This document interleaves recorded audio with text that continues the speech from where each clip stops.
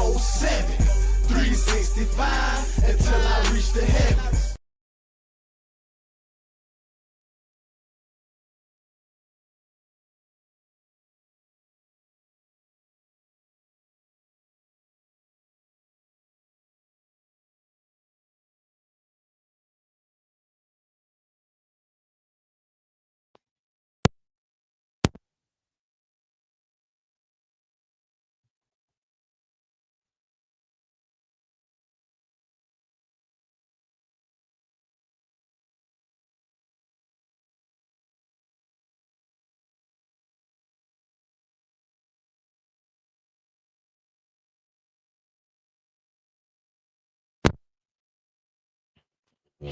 Use this right now.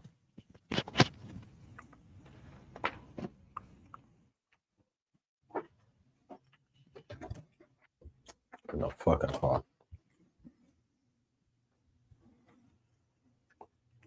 Shit, if I should do anything, I should do this right here. The ones I've been using.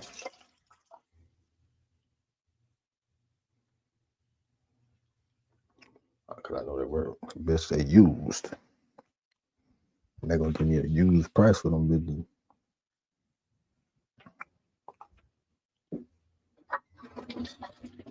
So don't tell me what the dog is like, bitch. Like she know. The fuck?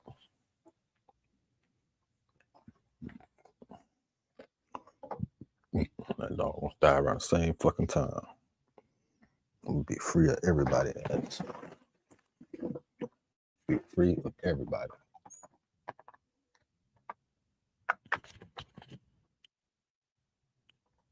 Can't wait to I do some too. As soon as I get a chance. Tell you, bro. Everybody had their fucking time to disappear and dip on me. I don't know what the fuck they think. Everybody had their motherfucking opportunity.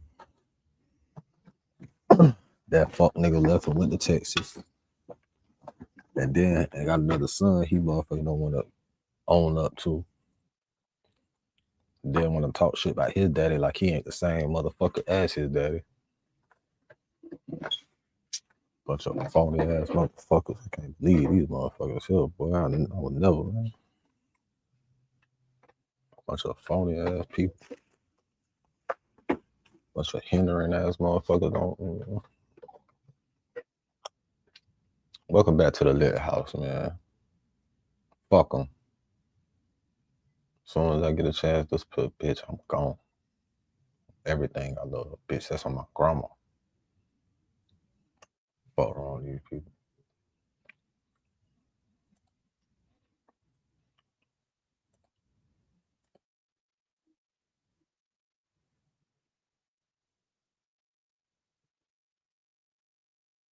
Do that shit fucking later, man.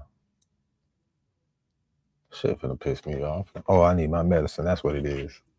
I need my fucking medicine. Cause I'm finna have an episode, bitch. I swear to God. When I motherfucking don't smoke, bitch, I be tripping.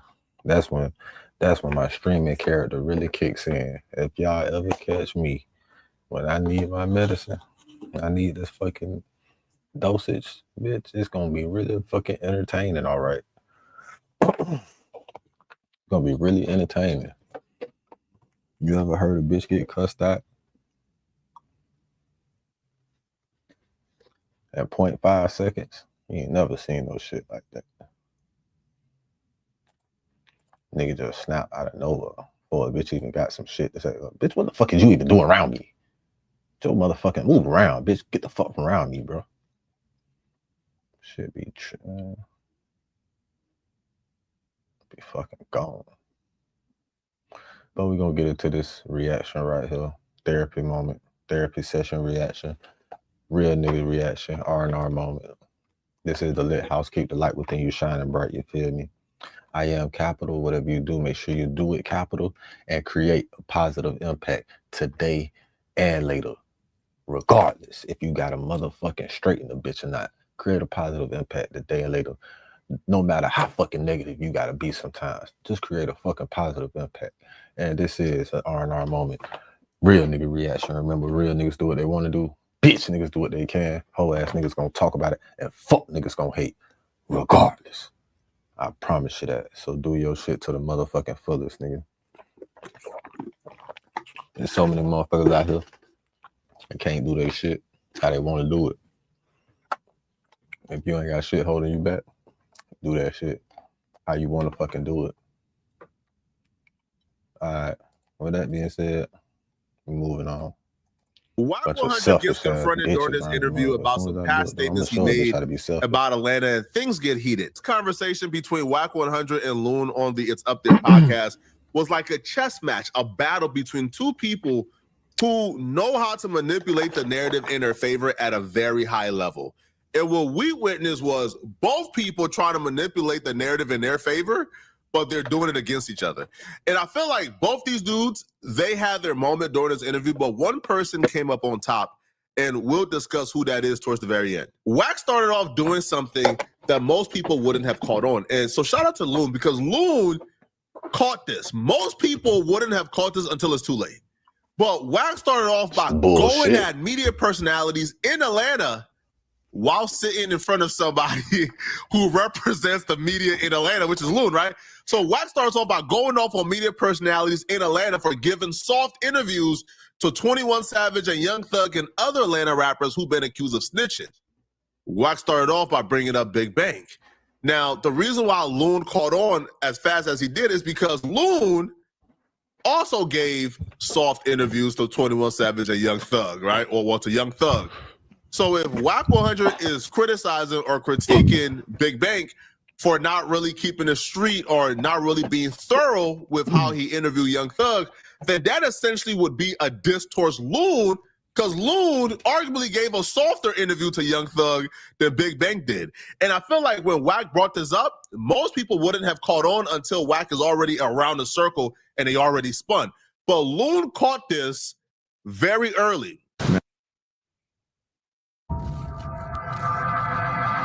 He thought he was the only one who knew how it worked. He taught me everything I needed to end him. He thought wrong. Look, how are you in here? Enjoy the ride. Matter of fact, let's get it I on. knew what I was doing and what direction I was headed in, right? I caught ridicule with that, right? Now, I stood on my square. You know, Lou, when you choose to do something, you choose to do it. Yes. Now, years later, I look up and Big Bank is on the internet saying, somebody tag 6ix9ine, tell him I need the interview. I never did it. I got the call from academics. Yeah. Right? I'm going to ask you something you probably going to deny me. Will you sit down and interview 6ix9ine? Because everybody else, he's running circles around him, but he ain't talking to no real street dudes, right? I'm like, yeah, I'll do it. And even after we did it, 6ix9ine and Ad Carbon, they said, hey, bro, the fact that you showed up to the interview humble, you didn't have a bunch of dudes, you wasn't trying to do nothing to him. We are willing to not put this interview out because the little snippet we put out, they eating you up. What you want us to do? I told them, drop it. Stood on it. So now I'm looking at all these other dudes. Yeah. And I'm saying, chasing 6ix9ine down. but it's a good thing because you know what it is? They have realized in their jungle, it's a lot of people been exposed that they don't want to handle like they've been exposed. I've been watching Big Bank interviews.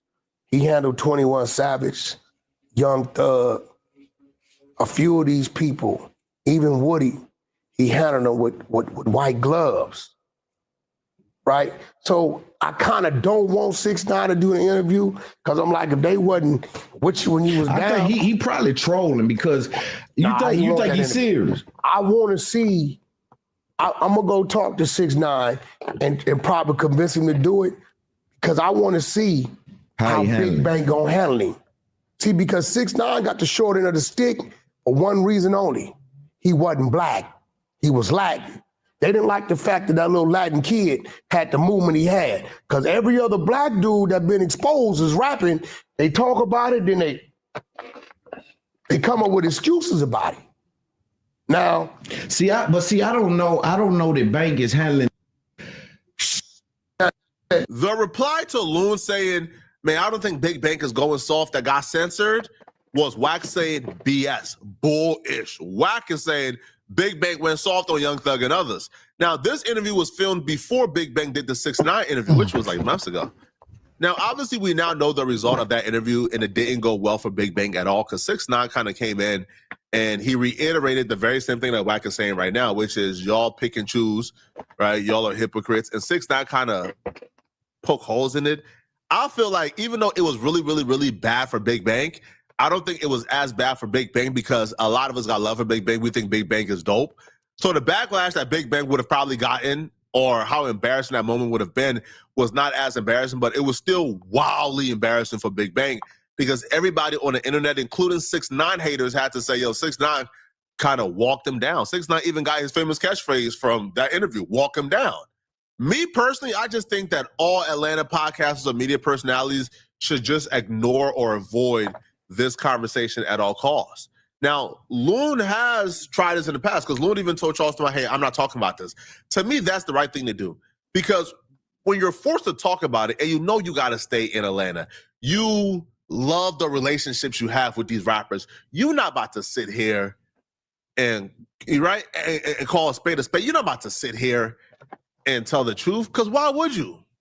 Like, why would you? So now you're forced to kind of defend something that's indefensible and you're forced to essentially defend something that you don't believe in. So now you just sound contradictory. You know, it sounds disingenuous. It don't sound believable. And you ultimately look bad defending something that you know you shouldn't be defending. Right? But I think Loon, out of everybody, including Big Bang, did the best job at defending Thug, defending Savage, and defending Atlanta rappers. Listen, Bank really come from it. Let's talk about it. Thug, my guy. Yeah, well, I can't have no Thug slander. No, you know listen, Thug did more for me than probably did for you. I think I can't have no Thug slander, some I'm bullshit. talking about I didn't show up. I had this white kid named Nicky D's. Yeah. Right? Irish kid. Thug. Nicky D's. I'm at the Hit Factory. Thug, get on this verse. All right, huh? But you see when I brought your name up, he said it was love. Came out here and did the video and all that. That's my guy. But there wasn't no telling though. What? How the see, and that's why I don't, these see. Listen to me, Wack. I'm too important for these kind of conversations. Listen to me though, and I'm a general, man. Listen to me though. I'm too important for these kind of conversations. When we sit down, it need to be some game. What Thug done in that interrogation room was too much talking. It wasn't Redden. Okay, now let me ask you something. For just $67, you can generate as many videos as you want and never have to worry about showing your face on camera or using doing too much talking is Redden. What the fuck is he? Fuck. What he did in that interrogation room was too much talking. He ain't do no ratting. Man, look, too much talking is, you do too much talking eventually, you gonna tell something. You do so much damn talking, eventually you gonna tell something, bro. No bullshit. Like, what the fuck? I don't know, man. I feel like my eyes getting better when I take these glasses off.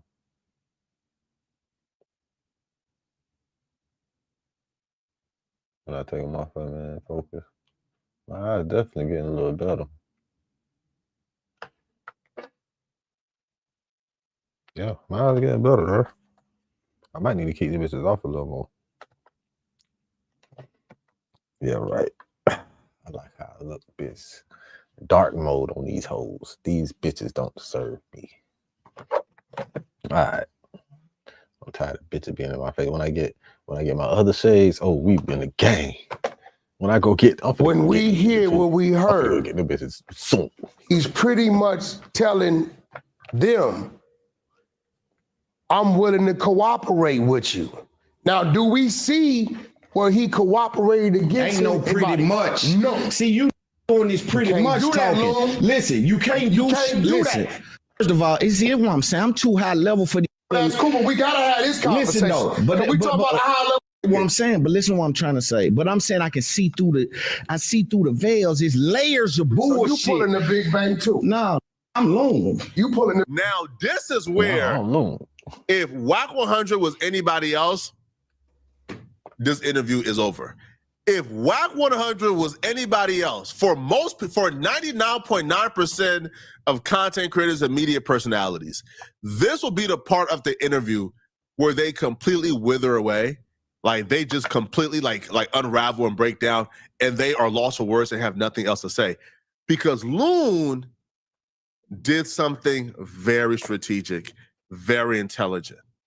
Wack 100 is now saying, Thug essentially told, right?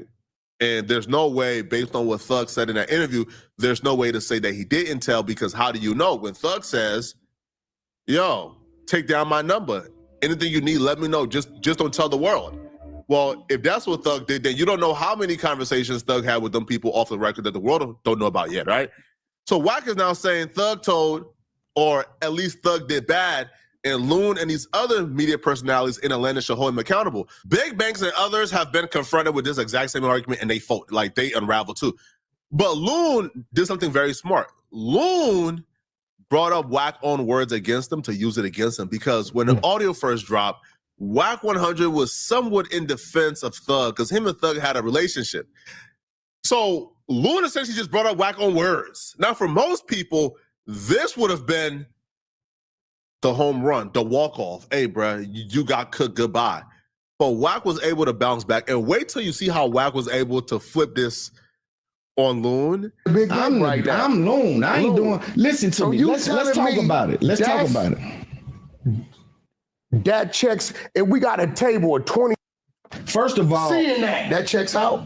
Seeing what? The interrogation room. Again, listen to what I'm telling you. The interrogation room scenario, Slime said he was doing too much, but it wasn't Redden. On one part. He was doing way too much. And also, I'm a high level, so I see how all of you media react. You media crazy. I ain't no media. I'm a motherfucking nigga. Right, I'm gonna accept that. I'm gonna accept that, because if I fight that, I'm fighting my mission. So I ain't gonna fight. I almost fought that. I can't fight that. But I saw how y'all reacted the first time we saw the interrogation. Because he never gave them any information. He never told them. They said, well, what's blood? What's slime? Oh, like a kid, you play with slime. What's blood? Oh, that's just entertainment. He never said this dude was this dude was that, this was this. He never said any of that. So I believe that Thug was curving him. So I believe. Because he never gave him no information. Not supposed to say nothing. Like they asked him, yo, you heard about what happened in Roscoe, did he do it? And Roscoe said, hell no. He said the media said everybody was saying it was Roscoe, and Roscoe did it for me. He said Roscoe and Wayne were great friends. They never incriminated Birdman. Nobody never said Birdman did anything. He's bullshit. Against Roscoe Birdman, did. saying they're not close. They don't. We don't hang like that. My thing to Birdman was to get to Lil Wayne. Nothing in there incriminates Birdman. First of all, listen, man. Sometimes you got to play the industry game, bro. I think Wack 100 is smart enough to realize, man, ain't no reward in trying to be a real one. Man, ain't no reward in that, bro. Like, the same folks telling Wack, man, Wack, why you ain't say Thug or rap? Man, listen, man. Cool. Wack would have said, man, Thug or rap after. Like, what they gonna get him? Like what's the last time? Oh, Wack, you a real one, Wack? Oh, nah, Wack the truth, yo. Oh, nah, Wack a real one, Wack. Just for those same dudes to go back and pay $400 to go to a Rat concert, right? For those same dudes to go to Apple Music and type in a Rat name and listen to his music all day, every day. Facts. Just for those same dudes to bring a welcome home package to their Rat homeboys. Facts. For those same dudes who going, man, yeah, Wack, man, get Thug, yeah, Wack. Those same dudes will see Thug in person and ask for a picture. Facts. If you want to understand how things same work, motherfuckers for what? It ain't. You know what? He motherfucking right, bro. That's why I ain't getting no reward doing real nigga shit with real nigga reactions on him. Motherfuckers don't give a fuck about real shit. Don't nobody give a fuck about shit positive. It's always and only the negative shit. It's always the negative shit, bro. And it's always the fake ass shit, bro. All the time, bro. It's always the fake ass negative shit, bro.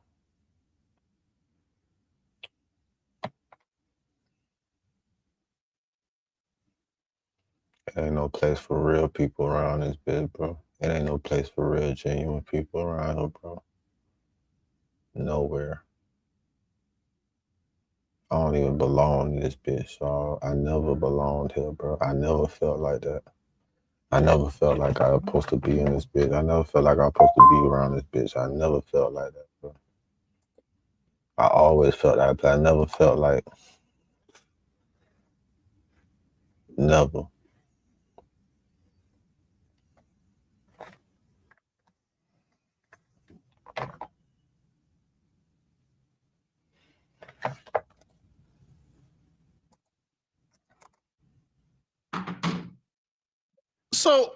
So when I seen this, I just thought, man, why play the game?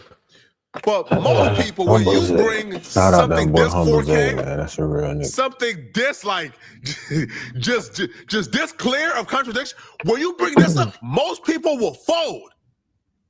But watch how Wack was able to flip the script like this and actually have Loon on his back pedal. This is where things went downhill for Loon. Nobody reacted that way. Look, I saw it. I'm gonna be real. It's all bullshit. Just playing on. And listen, I'm the only can articulate it, but I got too much on my plate. Then, right? But I'm not gonna lie. I don't know who did it. Might have been Seti Nash. I don't know. Forgive me, Seti, if it wasn't you.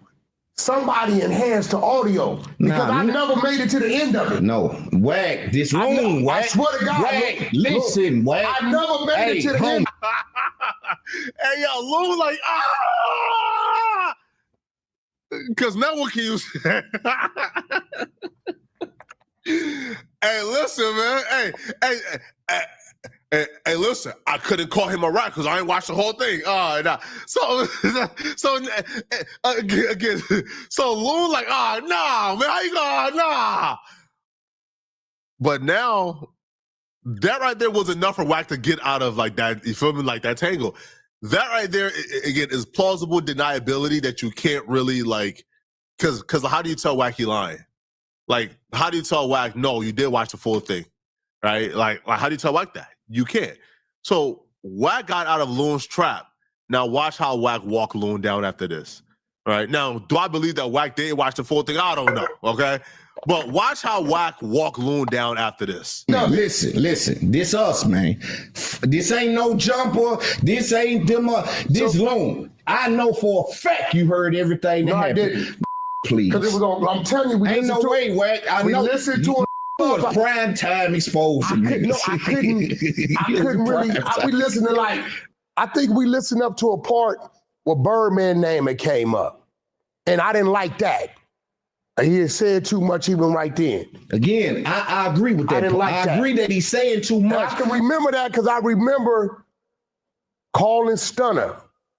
I remember calling, because that's how I remember we stopped it there.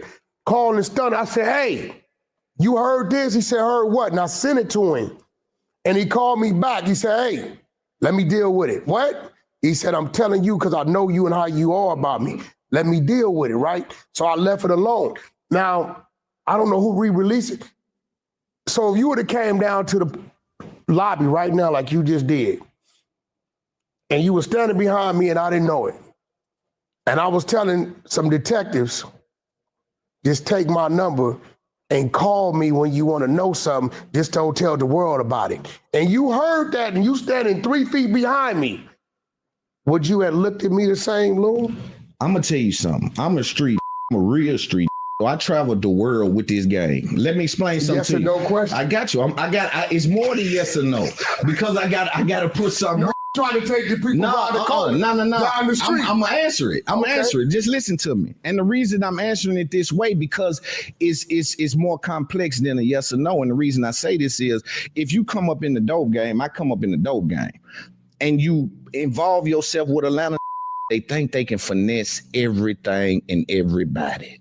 I promise you this. These and they can talk their way in out of that's just who they are. If you come up in the dope game and you hustle with out of Atlanta, them boys is some try to be slick. They slick. They think they slick. I think he called himself being slick. Was it too much? I'm gonna keep saying yes. Okay, look. But it wasn't ratting, and y'all trying to smear it. A lot of times they try to smear it. First of all, if you was on your block and that was hustling off your block, he couldn't come in your block no more. Bro, I know plenty of pulled in for interrogation. Now you talk about pulled in. Telling the police, take my number, call me when you want to know something, but just don't tell the world. If he was on my block, I wouldn't like that. I wouldn't deal with him. Then that right there is your answer. If he was on your block and he did the thing that Young Thug did, you wouldn't deal with him. You wouldn't say, nah, man, he just being slick. Nah, man, bro, he did not. He just no, because if you truly believe, oh no, he just being slick, man. Nah, homie ain't no right. Nah, he just being slick. Then you wouldn't, man, nah, I wouldn't deal with him. Nah, what you mean?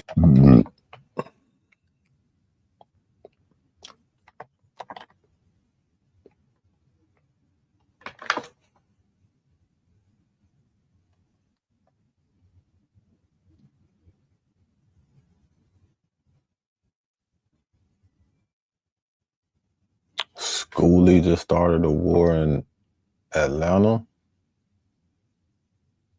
2 Chainz, Big Bang responds.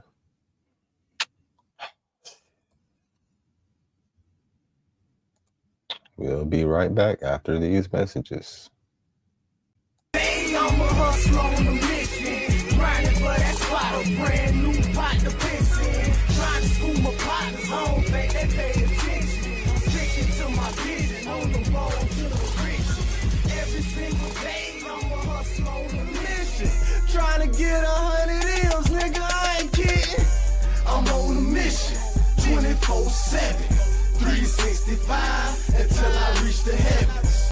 Hey, I'm a hustler on a mission, grinding for that spot, a brand new pot to piss in. Trying to school my partners, I don't think they pay attention. I'm sticking to my vision, on the road to the rich.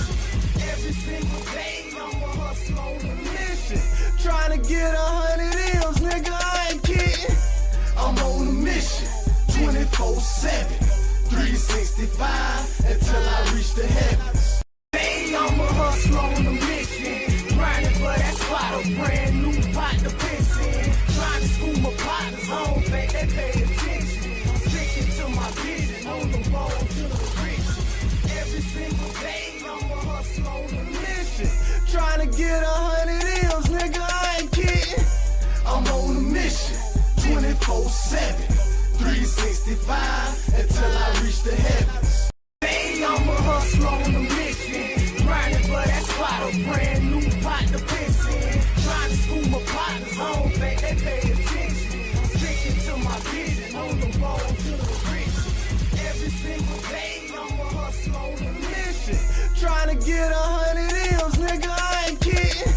I'm on a mission, 24/7, 365, until I reach the heavens. Hey, I'm a hustler on a mission, grinding for that spot, a brand new pot to piss in.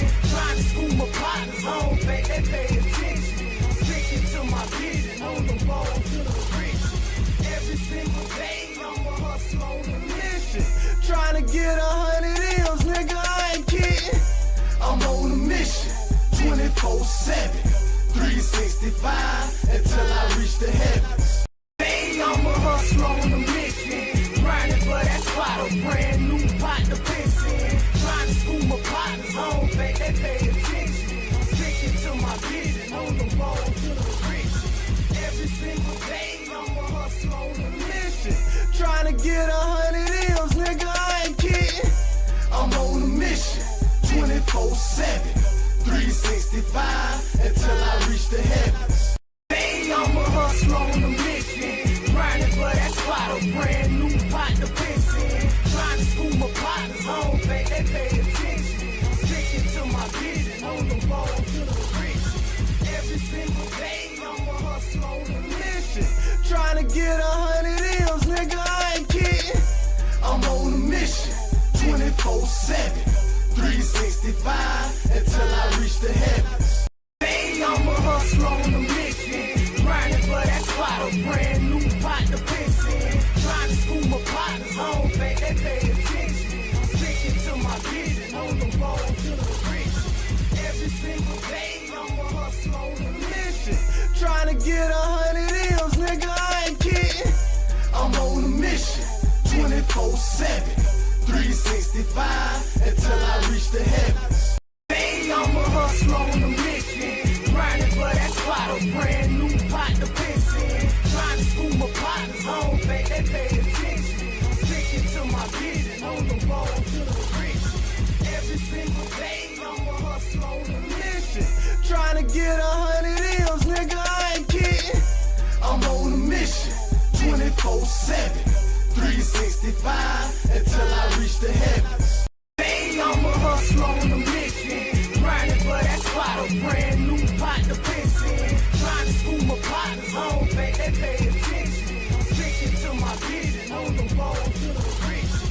Every single day I'm a hustler on a mission, trying to get 100 M's, nigga, I ain't kidding. I'm on a mission, 24/7, 365 until I reach the heavens. Hey, I'm a hustler on a mission, grinding for that spot, a brand new pot to piss in. Trying to school my partners, I don't think they pay attention. I'm sticking to my vision on the road to the riches. Every single day I'm a hustler on a mission, trying to get 100 M's, nigga, I ain't kidding. I'm on a mission, 24/7, 365 until I reach the heavens. Hey, I'm a hustler on a mission, grinding for that spot, a brand new pot to piss in. Trying to school my partners, I don't think they pay attention. I'm sticking to my vision on the road to the riches. Every single day I'm a hustler on a mission, trying to get 100 M's, nigga, I ain't kidding. I'm on a mission, 24/7, 365 until I reach the heavens. Hey, I'm a hustler on a mission, grinding for that spot, a brand new pot to piss in. Trying to school my partners, I don't think they pay attention. I'm sticking to my vision on the road to the riches. Every single day I'm a hustler on a mission, trying to get 100 M's, nigga, I ain't kidding. I'm on a mission, 24/7, 365 until I reach the heavens.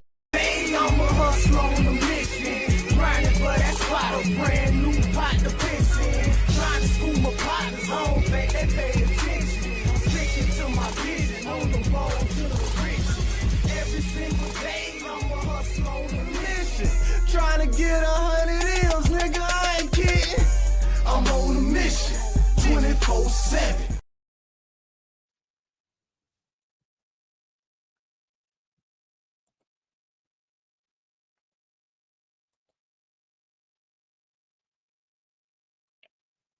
Aldi doesn't pay for cart wranglers, and those savings go to you. Shut the fuck up, bitch. You ain't supposed to be on that right now. Retarded that, man. Distress call came in. What was the code? Attacked. By who? Mutiny. Rated R. Only in theaters August 21st. Welcome back to another episode of Drama in Atlanta. Schoolie went live on TikTok and went in on Hollywood YC. Shut up. Welcome back to another episode of Drama in Atlanta. Schoolie went live on TikTok and went in on Hollywood YC. And this started a chain reaction. Hollywood YC responded. 2 Chainz warned Hollywood to keep his name out of his mouth. Cooley and Big Bank tapped in. Make sure y'all watch the full video and smash that like button and subscribe to the channel. Welcome back to another episode of Drama in Atlanta. Schoolie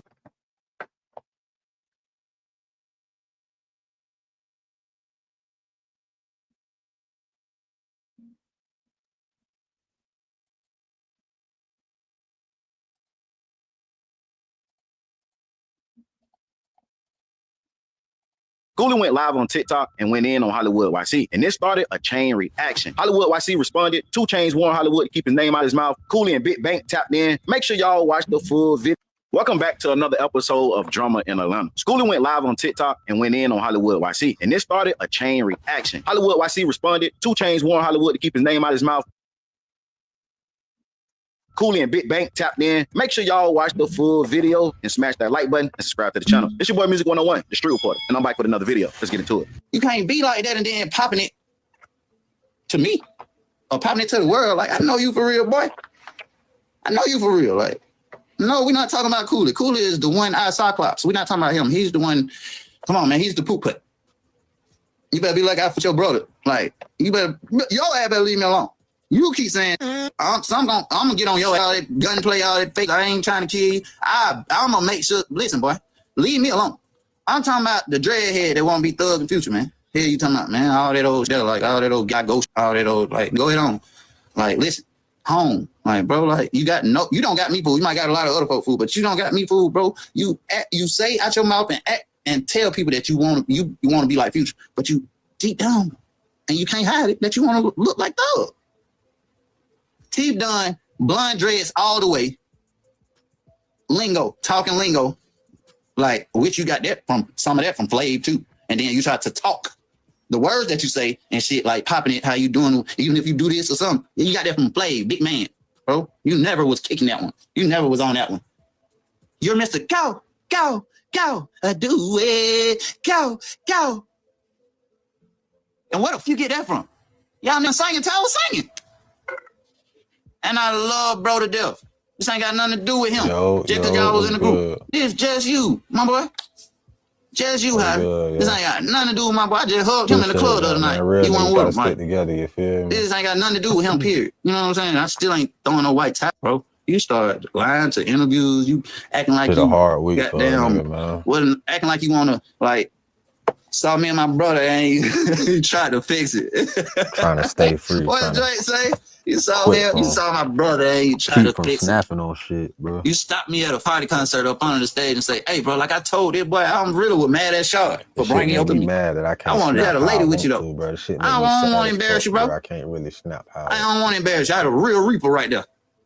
With a name, you hear me? He's sad as fuck that I can't snap. I made him stand down. Going to jail, dog.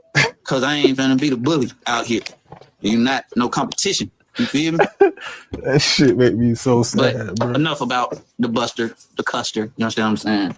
I'm saying, like, I'm continuing getting this money. You know what I'm saying? So album sad, is coming. Bro. It's about time. Single is coming. 2 singles are coming before that. Nobody knows this. I'm gonna give y'all the, you know what I'm saying, sneak peek. Lil Baby was supposed to be on this one. If you don't hear him when it comes out, you know as much as I do. Why? You know why as much as I do. I don't know why. If he's not on it, boom. Motherfuckers to know. Next one, just me.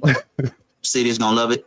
I still love 2 Chainz to death. You understand what I'm saying? We had us. We ain't do nothing but have us a business proposition, and I leveled up, and he's proud of me. I appreciate him and love him for giving me my chance and goddamn guiding me through this game and showing me that it's bullshit and it's good. And you feel me? And you know what?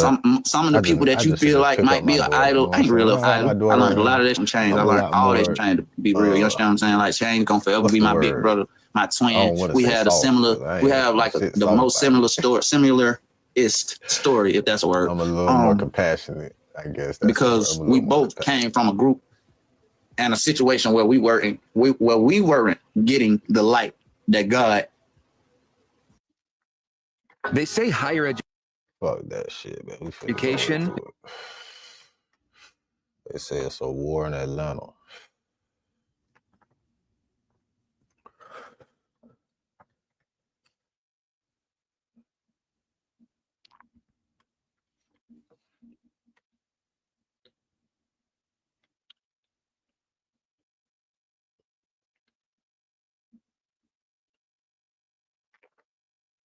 Real.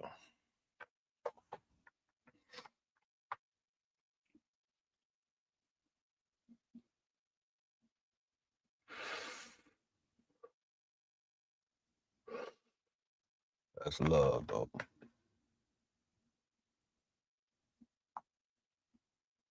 I don't even know, but I know my shit finna die. So we going live again later.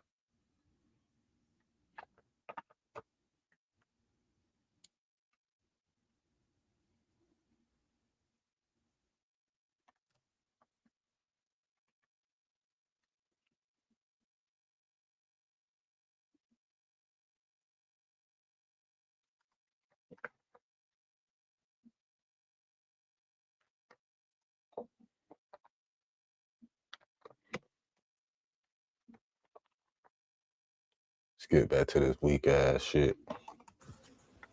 Had set out for us. You understand what I'm saying? Man, Lucci actually got 3 songs, and he was saying he gonna put out. Hollywood YC responded and tried to clown Schoolie for having messed up teeth and old jewelry that 2 Chainz gave him. Y'all know, I don't condone bullying, harassment, or discrimination against no one personal characteristics. It's never okay to do so. Of you getting on here and use my name for bait and clickbait, and you still wearing it faithfully. You still wearing it faithfully. You wear them up as a trophy. Stop wearing it, brother. Don't wear that, brother. Don't wear that. Look at you in the time of certain you can't do with me, man.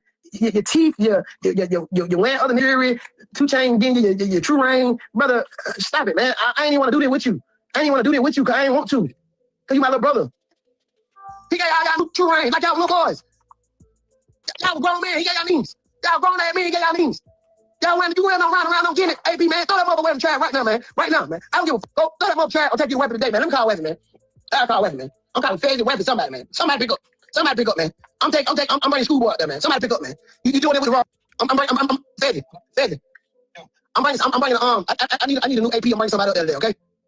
I need a new AP. I need a new AP like a two-tone AP. My little brother, he went in old motherfucker. I gotta get him out of it. So, you know the one that y'all sold in like 09, 08, he got them. I think he tried to trade it or something, but I know you ain't gonna give him nothing for it. So we're gonna come up there and go shopping for a new watch today. Okay, so what point you want a two-tone AP? Yeah, I want two-tone AP. I want two-tone AP. Probably two-tone. I ain't gonna go Rose. I wouldn't buy him Rose. He ain't worthy for Rose. I go two-tone for him though. I do that for him. All right. So just make sure. I come up there today, okay? I'm gonna see you today, okay?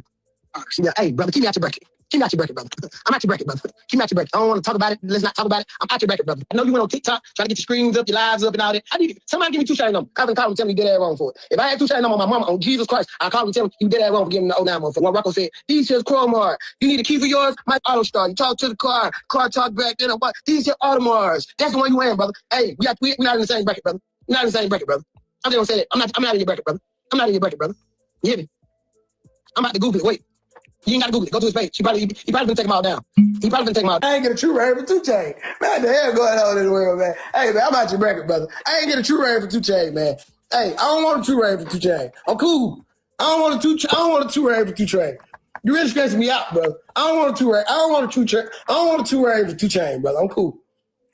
I'm cool. I don't want that. I'm cool, brother. I'm cool. I don't want a gas chain that took off his neck and gave me, man. I don't want that. I'm cool. I don't want a 2 ring for 2 Chainz, brother. I'm out your bracket, brother. I ain't doing nothing but doing some rapping, brother. I'm trying to revamp my life. While your life is going and doing the Hickey Towns, I'm trying to do the Hickey Towns. I'm turning down the Hickey Towns. You hear me? I'm turning them down. I'm trying to do them, but the number they keep coming at me with, I feel like I don't need your 6 and your 5,000. I need your 10 and your 15,000. Cause I'm gonna come down there looking like 500,000 for 4,000, what I can make in a day. I might skip over 4,000. I might find 5,000 in my house and some pairs or something. So listen, hey brother, it's called brackets. You gotta understand brackets. Yeah, I don't know what made you put me in your bracket and made me want to get in your bracket, man. You tripped out, man. I'm really mad at 2 Chainz at that point, man. I'm really mad at 2 Chainz, man. He gave that old ass white, man. Hey man, listen, I got a video on my phone, right? And that's why 2 Chainz said, keep my name out of it, nigga. Cause you talking like you mad at me, nigga. I could show you. Look, I wouldn't be surprised if 2 Chainz like my real, like, distant cousin.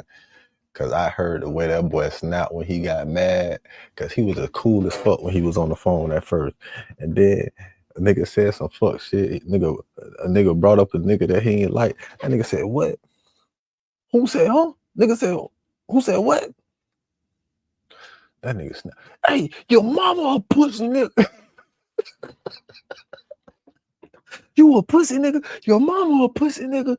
I said, whoa. That nigga sound like me when he mad. I said, whoa. This nigga ain't had his medicine. This nigga sound like family. This is family right here. The way he snapped that shit when a nigga tried to squash the shit. A nigga called 2 Chainz trying to squash the shit with Buddy. They were trying to joke around and shit. 2 Chainz fucked up the whole mood of that interview. The whole rest of that mood of that interview was changed. They were calling him on some joke shit. That boy Chainz was dead ass serious. Y'all better leave 2 Chainz alone. All right. And it's just so funny. And I'm just over my buddy house. I'm just over my buddy house. And let me show y'all a video. I'm just over my buddy house and I ain't talking about shit. I'm just laughing. And she just get to coming out. I ain't said nothing to nobody. She just got to coming out. She just got to coming out.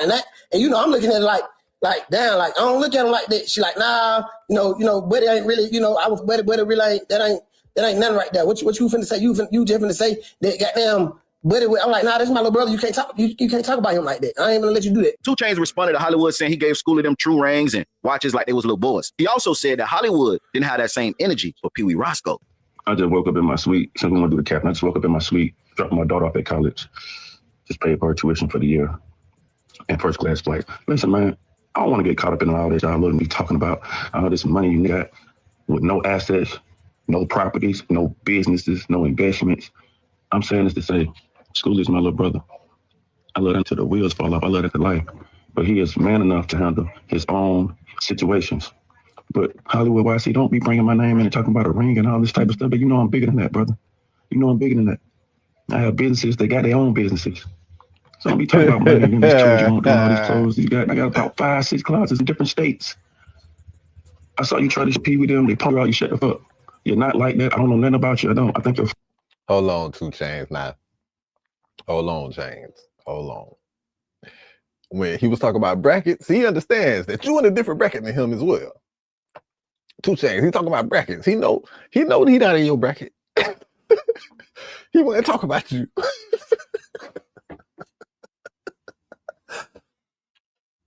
Hey, cuz, he wasn't talking about you, cuz-o. Breast, hey, he wasn't talking about you, breast. Cuz, he wasn't talking about you, cuz-o. Not you. He was. I ain't gonna lie. He did say some bullshit. He did say, I'm kind of mad at you. Yeah. Proceed. I'll allow it. You're funny. Pop your shit.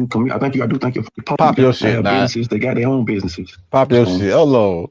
I love him till the wheels fall off. I love him to life. But he is man enough to handle his own situations. But Hollywood YC, don't be bringing my name in and talking about a ring and all this type of stuff. But you know I'm bigger than that, brother. You know I'm bigger than that. I have businesses. They got their own businesses. So don't be talking about money and then these tours you want doing all these clothes. I got about 5, 6 closets in different states. I saw you try to pee with them. They punk out. You shut the fuck. You're not like that. I don't know nothing about you. I think you're funny. I think you should do comedy. I do think you're funny, bro. You done made me laugh, but don't be throwing my name. And I'm too player. I just be minding my business. I'm too cool. I don't want to spin the block. I don't want to crash out. Can't have too much going on. Okay. So go play with somebody else, bro. You know, your rap shit never gonna make it. Let's say that shit never gonna make it. Somebody need to tell you that. But you do have a personality. You know, I feel like, you know, you can, I don't know, do something. Be that ice cream man or something about a ring. You don't know what I've done for school. Because I never tell you. You know what I've done for school. Keep talking about a ring out. They try to be silly. Hollywood responded to 2 Chainz and said 2 Chainz a hater and he not a legend in the city and Roscoe didn't punk him. Roscoe got mushed and Thug told Roscoe to get in the house. Goddamn, man, these characters almost hit goddamn the phone. But 2 Chainz, listen, old school. Hey, old school, I ain't know your game, old school. You mad? You who would try to blackball you're not gonna make it in rap. You look like a blackball. That's why I know y'all Atlanta need some haters. You ain't even Atlanta, no Southside. So I've been looking at you like a hater. You're not a legend in our city. Let's get that for one. I don't give a damn what a nigga talking about. You're not legendary. You're not legendary for doing nothing. You haven't did legendary from no point of view. You never blew up an artist. You never did anything big. You never did anything extravagant. So man, hey, all the hey, go get you a deed. Got me a deed. Hey, brother, go. I got clothes in other countries, and I got the same. I'm younger than you, my brother. You done this 60. You supposed to have this, brother. Go ask Roscoe. Roscoe didn't pop that one. Roscoe got mushed, and Thug told his ass to come in the house. That's what happened. Come back to the studio. So, hey, brother, all that fake capping, like I did anything, and I need to be a comedian, brother. You need to ask about me in the streets. Go ask your little artists about who Holly is, man. Go ask Teresa. Go ask these folks who were pulling up in Ash Coupes, that street is this. When they were pulling up in Toyotas and old Maserati trucks. That's what you need to be doing, brother. That's what you need to be doing, brother. I'm not in that ball game, brother. I'm not in that ball game, brother. I'm not in that ball game. While y'all playing goddamn soccer, softball, I'm playing baseball. We're in 2 different leagues, brother. We're in 2 different leagues. So you can do whatever you want to do, think about whatever you want to think these characters, real characters. You wearing some colorful, whatever you think it is. You old as a mother, brother. I can't do nothing with you. I don't even want to pop with your game. You ain't even big enough to pop with your game. When the last time you had a hit in 2012? You gotta slow down, bro. You speeding. I don't know, my boy. I think you capping because Chains, it ain't been that long. It ain't been that long. We can, I don't know. Am I tripping? Has it been 20? I thought it was at least 2021. Then he did. I don't know. Maybe I'm tripping. I know a nigga just been chilling for a minute, but I know he damn sure. Let me see. Maybe I'm tripping. Maybe you're right. Maybe he didn't have a hit since 2012. When was 2 Chainz's last hit record? Let's find out. Research department. As a lead artist, his last major Billboard hit record was It's a Vibe, featuring Ty Dolla $ign, Trey Songz, and Jhené Aiko, alongside 4 AM, featuring Travis Scott. Both released in 2017 on his platinum album, Pretty Girls Like Trap Music. If you count featured appearances, he was on DJ Khaled's No Brainer, alongside Justin Bieber and Chance the Rapper in 2018, which peaked at number 5 on the Billboard Hot 100. Okay. So roughly 2018. I said 2020, what, 2021? That's around now. That's probably what I'm saying. That's about accurate. It's more accurate than him.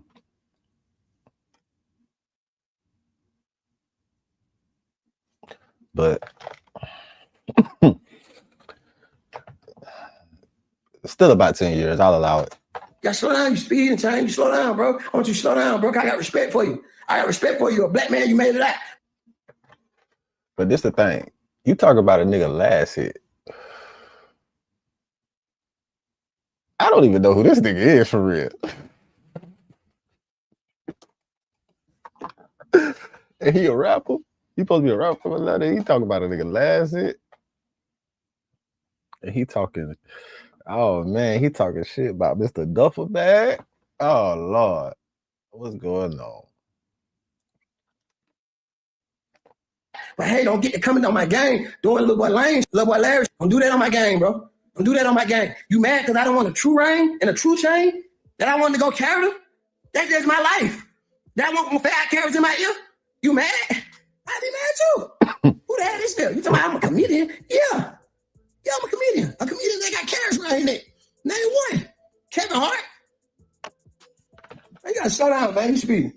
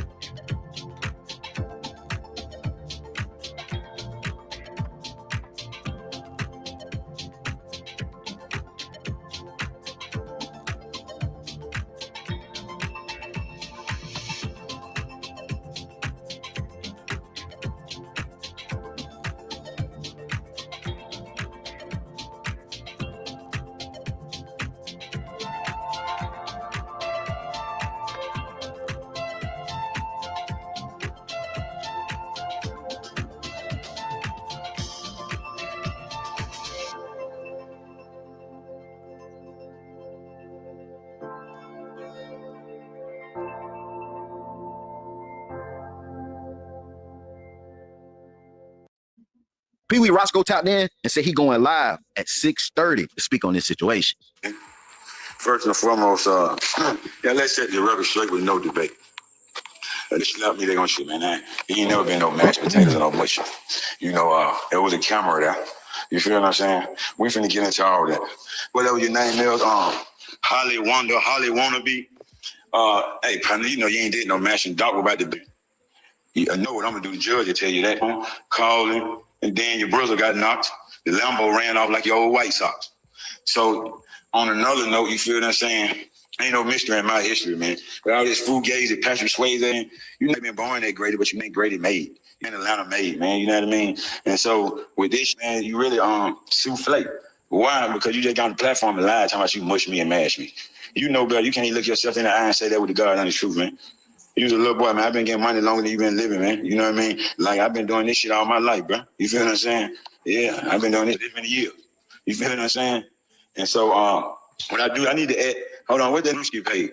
Hey, Drewski, what's Drewski? Anybody, what, Drewski? Hey, we need to add Drewski, right? Because, you know, he got could have been. So, get what? We got could have been Atlanta rappers. You could have been Atlanta rappers. Yeah, that's what you did. Could have been Atlanta rappers. Yeah, so I got a production crew, Drewski. You got a production crew. We're going to put it all together. I already know, man, I'm hitting, fighting, striking. Yeah, the Black Mamba in real life. So, you know, we ain't got to get into the karate chopping because I already know not on that. I ain't on that. But don't get on here putting no money on 10 on no 2. Can't put no curfew on me. You know what I mean? We're going to start could have been Atlanta rappers. Saying like everybody mad about their careers and their things. Just like the shit. Come on, man. Shawty was the original rich kid. T.I. was his cousin. Come on, man. Shawty was the one putting up slamming Cadillac and foreign doors and designing clothes. Whether Till was getting torn the bound. You know, and he had it over there. So, you know, when y'all speak of these stories, get this A through Z, man. All this karaoke y'all doing half-ass. Yeah, that ain't Atlanta. Yeah, that's another channel, man. You know what I mean? It's 2027, and we finna change this by explaining it. And I'm gonna get it out to you. Set my folk in that YouTube channel ready. They getting it all ready. Cause right now, what we finna do, man, we're gonna go ahead and I already open the door. I'm finna open up the key. Can't no justify or rectify nothing around here. All y'all doing is picking up a phone like ET phone home, get it on like Larry Holmes. And then you throwing change name, it's only a truth. Shawty been solid. Why? Cause he made his own way. Ain't no gave him nothing. Y'all blaming another. Ain't no blackball God, man. You need to blackball yourself. Why? Because it's life or death in the tongue. You're leaving what you thinking. Yeah, you need your own careers off, man. Yeah, y'all listen to the people that didn't get you to the table. You feel what I'm saying? Cool it. You doing all that talking, man. You been a little boy, man. Go over there with Rico, with that little boy and get your money, Shawty. Get on the internet looking bummin'. Ain't nothing people out there. Well, that's why y'all on that went on, you feel what I'm saying? Come on, man. Hollywood YC went live with Cooley and Escobar, and Cooley said that Schoolie and Guapo had a chance to blow mainstream, and they didn't. I ain't signed up for nobody, Cooley. I ain't signed up for nobody. Like they come around stealing from me, y'all know these. If anything, y'all need, no cap. Oh, my mama, I came with game. I came in flying with rats, all lingo, all of the above. Okay, so look, when you got to free throw line. Made all three. Made all three. Made all three. Made all three on the three-pointer. Made all three of them. Hey, Cooley, what I'm asking you, why we got shot at, though? They going through shit. I don't know. At this point, I don't know. They didn't do it. I'm used to this shit. I've been had to do the devil with these. I been going back. I'm saying the only reason he really got at you is because of Zay. I'm saying a lot on his neck. On his internet, and they fought with their neck, I promise you. But he got off you and went straight at me and I ain't said not one word to the boy. Listen, man. It's all cap. That's what I'm trying to tell y'all. It's all cap. Then nobody capitalize on the cap. Then they get mad when you call it out. That's all I'm saying. Interviews, act like they had no shot, and they did. How? You know you lying, but you did have a chain there. All y'all did. All y'all did. They ain't talking about. Everybody did. Am I lying? You not lying. Okay. If nigga had that chance, I'm gonna call it out for you. If everybody acting like they so independent, they never got their shot, they never had no chance. Let me break it down to no. Okay, cool. From our era with the rich kid. Who started with the rich kid? I wasn't never no rich kid. I'm just on money slave. But who started? Okay, the rich kid. Schoolboy, Caleb, Jose Guapo, Young Boo had it going on Smash Game. Who else? Baby Charles. Who? Got Baby Charles enough. No, Baby Charles. I'm talking about all the people who got signed though. Oh, okay. All the people out the most who got signed. Don't forget. Guap went over there with Migos. You know, Guap got signed QC at one point. Don't forget. Guap with the Migos. QC. That's the shot. That's the shot. That's the chance. You with Migos, they were popping at the time. QC was big. Nigga, you had no shot, no chance. Okay, that's one shot. Schoolboy. You over there with two. You got signed with 2 chains. That's a shot. That's a chance. What you mean you had no shot, no chance? 2 chains were big at the time. 2 chains were big. Shot. Get shot. That's your cousin. You would have been on from the beginning. Hell, you talking about homeboy to been on from the beginning. Big Bank tapped in and went live with Hollywood YC, and Bank just making sure everything, stay copacetic and trying to be the mediator in the situation. Y'all know Bank been trying to stay out the way when it comes to the street politics with Atlanta, but he makes sure he do tap in and try to calm things down in his way. I ain't said nothing. Like I really didn't do nothing. And you know me, Bank. You know, like I love get on bullshit. I really didn't do nothing. That's why I came in like Holly probably wrong. I'm just fucking jumping up. Lil just got out. You just got on right after Lil. Oh, for real? Yeah, Lil was just on here 2 minutes ago. He like, Holly, you know why you the wrong? Because you the oldest. That's why you wrong. You supposed to call like on some big brother. I hate when they that, though. That's my son. I hate when they that, though. Shit. But that's just like shooting at your mama out. You ain't finna retaliate? Hey, what y'all want to do? Y'all want me to mediate this shit? Do it on perspective. Call stick. We can do it on perspective. Break this out, because get what? I always know Shawty for being solid, so he got to have a legitimate reason why he feel however he feel. And but one thing you know about other buddy, though, both of y'all, this is what I'm saying. I see both of y'all, so it got to be a misunderstanding somewhere. What, though? Because I ain't said nothing about skate. But you never know what somebody done said you said. And that's what I'm involved in it. But that's how the we only speak what? We only speak what? You got a whole goddamn podcast about it. We only speak what? Facts, but you never know though. Pride and ego come into play, bro. You never know that he probably really trust. I'm not speaking for no probably really trust. Man, Holly got damn slick. You know how they go, but this shit I went through it myself. But I ain't said not one other little bad word about skate.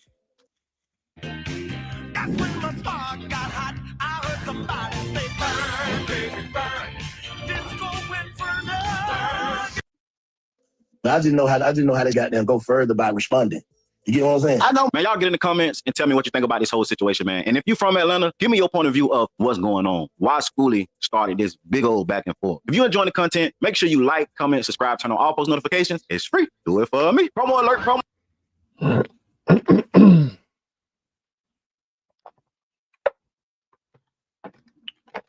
They say Schoolie started this shit because he voiced his, you know what I'm saying, or he spoke on whatever.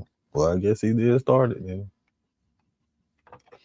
He the reason why everybody got some shit to say about some shit right now. Got other niggas responding to other niggas about shit that they done said, mentioning other niggas about him and the shit that the other niggas done did and all this other shit. NBA YoungBoy asked Funny Marco, do he prefer Nicki Minaj or Cardi B? Nicki or Cardi? What's your favorite cereal? Nicki or Cardi? Nicki or Cardi? He said, don't try to get out that shit. You better say Nicki. You better say Nicki, boy. If you know better, you better say Nicki.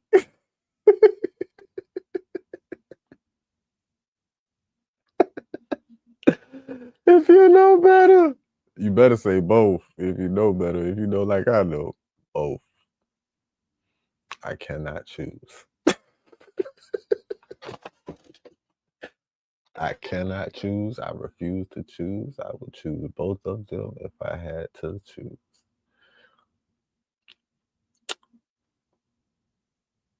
No. No.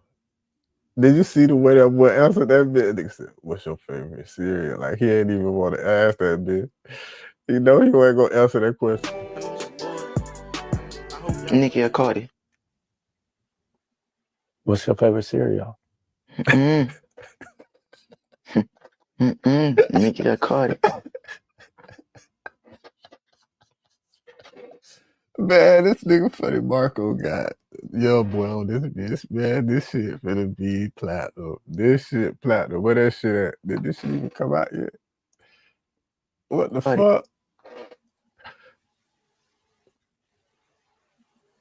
Cool, what? Both of them, like, Who do you prefer? I just don't do this, don't do this, don't do this, don't do this. Commercial break?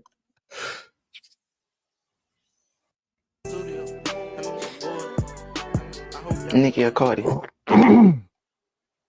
What's your favorite cereal? Nicki or Cardi?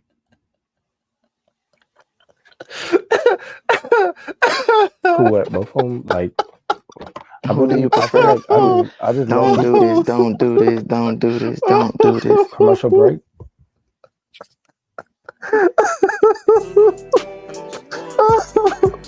Nicki or Cardi? It's fucked up. What's your favorite cereal? It's fucked up. Nicki or Cardi? Oh shit, he a fucked up nigga, man. Cool, what? Both of them, like, who do you prefer? I just don't do this, don't do this, don't do this, don't do this. Commercial break?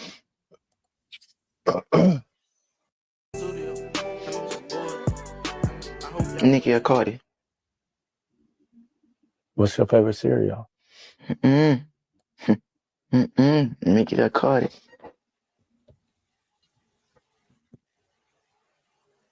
Cool, what? Both of them, like, who do you prefer? I just don't do this, don't do this, don't do this, don't do this. Commercial break?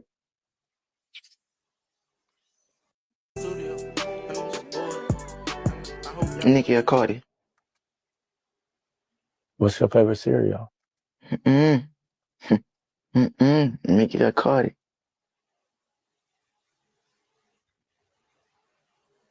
Cool, what? Both of them, like, who do you prefer? I just don't do this, don't do this, don't do this, don't do this. Commercial break?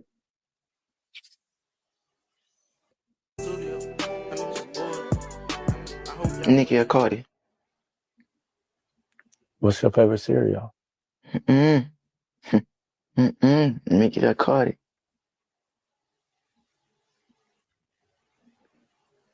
Cool, what? Both of them, like, Who do you I feel prefer? like I just let Don't do people this, don't do this, don't do this, don't do this. commercial break.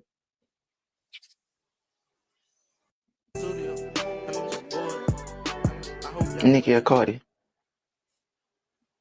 What's your favorite cereal? Nicki or Cardi?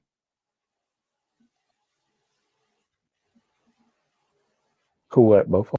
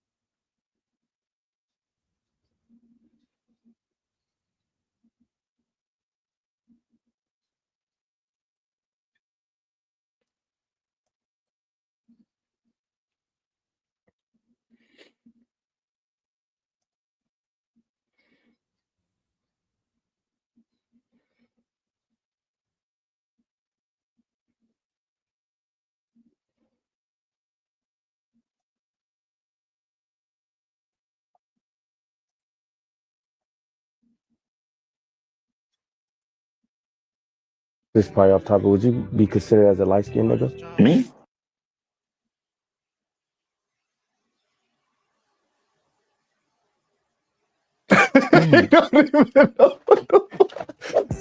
Who's your favorite person to ever interview? It was great to sit down with Nicki Minaj. He never thought about that shit. Nicki or Cardi? What's your favorite cereal? Nicki or Cardi?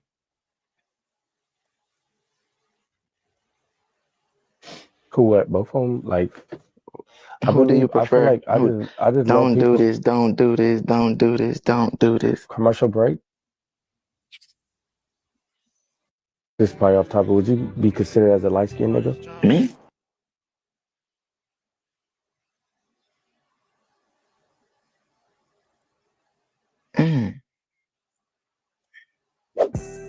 Who's your favorite person to ever interview? It was great to sit down with Nicki Minaj. Nicki or Cardi? What's your favorite cereal? That's what set his ass up. Yeah. Nicki What's or your Cardi? favorite art interview? Cool at both of them. Like, Who do you I feel prefer? like I just Don't let do people this, don't do this, don't do this, don't do this. commercial break. This probably off topic. Would you be considered as a light skinned nigga? Me?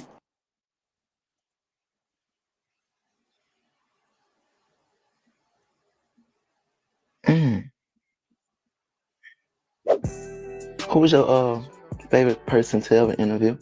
It was great to sit down with Nicki Minaj. Nicki or Cardi?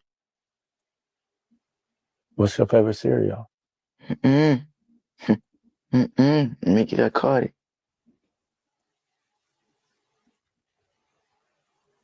Cool at both of them. Like, Who do you I feel prefer? like I just Don't let do people this, don't do this, don't do this, don't do this. commercial break. This probably off topic. Would you be considered as a light skinned nigga? Me?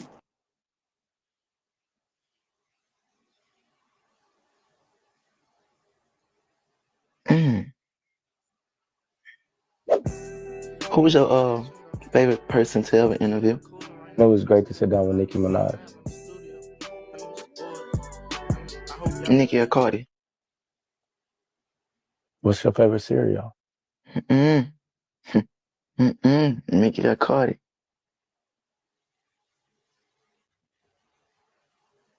Cool at both of them. Like, Who do you I feel prefer? like I just Don't let do people this, don't do this, don't do this, don't do this. commercial break. This is probably off topic. Would you be considered as a light-skinned nigga? Me?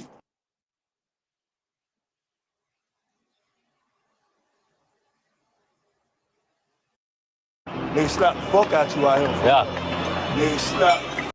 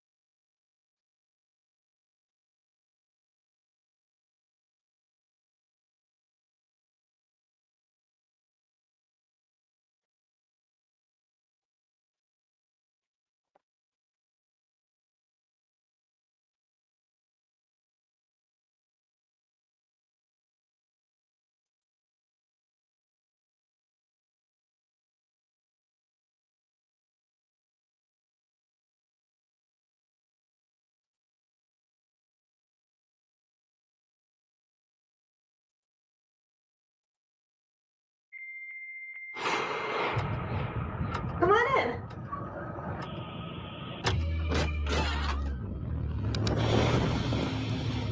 Are you sure your parents aren't home? I'm sure. Big night planned. Who are you? You should have a seat right there. I'm Chris Hansen with Dateline NBC, and we're doing a story on adults who try to meet teens online. You see how this looks, right? I don't really like your show, but America loves it, so I need to move you. Would you say blogger train? Ain't good no blogger. I'm sued the project. About the 12th month I done sued this year. I don't play. See. I'm undefeated, never lost. Anyways, Boosie is going off on the internet at bloggers and mad, and you can see that a lot of people are pointing towards me as though I'm the reason. I guess because it is off. It ain't no snitch shit. Even though technically you could call Boosie a snitch. Even though technically you could. Technically, based off of how Boosie said it, yeah, Boosie is a snitch. I'm just being fair. Based off of what Boosie said, Boosie is a snitch. Who's Ceedee Nash? What the fuck about we know Ceedee Nash say? You don't care what Ceedee Nash say? So me and your lawyer didn't have it out in the inbox, and I ain't whooped your lawyer? All right. Told you I'm undefeated, never lost. I don't care what anybody say about lawsuits. I win those, I eat those, and can't be touched. But here's what he said, and I don't want to mince words. You got to be careful when you say shit like can't be touched and untouchable. That puts a target on you for real. That makes motherfuckers show you how touchable you can be. Like that judge in Mississippi, she just got put out talking about how she was untouchable. They paid that bitch for 15 months. She been suspended. They got to do no work. Went on that bitch talking about how she untouchable. Well, shit, I don't know if nothing happened to her. She still might be untouchable. But still, it put a big-ass target on her. Just like it put targets on niggas. You asking for a target when you say shit like that. Tupac was one of the first motherfuckers I remember. He was like untouchable niggas. You feel me? He was better off going to MC Hammer route, talking about headhunters. Talking about headhunting. I ain't gonna lie, I was on MC. I was headhunting. I'm still a headhunter, bitch. Matter of fact, I just got an epiphany of a new motherfucking words. I do have some clips in there. Don't even worry Make about it a little bitch. I spicy. ain't telling you. On Instagram, bro. Motherfuckers would It's wish. bigger than the police. All y'all podcasters, not all of them, but YouTubers and people on Instagram, y'all the golden egg to the investigator. All they gotta do is hashtag your page and hashtag what they want to hear about and build their case.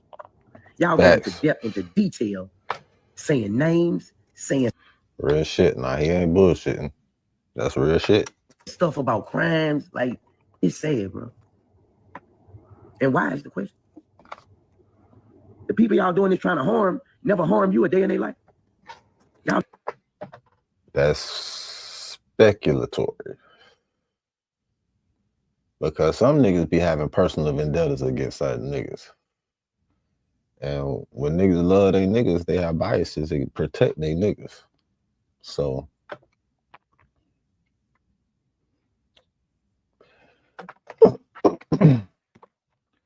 the key to success isn't what you know. Most of the time, it's who you know.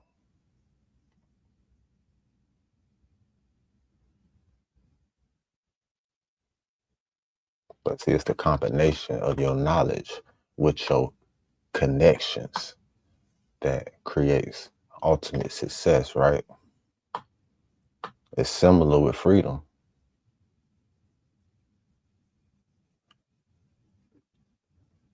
You can know everything in that law book to assist you and help you with having your case overturned and all that shit.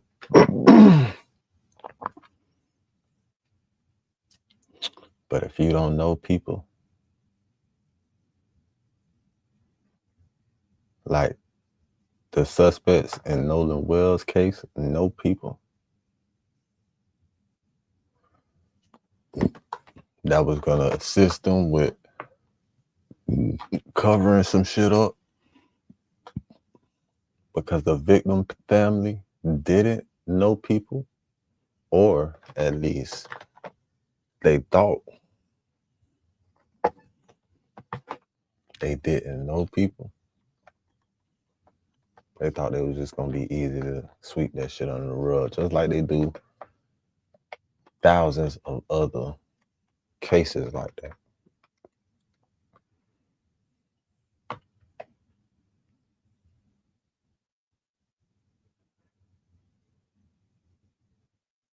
That's what college really for. College is really to build your connections and shit. Like, see, when I was coming up and I was in school about to graduate and shit, I was taking college prep. Like, I was preparing to go to college, right? But then I was like, when it comes to the knowledge aspect, if I was going up for like college, like go to school and shit, that's the mindset I was like, man, I'm going to college to do some shit, like learn shit. Because that's what it's supposed to be for, right? But really, it's for the connection. You build your connections and all that other bullshit, though, right? That assists you further in life. It's all about how you use that shit.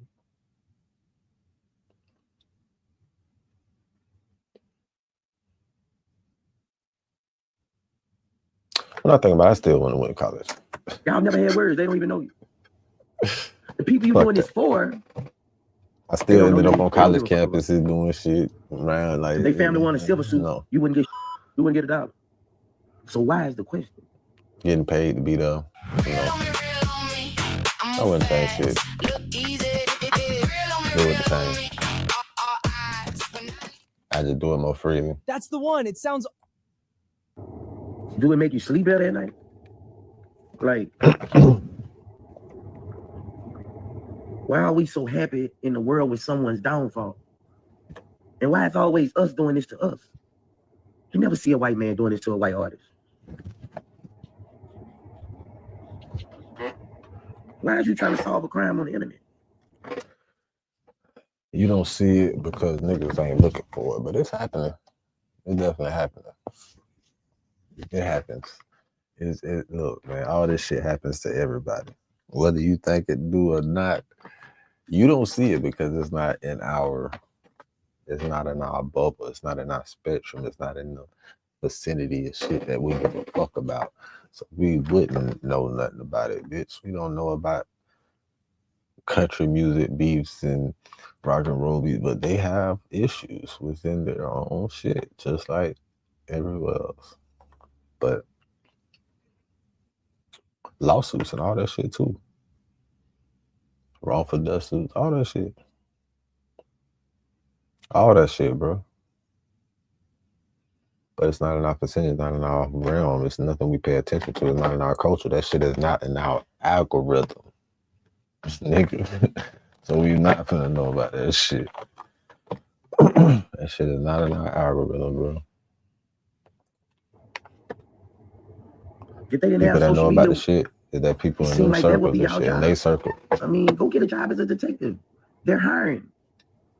You just getting it out. Just getting it out.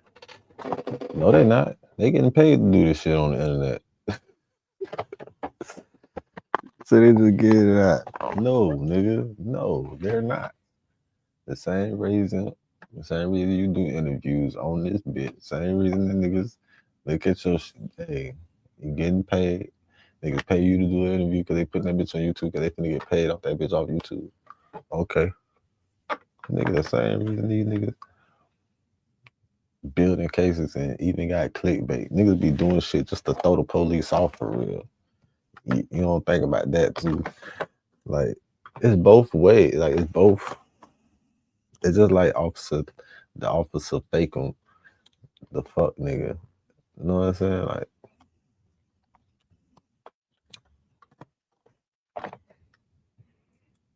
people be running interference. People be running interference just as much as it's people trying to put shit together.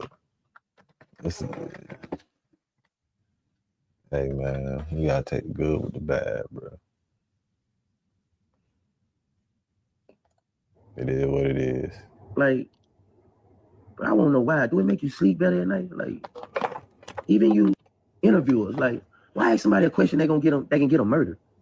So the murder charges that you beat, yeah, you're the co-defendant. Yeah. And he was found guilty, you were found innocent. Yeah. Over the same case. Yeah. Did he take the stand at all? He took a stand on me. For me though. On your behalf. Yeah.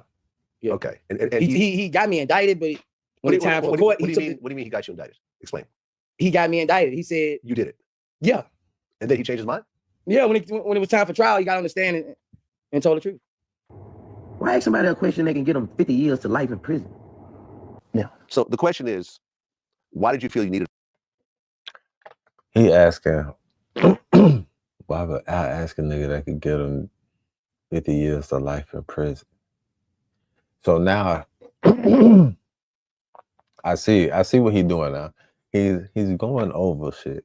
He's going over all the times he got paid to do an interview with Vlad when niggas was telling him, Vlad the Fed, Vlad trying to, you know what I'm saying? Like, man, nah, Vlad, my boy Vlad wasn't. Then he fired Vlad. Now he going to assess and he want to dissect all of his previous shit and then be like, yeah, I fucked up. Yeah, I fucked up answering some of them questions. You needed a gun in that particular situation in San Diego. See, my security, both of my patients. Yeah. So the question is, why did you feel you needed a gun in that particular situation in San Diego? See, my security, both of my other securities, 3 securities. Yeah. Both of my other securities missed their flight. Oh. You know what I'm saying? So the other security had to fly with 2 guns. You know what I'm saying? So when we got out there, it's just me, my other security, and we get a call. I got 10, 15,000 boots to come shoot a video in the hood. Mm-hmm. Vlad, you know me. When it's time to imagine life with children, stay flexible and choose gear that flexes with you. Whether you're on the go with your first infant or exploring with your growing toddler,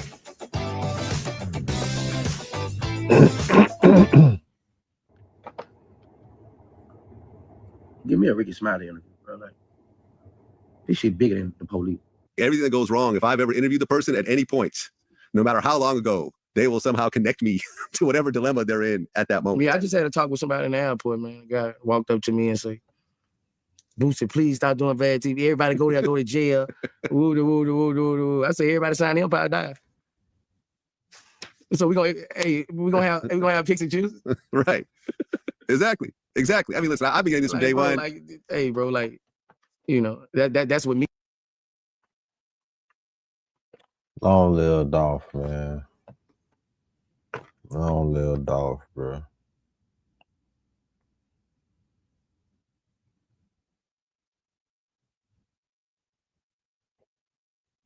Money Man been chilling. Money Man been quiet. Money Man signed the Empire too, and I remember they were talking about Money Man next, and Money Man got all them guns. He went to showing off his arsenal. He went to showing niggas how he was training. Like, bitch, I wish you motherfuckers would try this shit. With me being a stand-up guy. And then he just went ghost. He went quiet. He got his buddy. He just said, "Fuck rap." And that's what people. You don't see that nigga do it. You don't see shit. I think last new Money Man shit I seen hit my phone was 2 months ago, 3 months ago, man, and it was a single or something.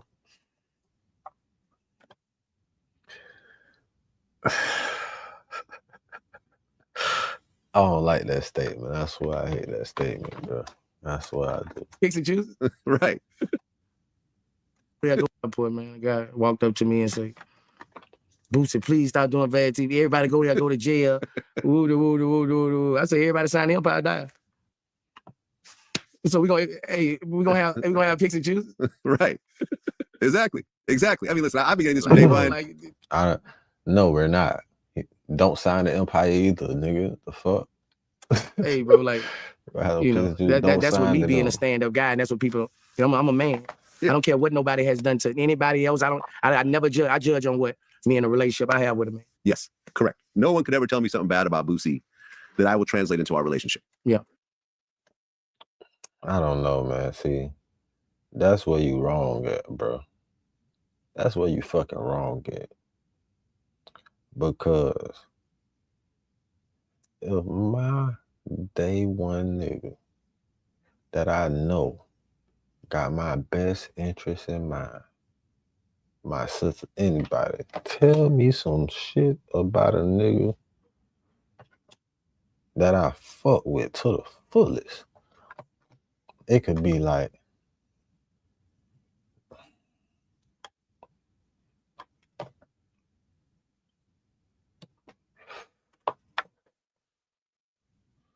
I wouldn't give a fuck. I'm gonna take my right hand word. That shit'll protect your life sometimes. That shit might save your fucking life.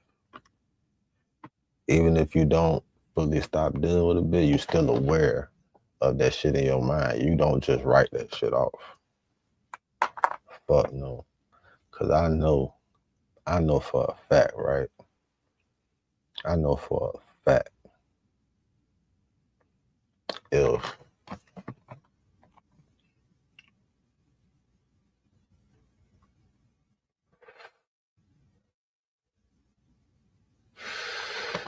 my nigga from elementary, I got two of them. My nigga from elementary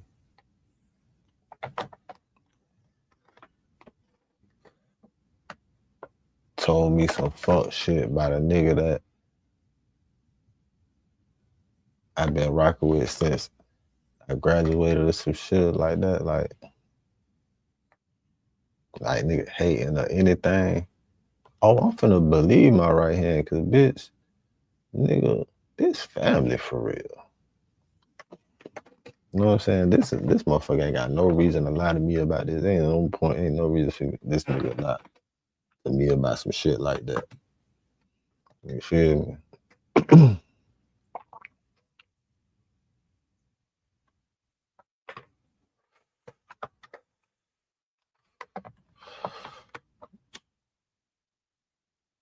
You can't trust shit out here, bro.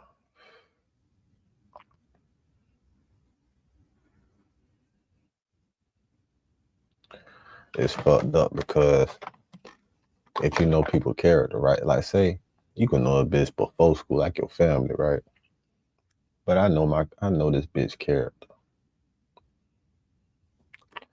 If my dog, my right hand, who I know is my dog, tell me some fuck shit about my cousin trying to do anything, bitch, I will believe my dog because I know my cousin ain't shit.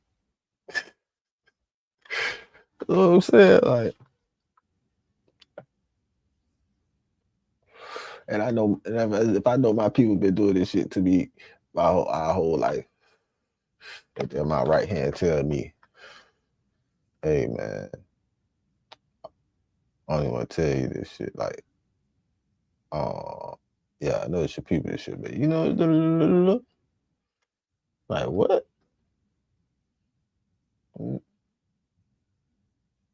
What? She still doing that type of shit?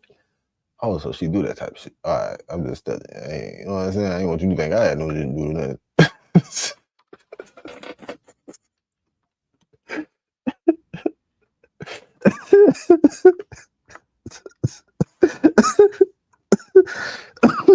I don't want you to think I had nothing to do with nothing. I ain't had shit to do with nothing. I just make it so you, I'm just, hey, just in case you motherfucker got there, go to question shit about what happened, whatever. This shit is bigger than the police. Police would be looking way somewhere else. Y'all gonna put them right there. It's sad. It really. Or is it though? In the case of Nolan Wells, is it? Is it really sad? Is it though? Is it, bitch? Is it, bitch? I want to know, is it?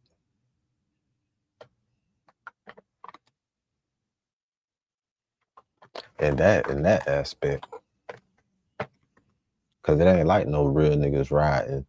It ain't like no real niggas riding against crackers in Mississippi for this fuck shit that they've been getting away with for motherfucking centuries, nigga.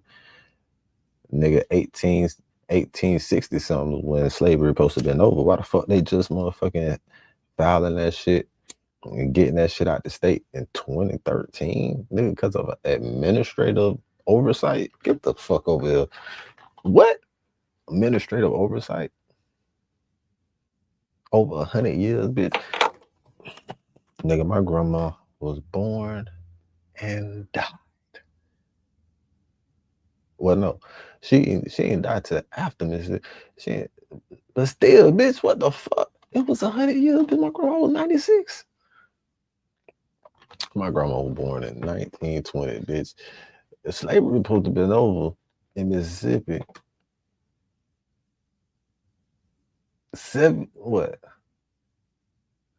60 years before that, bitch. 70.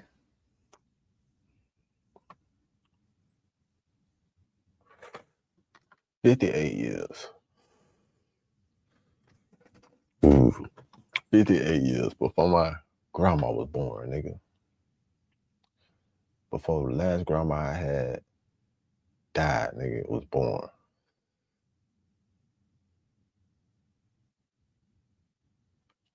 That shit should have ended 58 years before she was born. It didn't end until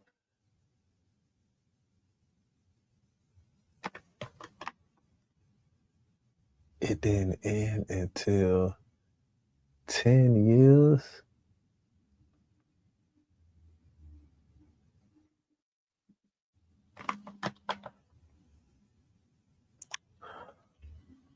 It didn't end until 8 years before my grandma died, bro. That's crazy.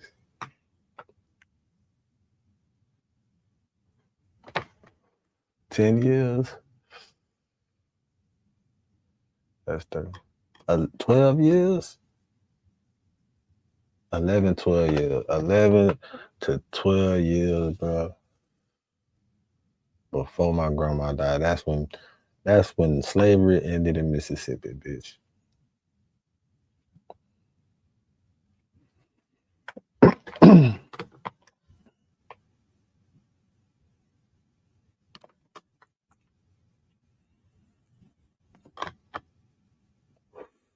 Bro, 20, 24, 25, 25, 25.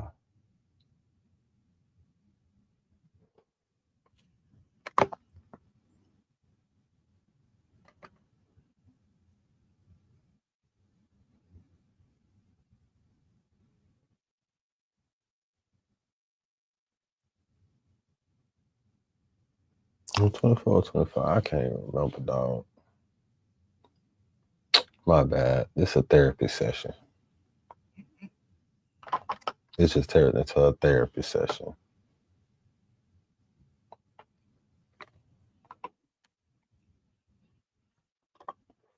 But is it though?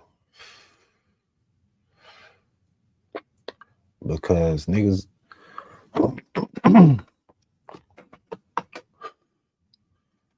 majority of the reason motherfuckers do this is because the niggas is sick of the injustice, bro. Like, look at the Epstein files.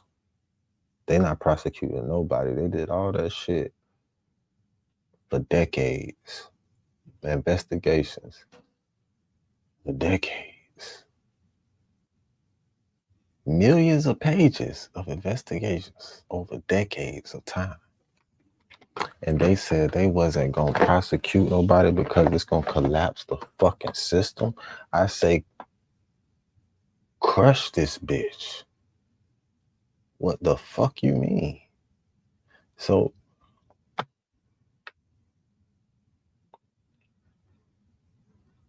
is it really that sad though?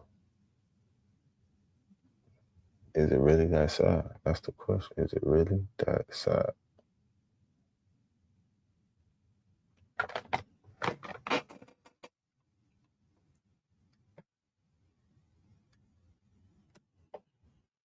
It ain't that sad. Because if niggas move by codes and structures, they wouldn't subject themselves to such exposure in the first place. It really is. And the question is why? I think I just answered that. Nobody from both sides know you. You sad. A Ricky Smiley interview, you say? All right. So let's understand something. You said that you wanted a Ricky Smiley interview. When people would tell you stuff about Vlad being the police and all that, you would always say, man, it ain't on the questions that Vlad is asking. It's really on how you answer the questions. I agree. Y'all don't have to answer questions. A lot of y'all just decide to because you got to prove something to the internet where the only thing you can prove to the internet for validity is that the police said and prosecute you if anything you do is illegal, as far as keeping it real, street shit, dumb shit like that, that y'all just don't give a damn about. But let's see this first clip before we introduce the Ricky Smiley interview, because Boosie, we got to call you out on this one. Roll it. Base 44 Super Agent is the catalyst for my growth. It's going to take me. Let's see what he calling Boosie out on.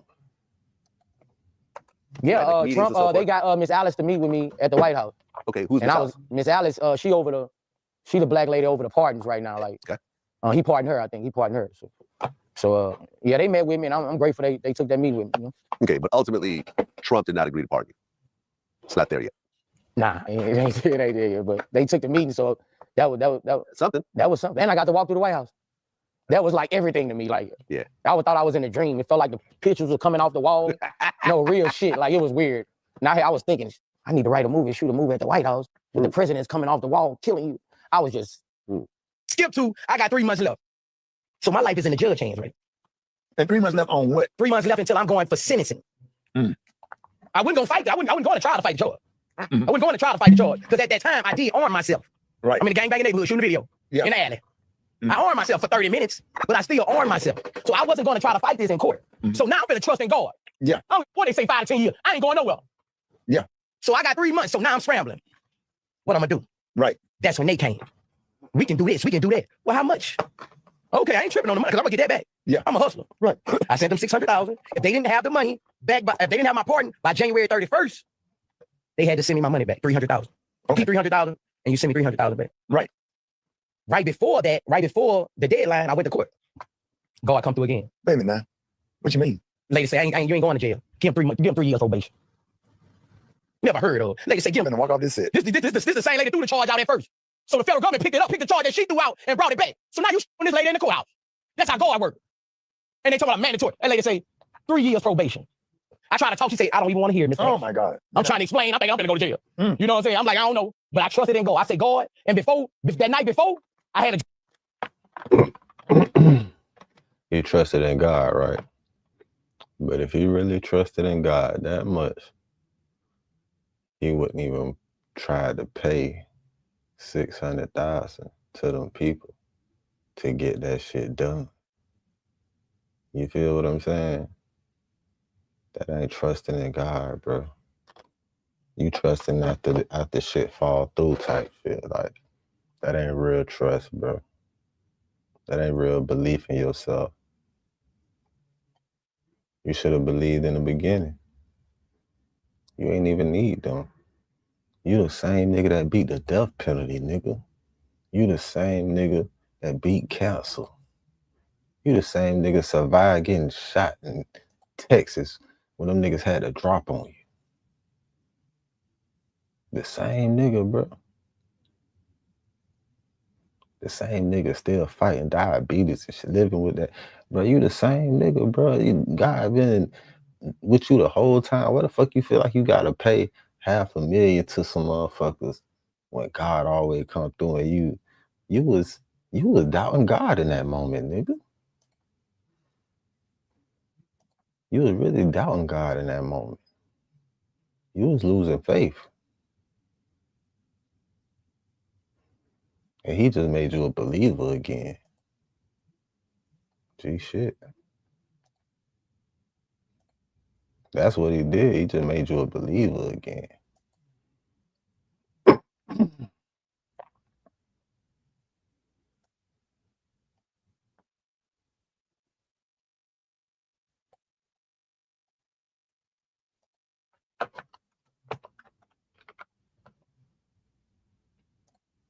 I had a dream that I was walking out the courtroom.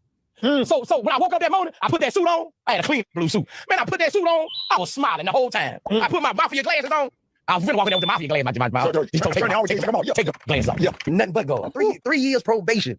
If I would have knew this, I would even never talk to them about no part. Right. You know what I'm saying? But do you get half the money back now? Nah, that's what I'm suing for. Okay. And the worst part about it, and I have texted in this that's in the lawsuit. On 3 days before Christmas, they text my lawyer and say the pardon has been signed by Donald Trump.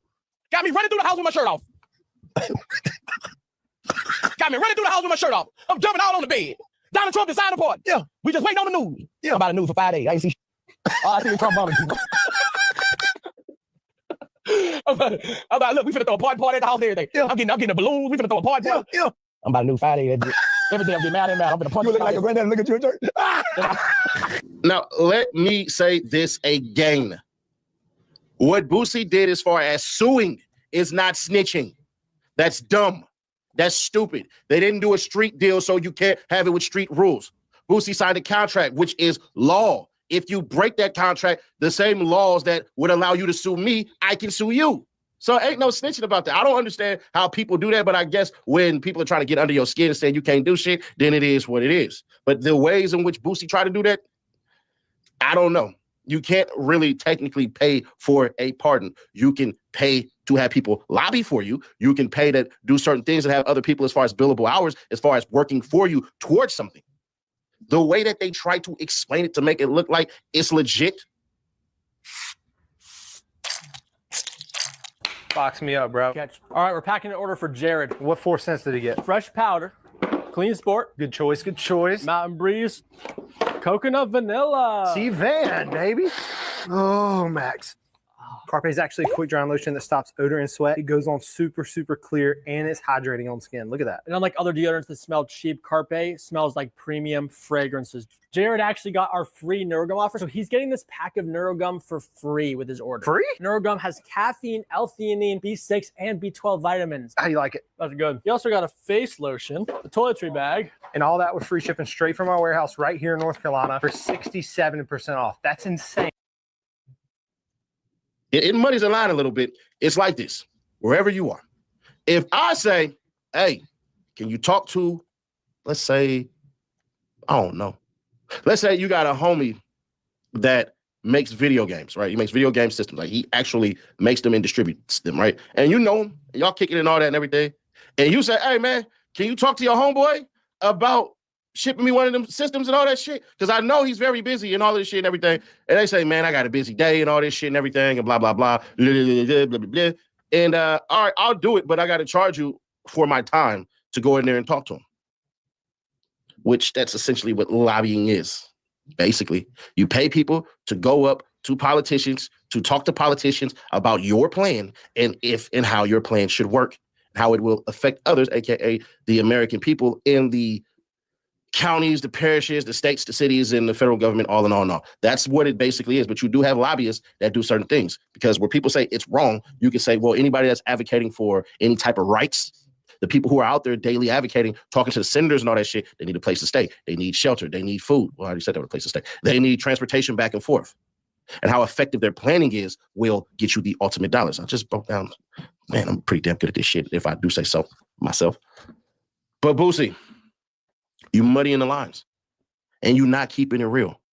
You do a 50-50 on keeping it real like the majority of everybody else. Nobody keeps it real 100% of the time. Because when Vlad asked you about QCP and all that shit, you said, man, I won't even have any friends anymore. From QC, he had paperwork that popped up. Basically, I'm looking at an article right now that there was some paperwork that surfaced saying that he allegedly cooperated with police in identifying a man who shot and killed his brother. And P actually responded to it. You see, I see that, this was right after Quality Control got sold for $300 million. Remember that? Yeah. He said, oh, I see that $300 million got all them hating ass dudes mad back home. Anybody know me? Know my character? Our culture's so fucked up. It's sad. Y'all live in this imaginary street dream. I'm changing lives and changing my family curse. I don't got no love for no dude that tried to kill me or mine. I ain't in the streets. Never wanted to be. I played the hand that I was dealt and made something out of it. Y'all bum ass dudes should do the same. Stop glorifying dumb shit. RIP to my dog Q, the innocent man with 5 kids who lost his life to a bum ass dude who didn't value his own. I'm a goat. Don't ever confuse me with a rat. And I'll take that fraudulent incident report and stick it up y'all ass. I love my freedom, so stop playing with it. I ain't gonna say nothing then. I ain't gonna say nothing. I ain't gonna have no friends. I guess I'm gonna be quiet on that because I'm a street dude. I ain't in the streets no more neither. But I'm a street dude. And when I was in the streets, I still buy about the same thing. But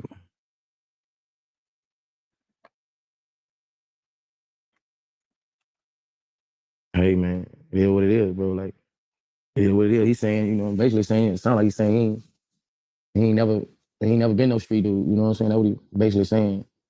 I guess, you kind of knocked me off track with this one, Vlad. You were ready for it? You kind of knocked me off track with this one. Yeah, I ain't really got nothing to say because basically he's saying it, Which all you had to say was QCP was a civilian. So what the hell? Ain't no thug, ain't no gangster, no nothing like that. The man was a civilian and is a civilian. So he has the right to do this shit.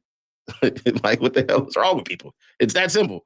But you ain't keeping it real, bro. You're not.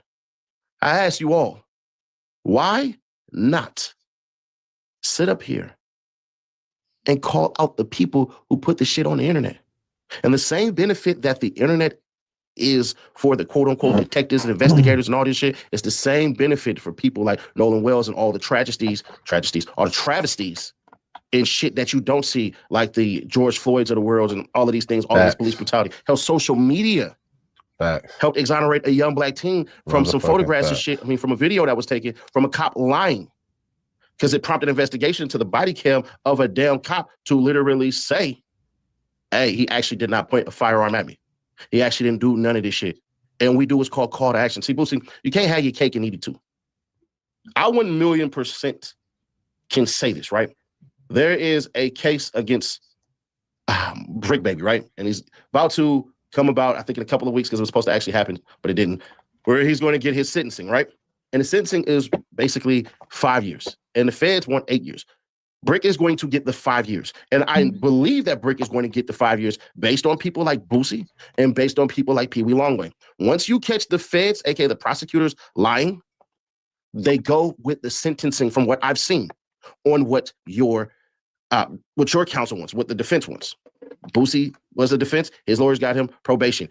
The feds, aka the judge, found out, hey, bro, y'all lied on Boosie. Boosie never said none of this shit y'all said about the security guard or none of this shit. There is no audio, there is no visual audio of anything about him blaming anybody for any of that shit. So that was a lie. You want to know how I know it's a lie? Because Boosie's lawyer brought it up when they were basically battling out in court. And you know what the Fed said about that? Nothing. Pee Wee Longway, the same thing. You had two snitches say, hey, bro, Pee Wee Longway over here dealing weed in the jailhouse. And you know, once they did an investigation, they asked the warden, they asked the police officers, hey, these dummies said that they were dealing weed, meaning the defense asked this question. Hey, yeah, y'all say he's dealing weed. Where's the evidence? They didn't have any. But the prosecutors would have had you all believe that Pee Wee Longway was dealing weed because they put it in a motion. So you want the internet gone? You want all this shit gone? Boosie, you be gone too. Nigga, homie, your interviews do better than your music as far as the views and all this shit go. So you can say what you want, but without those interviews, without the internet, without you giving your opinion on current events, with some of this shit was police-ass current events, with shit going on, homie, you wouldn't be where you at either. So spread what you want to spread, say what you want to say. But when it boils down to it, nigga, you ain't keeping it real either. Because you wouldn't be doing half the shit you doing anyway.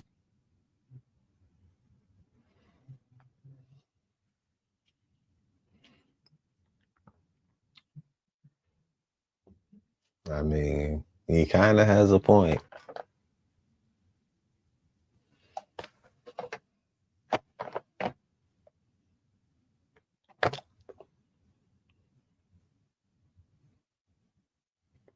Hey, man, I just call it how I see it, man.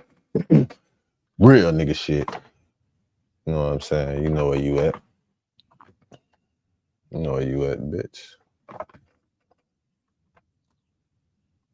Real nigga reactions. Real niggas do what they want to do. Bitch niggas do what they can. Hoe ass niggas gonna talk about it. Fuck niggas gonna hate. I promise you that. So do your shit to the motherfucking fullest, nigga.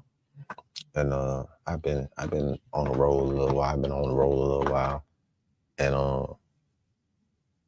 I see my dog on right now, man. I see Big Dog on right now. Shout out to my dog, man. You know what? I probably didn't do the shit to this channel like I need to do to this channel. So, what I thought about that, let's go tap in with this nigga here. While I make some additions and upgrades to my shit right quick.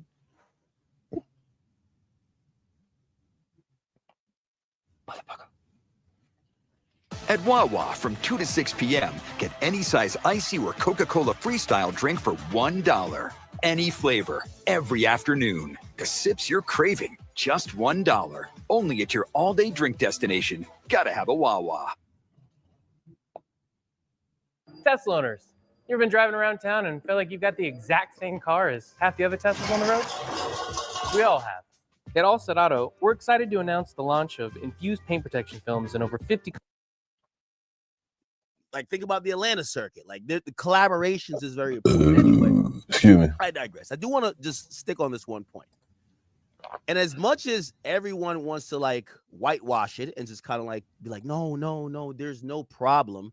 Because, you know, now they're trying to, like, write the narrative that academics is trying to start beef.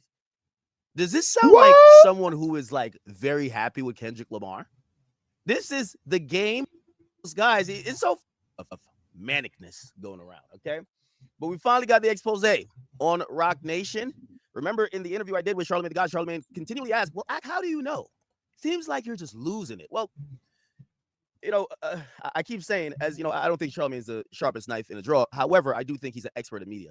And what he did in that interview with me, it was masterful. He definitely spun the people by basically saying, if you don't have all the proof to prove whatever theory you have, you might just be making this up, all while handing me or reading an AI document or AI website that had magically vanished a couple weeks later. Anyway, we'll get to it. Lotto and Charleston White are getting into it.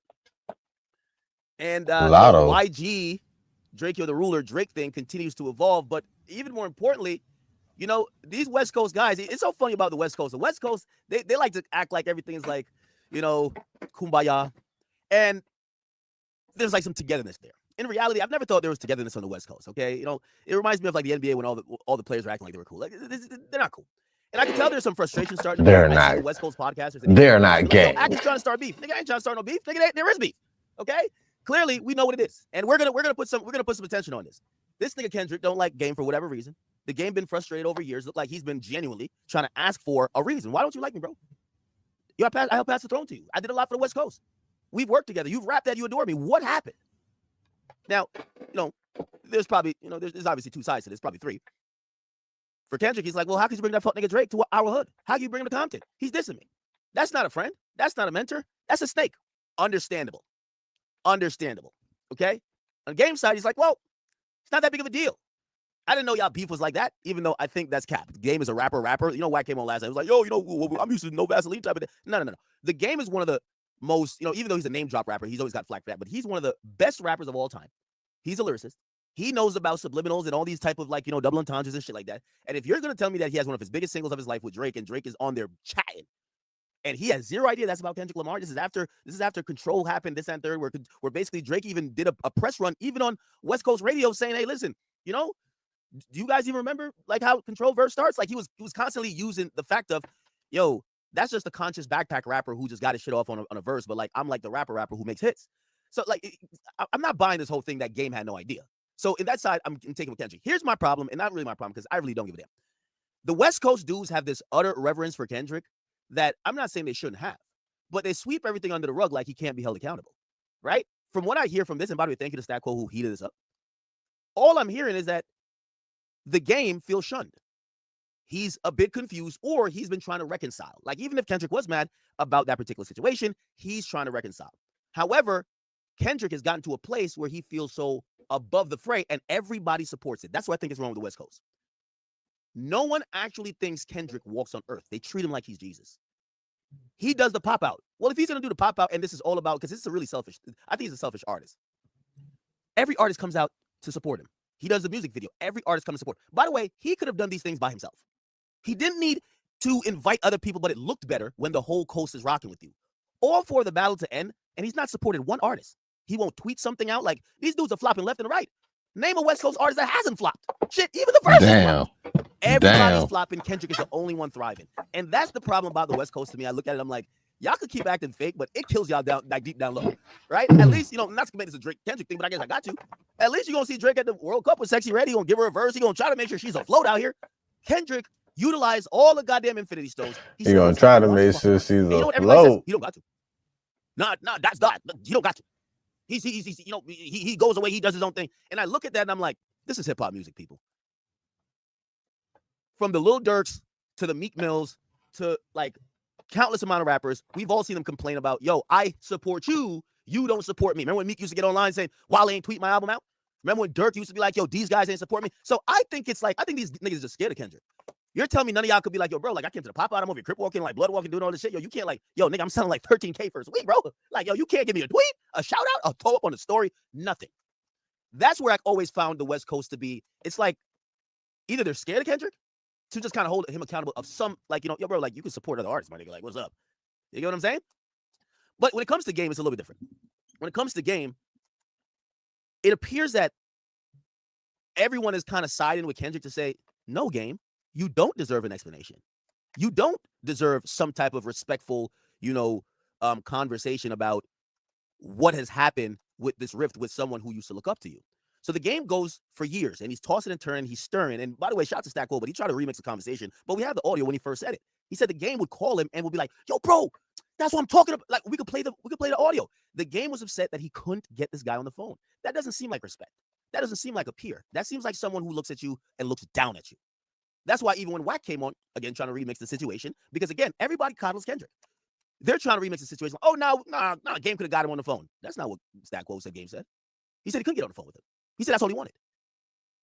Then Wack says, oh, no, well, you know, if the Game knew these things, which I believe Game did know, so I'm not saying Game has no fault. So we're not gonna make Game victim here, right? If I'm Kendrick, I probably do have the demeanor to be like, Game, you're not some swag rapper or some trash, like, drill rapper. You are a rapper. You knew what was going on. You knew subliminals. It's the same way as soon as you heard a slight, hint of what could be a subliminal, you thought it was at you when it came to Dre, I See Dead People, which was the intro of Not Like Us. Okay? So that's the point. So I do believe the game, was a little bit knowledgeable. But I think the game's frustration has been growing, but he's literally said, let me see if I can find the clip again, because I had it up here yesterday. He literally said the game was saying he couldn't get the dude on the phone. Give me 1 second. I'm going to put it up there again. And, these West Coast guys, I get it. It's a lot of gang culture out there. So, they all want to keep the peace. But that's why I got to thank to Stat Quo. He kind of woke it up. Like, yo, it's not all peace over here. They're all begging at the... So why do you care? I care because of my family. I bring them with me to work every day. I care about my United Healthcare members because I know what it's like to not speak the language. It's not easy. Working for United Healthcare, I care because there's nothing going on but Kendrick. Yo, put it like this. The hottest thing after Kendrick on the West Coast right now is an AI song. Let's think about that one. It's not thriving. Okay? Watch the party die. He watched the coast die. That's what happened. Atlanta's, they're kind of up and down. Florida going to be Florida. Drill going to be drilling in Chicago. New York is always bouncing around, right? But when it comes to the West Coast, dead. And they don't want to admit that. Completely dead. It was interesting. Everybody was having this hoorah about Game and YG doing the verses. YG can't sell 20K. YG got more buzz for a murder than he got for music. I'm sorry to say it, but somebody got to say it. Watch the party die. We watched his coast die. At least when the coast was dead, Game threw that bitch on his back, carried it for a while. Try to help other artists. Black Wall Street, try to grab this guy, that guy. Kendrick comes through TDE, gets mad at the contract. He didn't like that slave contract that Top put him in. Got you. He got out of there, made PG Lang. He gets the Infinity Stones. He's now the Black Messiah. He does good in the B versus Drake. He disappears. No help, no tweets, no nothing. To put it in perspective, and people might think this is completely normal, he spoke up more for a Florida artist back in the day. By the way, he should have. I actually give him credit for that. XXXTentacion, when he was going through stuff, he gave him more of a cosign, and even Kodak gave more of a cosign than he's ever given any of these other artists in LA. LA rap is dead. We gotta be honest. It's dead. I'm like, again, I'm not on the West Coast, but who's popping? There's nobody on the West Coast. Well, they're gonna tell me Tyler, the Creator. It's like, come on, bro. What about Tyler? What about Doja Cat? You know what I'm talking about, right? Let's not mince words here. You know what I'm talking about. We're talking about that circuit that kind of supports each other, where think about the Atlanta circuit. Like the collaborations is very important. Anyway, I digress. I do want to just stick on this one point. And as much as everyone wants to whitewash it and just kind of be like, no, there's no problem. Because now they're trying to write the narrative that academics is trying to start beef. Does this sound like someone who is very happy with Kendrick Lamar? This is the game's words to Stat Quo after Stat Quo got checked by Top Dog on a live. So the game called Stat Quo, and this is the conversation being reiterated by Stat Quo. Listen to this. Dot don't get on the phone with everybody, my nigga. He don't talk to niggas. This what y'all got to That's a flex. Understand about Kendrick Lamar. He's just not talking to everybody. He talks to Glasses. He's a very few small people that he'll get on the phone with. I think that was another thing that Game had an issue with. Let's stop it right there. I know you guys on the West Coast. I get it. Blood in, blood out. Crip up. All that type of stuff. I get it. No disrespect to y'all gangs. Keep doing your thing. But we could understand clear context. The way this was said, Kendrick doesn't get on the phone with niggas. And then that's the game's problem. We're not talking about some blogger trying to get a confirmation from Kendrick Lamar. We're not talking about some podcast or some media member. We're not even talking about some fucking new rapper who's trying to get him on a verse. We're talking about someone who he should have ultimate respect for, because that person helped pave the way for him. That nigga helped bring him in the game. We're not, and this is why I was saying JC was kind of looking a little weird to me. And I love his music because I'm like, at some point you got to be able to tell when a nigga don't fuck with you. You're telling me Kendrick Lamar, who at one point probably answered your calls all the time, right? When it was time for y'all to do music or you give him a cosign, he was there all the time. But now he's gotten a place he don't talk to niggas. And now you're calling another man to complain that he won't answer your phone. This sounds like side chick behavior to me. Well, let's play it again. Maybe my ears is not helping. He's a very few small people that he'll get on the phone with. I think that was another thing that Game had an issue with. He couldn't get Kendrick on the phone. And I'm trying to explain. Okay, excuse me? Remember, they all claim there's no issue. But excuse me? That he'll get on the phone with. I think that was another thing that Game had an issue with. He couldn't get Kendrick on the phone. Now, I do know that there's a bunch of K-bots and people who are endearing to Kendrick. They're going to say, well, listen, that's Dot. We hear that a lot. That's Dot, which is, and one of the great things he does PR by not saying anything. I think lack of visibility, we almost start to think that Kendrick isn't online, like he doesn't see these conversations and he doesn't see what maybe other people feel about it. So when these things come up and he doesn't react, you're like, all right, well, if a tree falls in the woods and doesn't make a sound, did it happen, right? As opposed to like other artists, they're on social all the time and they kind of have to respond. And if they don't respond, we know there's something there, right? So Kendrick doesn't respond to anything. So because he does respond to this, you can't be like, oh, this is the thing that shows that maybe he does feel away. Nevertheless, I guess we just give him a blanket pass for, in my opinion, odd behavior. I'm sorry. I don't think you get to a point in life or in music where you used to talk to people regularly or you used to have respect for them and be able to pick up their phone call like an average person, have regular conversations like an average person. But now you're rocking iced out thorn crowns. You're now comparing yourself to almost damn near like a deity. And now you're above talking to anybody, or at least your peers who used to be able to have some access to you. Okay. Now, I know people are going to defend it, whatever. But this is where you get to realize, and I really like that stat quote. I think you probably stop after it because it's getting way too much attention. But I'm glad that he finally brought, because I do it all the time. Shit, I'm gonna bring the personal conversation I had with these rappers, and I'm gonna bring it online. Nigga, let's all talk. The fuck, they don't do rappers don't do interviews anymore. So this is the only way we're gonna get the content, right? Rappers don't do interviews. So the nigga who talks to the rapper, I talk to Drake. Drake ain't doing a fucking interview. All right, I told you what Drake said. Everybody talk about it. Like, yo, let's all eat. Fuck it. That's how it works, man. We don't give a fuck anymore. So the guy this is the first guy. And by the way, stat quote. Did you notice how nervous he was yesterday when he was talking? And I asked him about it. I said, well, you said Kendrick don't talk to anyone, but you're one of the few that do.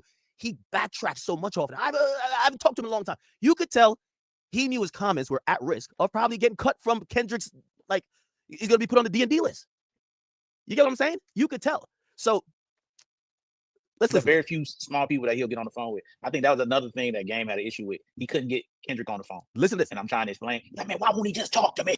Thank you.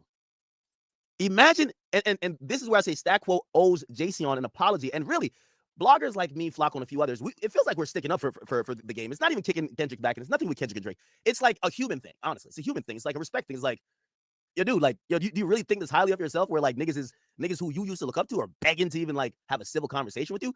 But you could tell, as much as the game disguises it, Stat Quo just gave us the key. You have the game on the phone with him, like, upset. Like, that sounds like, you ever seen an emotional girl? Why won't he get on the phone with me? Like, come on. Like, you have another gangster rapper from your same neighborhood that emotional, begging for a phone call, and you want us to think that, oh, no, y'all just don't talk. Wait, nigga, you don't like that nigga. So we're going to call it, you don't like that nigga. And now the idea of trying to understand fully why he don't like the game, we probably shouldn't even try to understand it. Because did we understand why he ain't really like Drake? No. He just told us he's the biggest hater. So we don't know why he might not really rock with the game. Obviously, we do know a few things, right? We hear about a video shoot, suppose he. It's pretty simple, bro. It's really pretty simple. It's really pretty simple.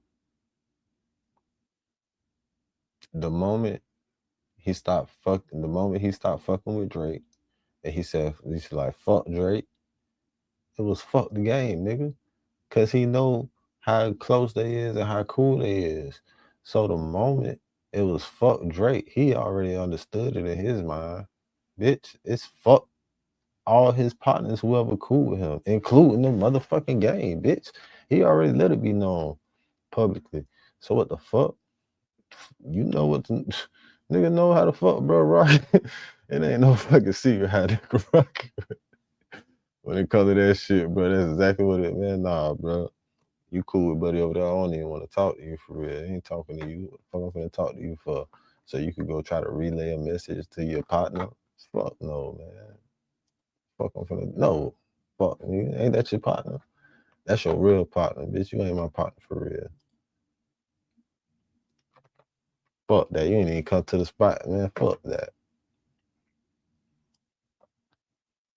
Once you pick a side, you gotta stay there. What I go?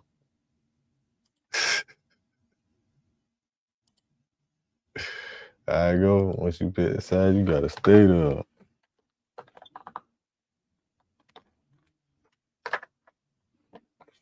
A couple people said it, bitch. A couple people. Don't tell me who said whatever the fuck you think, nigga.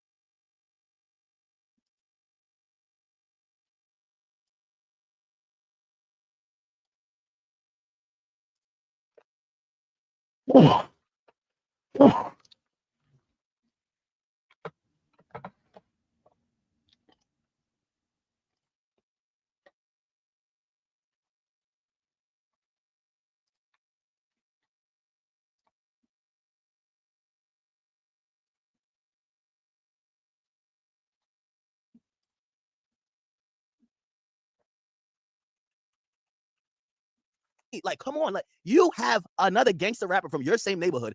Wow. As much as the game disguises it, Stat Quo just gave us the key. You have the game on the phone with him, like upset. Like that sounds like you ever seen an emotional girl? Why won't he get on the phone with me? Like, come on, like you have another gangster rapper from your same neighborhood that emotional, begging for a phone call, and you want us to think that, oh, nice, y'all just don't talk. Wait, nigga, you don't like that nigga, so we're gonna call it. You don't like that nigga. And now the idea of trying to understand fully why you don't like the game, we probably shouldn't even try to understand it. Because did we understand why he didn't really like Drake? No, he just told us he's the biggest hater, so we don't know why he might not really rock with the game. Obviously, we do know a few things, right? We hear about a video shoot. Suppose he zipped up some hoodie, like they felt that was disrespectful, and then they what else? And the 100 video shoot, which he brought the game, they brought Drake through. But I and others felt bad for Jayceon. Jayceon's the game, by the way. We felt bad for him because as a gangster rapper who's always came off as, you know, this super blood, like all this bravado, like he's like a macho MC. That's how I've always looked at the game. To hear Stat Quo describe a conversation where the game is emotionally begging, why won't he get on the phone with me? What?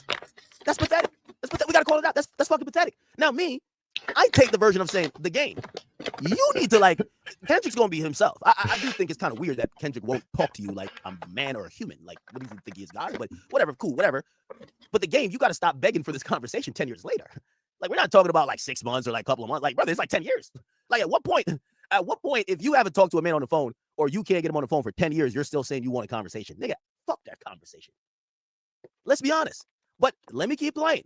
Because I want to show you, and this is where I said Stat Quo probably owes the game an apology, because they all coddle Kendrick. And they don't say, oh, now Kendrick's being weird, he just won't talk to him. He's talking to other niggas about him, but he won't talk to him. He's telling other niggas the reason, he just won't talk to him. But you get on a podcast, and you make the game sound like a peon and a loser and a weirdo side chick. He sounds weird doing this. Why won't he get on? That sounds weird. Sounds weird. He couldn't get Kendrick on the phone. And I'm trying to explain, like, man, why won't he just talk to me? You know, I'm just like, why won't he just talk to me? He's crazy. Why won't he just talk to me? He's crazy. My nigga, like, hey, man. And I'm explaining to this nigga, everybody ain't the same. I remember having a conversation with Kendrick about that phone. And exactly. So that's the interesting part about it. He juxtaposed that, the game being so frustrated and then they're crying about not getting the conversation.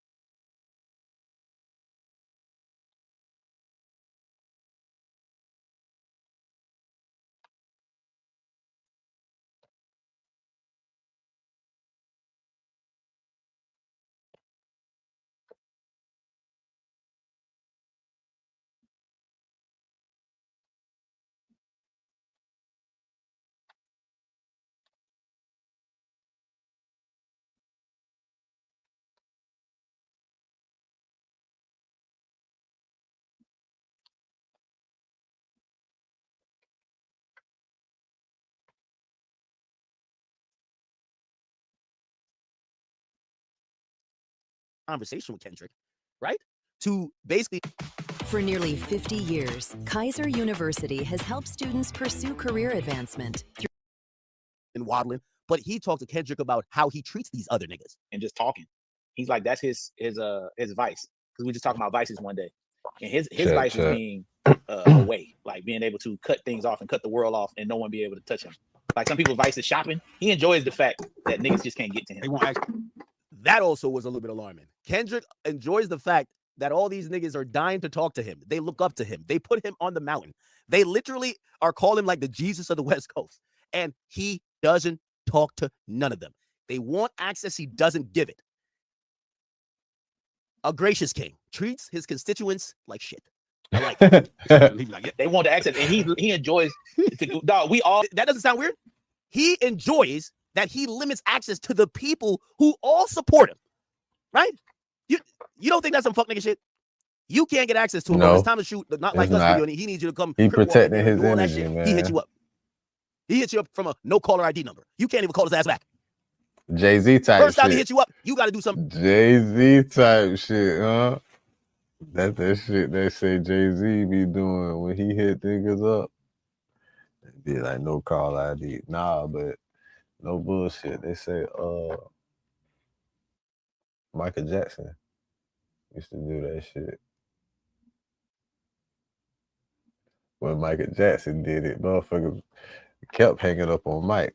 Man, stop playing on my goddamn phone. I don't even know. I think he had a number though. I don't know. I gotta go back over some of the stories. But I definitely remember when niggas get a call from Jay-Z and shit, no call ID and shit like that. Do something. You can't ask for no favor back.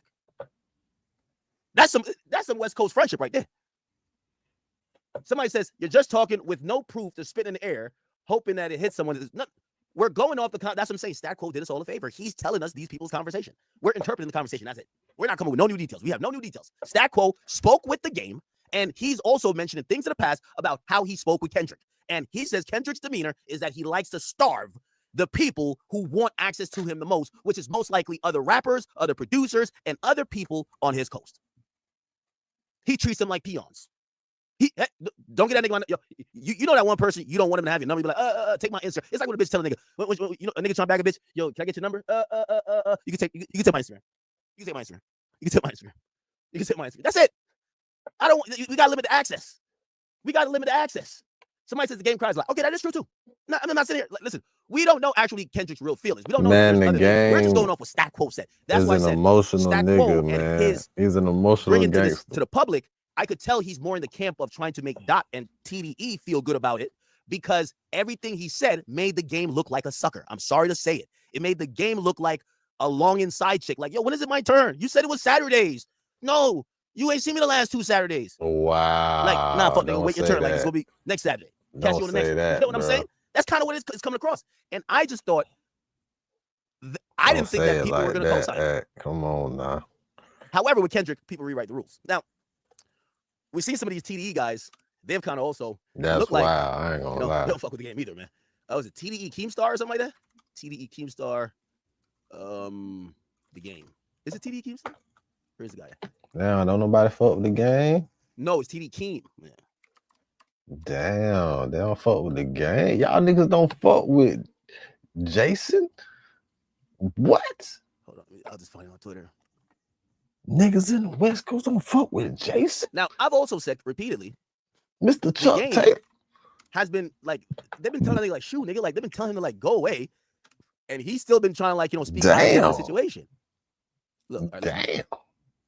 Okay, so here we go. Say it so now ain't the so. TDE guys, they're mad at Stat Quo for doing what, you know, and this is why LA podcasters and LA shit can't really go too far.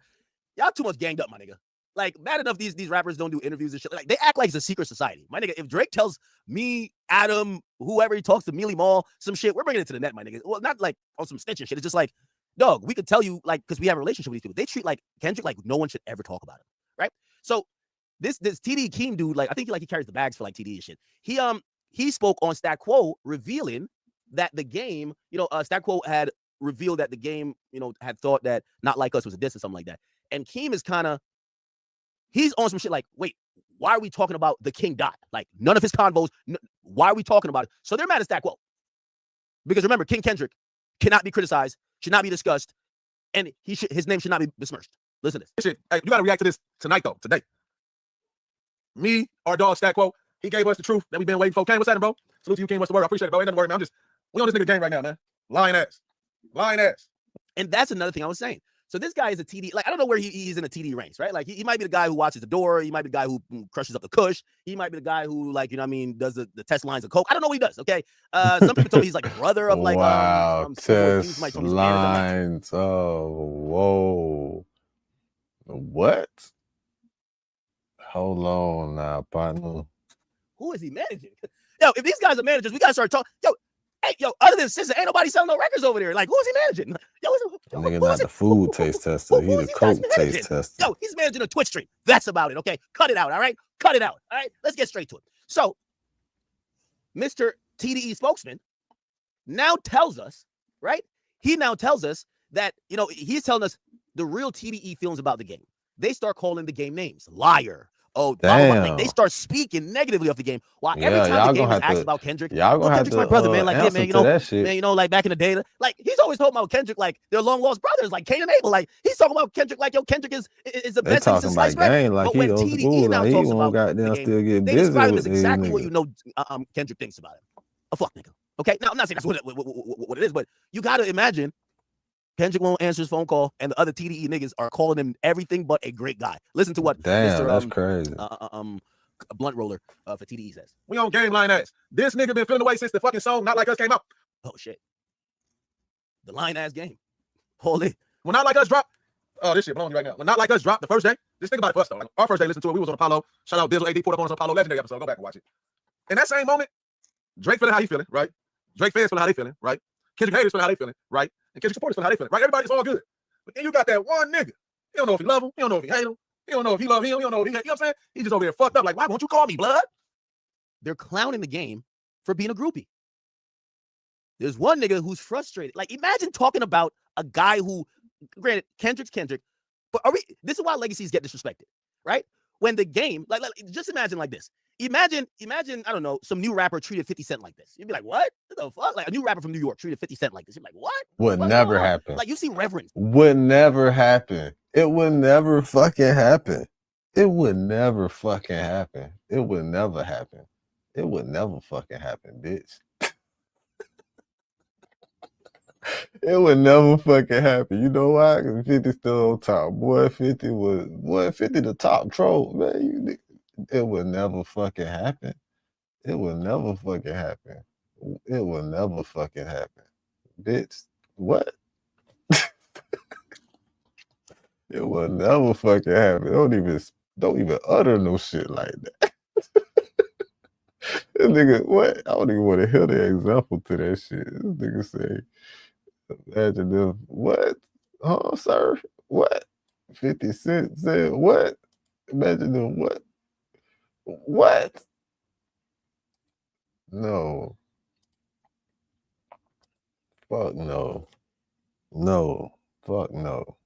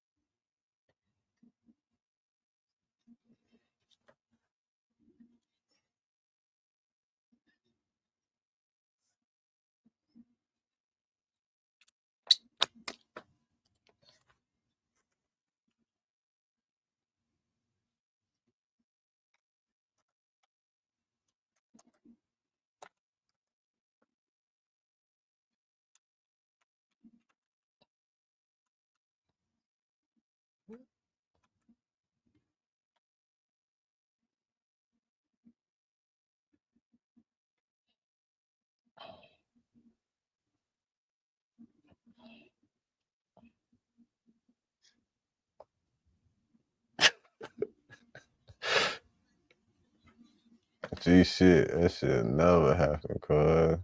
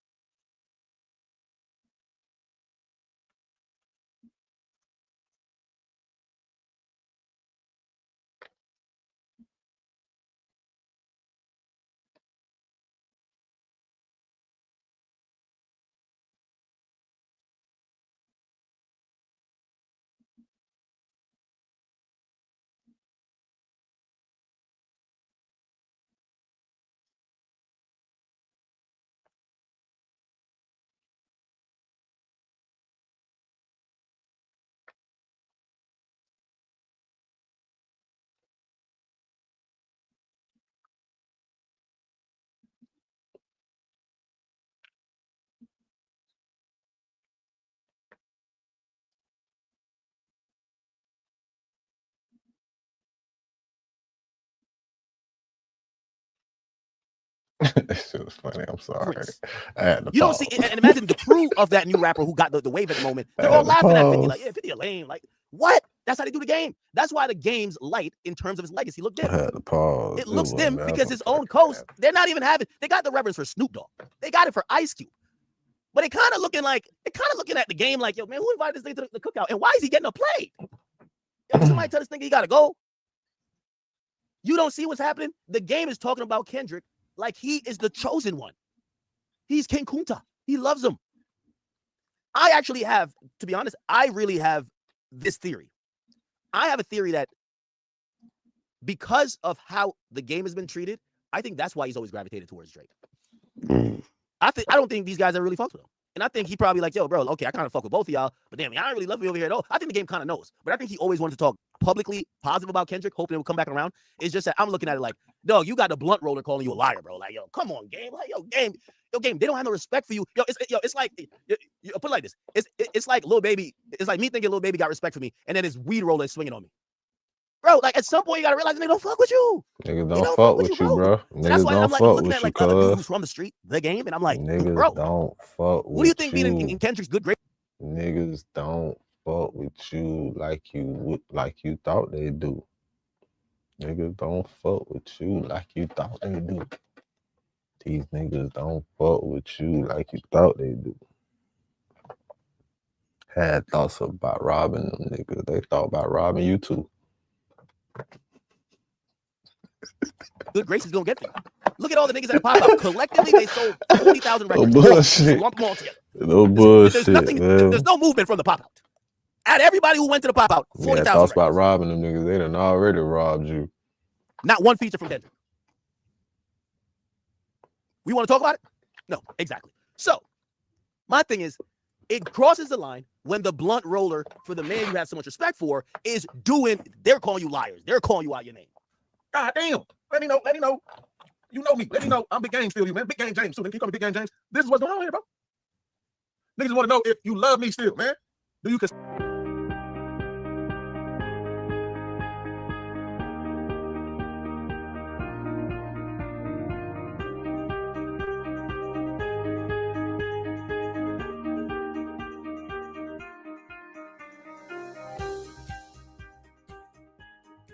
That seems like the game is reaching, but that comes from a place of insecurity. It comes from a place of insecurity by not knowing where your relationship is with that person. That person won't give you a conversation. So you think that there's some animosity there, or you know there's some animosity there, but you don't know how far it will be taken. Will he try to sneak this you on a record? He's already going at Drake, but you are kind of like, you know, Drake is kind of like your dude. I don't know if you guys remember 2024, during that time, before even the game dropped this song to Rick Ross, the game did say some things on social media, not against Kendrick, but he did say some things that was basically saying, fuck y'all niggas who are trying to team up. Basically saying, let them two dudes squabble, and I don't respect y'all bitch ass dudes who y'all are only trying to piggyback and jump this guy.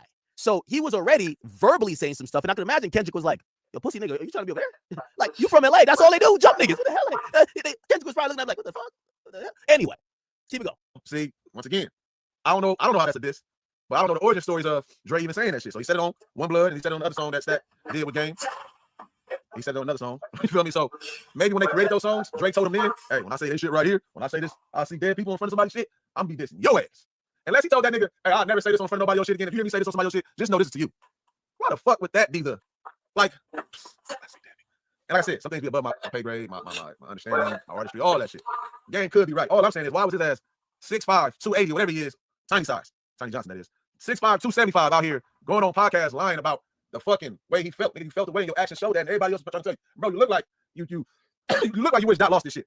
You look like you wish Dot lost this shit so you can get the feature from Drake, and then we wouldn't see you right here going on stage with YG tomorrow, playing with your goddamn whole career. Like, you know what I'm saying? Like, this shit ain't looking good. This shit ain't looking good, man. I'm gonna go back to his best friend Stat Quo, who ain't seen him since the Will I Am thing, but that don't matter, because it's not about the last time you seen him. It's the last time you heard me, brother. And his brother Stat Quo is conscious, the one that gets all the details, the one that brings it right back to the podcast and give it to, you know, up and coming creators like myself who just love me some good detail. I couldn't believe I heard this shit last night. It ain't no way Stat Quo gave us what everybody been thinking. Almost called Nori and EFN from Drink Champs. Almost called Backfield Podcast. Almost called Joe and the guys. You know, Ice, that's my dog. Almost called all these motherfuckers to just simply say, that nigga lied. That nigga, man, he's a liar. Who? Game. That nigga's a big ass liar at that. Stat. Wow. Almost called Nori. Liar. Who? Game. That nigga's a big ass liar at that. Stat said it. Go back to Stat. What Stat said. I'm gonna go with Stat section. Wow. And he said, you the reason that I just that me and this man be having. This is real shit. Real on that conversation. I said, dog, these niggas fuck with you. I mean, that one shit where he was talking about Big Sean and all that shit. I'll put me another little, what, 1,500, 2 racks. Hey, Mac, I'm right back with us. Let's go get our X5s, nigga. Okay. Now, this guy also been giving us some info. He basically called the game a groupie. Listen, content. Tell somebody steal this narrative. So TDE seeding the narrative that the game is a washed up loser who's a groupie. Now, that's not me. And I know the game because the game kind of reminds me of a nigga that I think if he's going to respond to this, he's going to say, fuck you, act. And he knows I have love for him. The real issue here is that they're down to disrespect you while you got to keep it cute. That's the problem. You got to keep it cute because they might kick you off the whole West Coast. You know Kendrick on the whole West Coast. You can't go get stopped. It might kick you off the whole West Coast. I know. Usually when a rapper can't go to another That's rapper, crazy. Nah, fuck act. He trying to stir shit up. I'm going off y'all words. I don't know nobody came with this narrative. Look, they're putting out narratives. Here's this narrative right here. Now, let me make this. Y'all can see it. Here's this narrative. They basically act like this nigga did some wedding crasher shit and popped up on stage like Lil Mama when Kendrick was getting like the crown to LA. Listen to this. My boy ain't appreciate that, and he was popping up on Dr. Dre now. That's how I see it. He trying to pop up. Trying to get a couple records clear, trying to see what's up. Because this is also what Stat Quo said too. So by the way, let me try to add some context. The game drops his debut album in 2005. By the way, he was shelved for like 2 or 3 years before because he was working with Dr. Dre. They couldn't find the proper mix of songs that they could roll out for a debut album. 50 Cent comes in. It's classic documentary classic album. Okay. In between that album and the next album, because of his fallout with 50 Cent, Dr. Dre also falls back. They kind of look at the Game as like a little snaky type of figure. On 50 Cent's side, we see the Game kind of working with Fat Joe and Jadakiss, or not being, he wasn't down with dissing him at that point because 50 didn't fuck with Ja Rule. Anybody around Ja Rule he was beefing with, included Fat Joe and Jadakiss, who were on the song from New York, okay? So when Game was not openly down to diss the affiliates of Ja Rule, basically 50 was like, I ain't with this. Also, people felt like, he thought it was bigger than the program. He got kicked out of G-Unit. The rest is history. Shit separates. The Game actually gets put off G-Unit. In Aftermath, he actually gets moved to Interscope Geffen. Geffen's another, it was a sub-label of Interscope. A lot of things that happened behind the scenes, okay? He drops his follow-up album 2 years later. 2 or 3 years, it might be 3 years later. 2 years later, actually. Actually, a year later. Doctor's Advocate, love that album, but the album is heavily based on, it was supposed to be a bunch of Dre beats. He had no Dre beats. He had shout out to, I forgot the producers who actually did a good job curating that album. But the context of the album was him crying, and respectfully, I'm not saying crying to put him down, because my favorite rappers be crying. I'm saying he was very vulnerable and introspective about how he felt he lost a mentor. Okay, now around that time, and going into the next couple of years, Dr. Dre is only seen with one artist, and he's seen with this one artist in the studio, and it's Kendrick Lamar. And he's giving this guy a blanket cosign, damn near saying this is gonna be the guy. And the Game seems like he's kind of out the picture. The Game career kind of flusters a bit. He tries to find, hits wherever he could. He tries to do some formulas of let's get, was it Keisha Cole or whoever, let's get her on the hook and let's try to make some songs. And eventually, by the time Kendrick comes out, his career is kind of it's not that popping anymore. Drake is one of the artists that gives him one of the last hits that he got. That's 2014, 2015. Anyway, it appears that TDE Keemstar right here is saying that the issues that started may have started even way before Drake got brought to Compton in 2014. These issues may have started before the 2010s, or maybe around the 2010s, when maybe Game gets a little bit jealous that the person who he wanted acceptance from, Dr. Dre, clearly fucks with another artist, Kendrick. That's what he's hinting to. That's me reading between the lines. Maybe my take is wrong, but I think that's pretty self-explanatory if you kind of know the story. Because if he's saying Game kept popping up on Dr. Dre, it feels like he's popping up uninvited. How would they know he's popping up on Dr. Dre? Because Dr. Dre is with Kendrick. By the way, Kendrick was also working with Dr. Dre on them kind of making the on Detox. So Detox album that never came out, right? Yeah. So remember when Dre was working with all these rappers, they were supposed to be the people helping him write Detox. Kendrick was one of the integral people there. Trying to get a couple records clear, trying to see what's up. So he's kind of describing the Game. This is before Drake. He's describing the Game as like some hobo. He's popping up to the studio yo, can I get a record clear? Yo, can I get a beat? Yo, can somebody give me a beat? Yo, y'all can let me in? So, ew, right? Because this also what Statco said too. He said that the Game would have had his career actually, and Stat had some records. Stat had some records for sure. But what's that one record he had? He was he was outside Chevy. Listen, man. If a nigga was to say he would have had a Game career, there's no way. There's no way a nigga could say that. There's no way a nigga could say that. Because 50 Cent wouldn't have fucked with you niggas.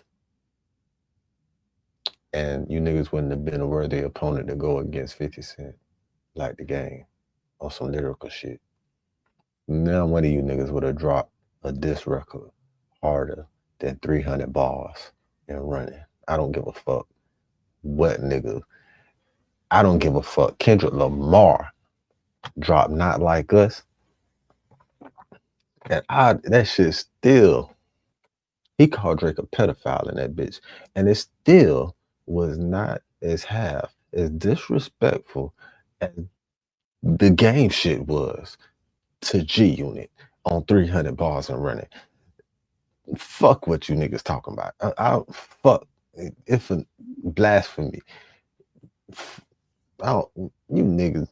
What? You niggas disrespecting.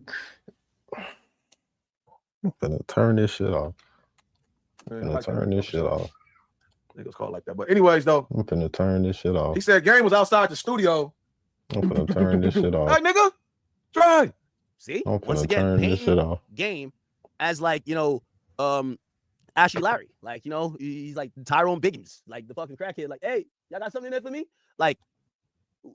Damn, you're describing a West Coast legend as being some lame ass nigga beating down the studio door trying to get in. This is the respect they have for the Game. Even if this was true, they're describing him in a lame way. Oh yeah. When Dot was up in there with Dre, this nigga would just pop up, just beating down the door, he's trying to get inside. Yo, get out of here, nigga. Your time is up. And that's how they're describing the whole relationship. Come on, nigga. I know you like that freestyle. I know you like this shit. You like this hot shit I'm spitting. He said they wasn't letting him in the studio. So the game couldn't even get in the studio. They got him outside. Can't even get inside the club like how Chris Brown said. How you hating from out there? Okay. Damn. Yo, listen, the game just probably spat 360 bars. Yo, 360 bars and running was good. You know what? It was 300 bars and running, but 360 bars? Oh my God, great song too. He even had 400 bars. That nigga used to just rap, right? And I loved it, especially when he was beefing. But they're saying that basically he was kind of. That's exactly what I'm saying. I just said that. And that is another thing about self-awareness. If people could tell this story 16 years later, that they're describing a time that they're saying you were popping up at studios, beating down the door, they didn't want you around. Yo, can I get in there? Yo, you heard that freestyle? They're describing you as an annoying gnat. And at a point, you have to like figure it out to be like, these niggas, even if they do let you in the room at one point, they're tolerating you. They didn't really invite you and they don't really want you around. You got to take the hint. You got to, and also even more to take the hint, you got to realize who you are. Because the game, I think his legacy looks odd when it looks like you're begging the next man's. Like in a sequence of successors of kings of California, for me, the predecessor of Kendrick is Game. With all due respect, I don't think even YG, I know a lot of people saying he won the first one. YG was never king of California. Like he never had a reign. Like that's Kendrick's reign. So it's like the Game had a uncontested reign. But then it was Kendrick after that. So YG doesn't even have a reign of being the king of Cali or the king of the West Coast at all. And my thing is that the preceding king is now being talked about like he was the peasant. That's the funny part about it. He wasn't coming around. They wasn't fucking with it. They said Dre planned on shelving Game. This was Stat Quo said. Don't even get at me. There's nothing to get at me about. I'm just listening. So they're describing the fact that they're not fucking with Game. We just trying to put the little pieces, the truth in the details. That's crazy being there that night. I didn't know it was that legendary and still would be a factor this many years later. Shout out Big Time, one of the congregation. No, it was a legendary night. I for sure. Like I was in the building too. I'm on that stage too. Now they're talking about this night where Kendrick gets past this crown. Go look at the cut. But powerful ass night for real. Like I thought that was beautiful. I thought it was beautiful. Dot up there crying and shit. That nigga Dot empathed out too. He felt that shit. He felt that shit like, damn. I'm around my big dogs. All my big dogs fucking with it. They feeling this shit. They crowning me, passing the torch. But I don't think everybody was on board. So they're saying that they believe the Game was jealous. Just showed up. Once again, they're claiming he wasn't invited. He just showed up. They said the Game is a nigga. He just show up. He don't wait for invites. He did kind of confirm that. He said, well, I don't need an invite to the pop out. If I wanted to, I would just show up. And I think we all kind of listened to that and said, Game, I think everybody else got invited. Game. I don't think Russell Westbrook just showed up to Crip Walk with DeRozan. I think they got invited, gang. So you're the only one that don't care about the invite. You just pop up. But the TDE dudes are explaining that they think the Game is like annoying because he keeps popping up. Imagine they hate the nigga that keep popping up and exactly why they're glad that he ain't show up to the pop out. Hilarious. Would it look crazy? In all this noise, where do you stand? here your trading finds peace. Step up with over 4.5 million traders worldwide who trust FTMO. Backed by more than 45,000 verified reviews. Trusted by traders, proven by results. FTMO. Learn more. Retrospect, he could see and understand it. But guess what? This is one of the bombshells I'm going to drop here today. But he said when Kendrick did Power, and this is what he said.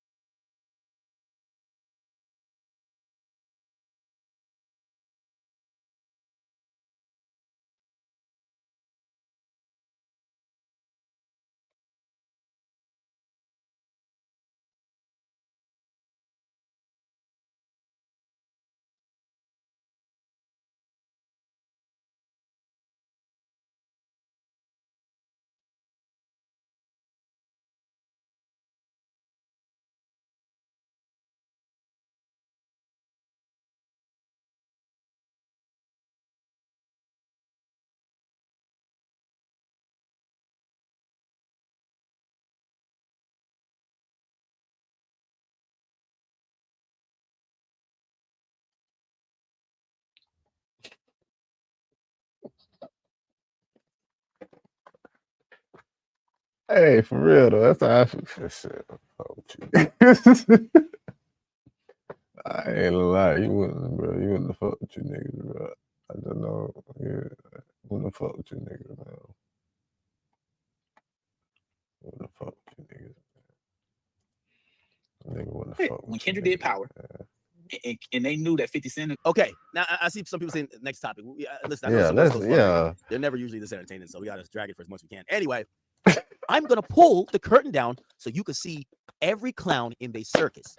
Now this seems like the first time he's actually, coming to terms that TDE don't like him, and he's threatening to kind of expose all of this stuff now. Hold on, man. When Kendrick did Power, but Wack downplayed it. Okay, the game has been silent on all this. You know, Wack came on here. We had Stacko on here too, but Wack downplayed it. Okay, Wack downplayed the whole thing, and the game today made a response to a video made by Flacco. So Flacco talked about this topic on his channel, and Flacco kind of had some of the same things to say about it, like me, except he wasn't saying that the game looks kind of like, down bad. That's my opinion. He was saying, yo, Kendrick, why are you moving like that? That's kind of weird and odd. And the game responded to this video by saying, at least one nigga gets it. Fans and internet goofies will never get it. These niggas aren't who you think they are. One day, I'm going to pull the curtain down so you can see every clown in the circus. Now, this seems like the first time he's actually, coming to terms that TDE don't like him, and he's threatening to kind of expose all of this stuff now. Okay? He's saying Flacco got it, and he's saying other people don't get it, and he says these niggas aren't who you think they are. Now, let's hear. Man, y'all finna get a 500 bars and running, man. 5 finna come with 500 bars and running on y'all niggas. Y'all better tighten up. That nigga finna come with 500 bars. Ain't nobody gonna listen to that shit, gang. Don't drop no 500 bars. Just drop like 50. Just drop like 50, man. Niggas' attention span is not finna be listening to 500 bars, man. That nigga got shit built up for a decade. He want to talk about, nah, man. Drop that shit like R. Kelly in increments. When R. Kelly did the Closet series, drop that shit in series. It's 50 bars at a time. And then you'll be back. You'll be right back where you left off at, my boy, I'm telling you. All right. No bullshit, though. No bullshit. I ain't bullshit. Let's hear what Flacco says that he's agreeing with. Kendrick Lamar had a relationship with the game when the game was somebody that he needed. When the game was showing love to Kendrick, putting his arms around him, taking him on tour, right? Like doing things that big. Yo, if the game is helping usher you into the industry and show you mad love when he didn't need to. I feel like the least you owe him is hey, bro, I don't rock with you because of this. But I ain't trying to hit a decoration for that goofy stuff, bro. Oh, nah, he's just mysterious. He just, nah, man, he just be disappearing. He just, nah, man, God is like Jesus Christ. Jesus Christ be gone for 2,000 years. He ain't come back yet. That's how God is. God imitates Jesus Christ. Man, hey, bro, y'all cannot. Hey, Stat, you usually fair, bro. You can't decorate this goof. Keep in mind, the game commented under this video, which a reasonable person could say he agrees with the sentiments being displayed or being talked about or being communicated. And if we look at his comment seems to suggest the same. So we're not, because you're gonna have these guys, they're gonna be like, oh no, Ack is, creating some. No. This is real. Ish. I watched about 4 clips today of Stat. He sounds like a fair guy. You can't decorate. This is goofy stuff. You can't hop on the phone. Hey, bro, this is why I don't. Hey, bro, this is why I don't rock with you. Hey, word on the streets. Kendrick got the old school phone. You remember the phone that you got minutes on? Like you got like 150 minutes. You can't waste your minutes.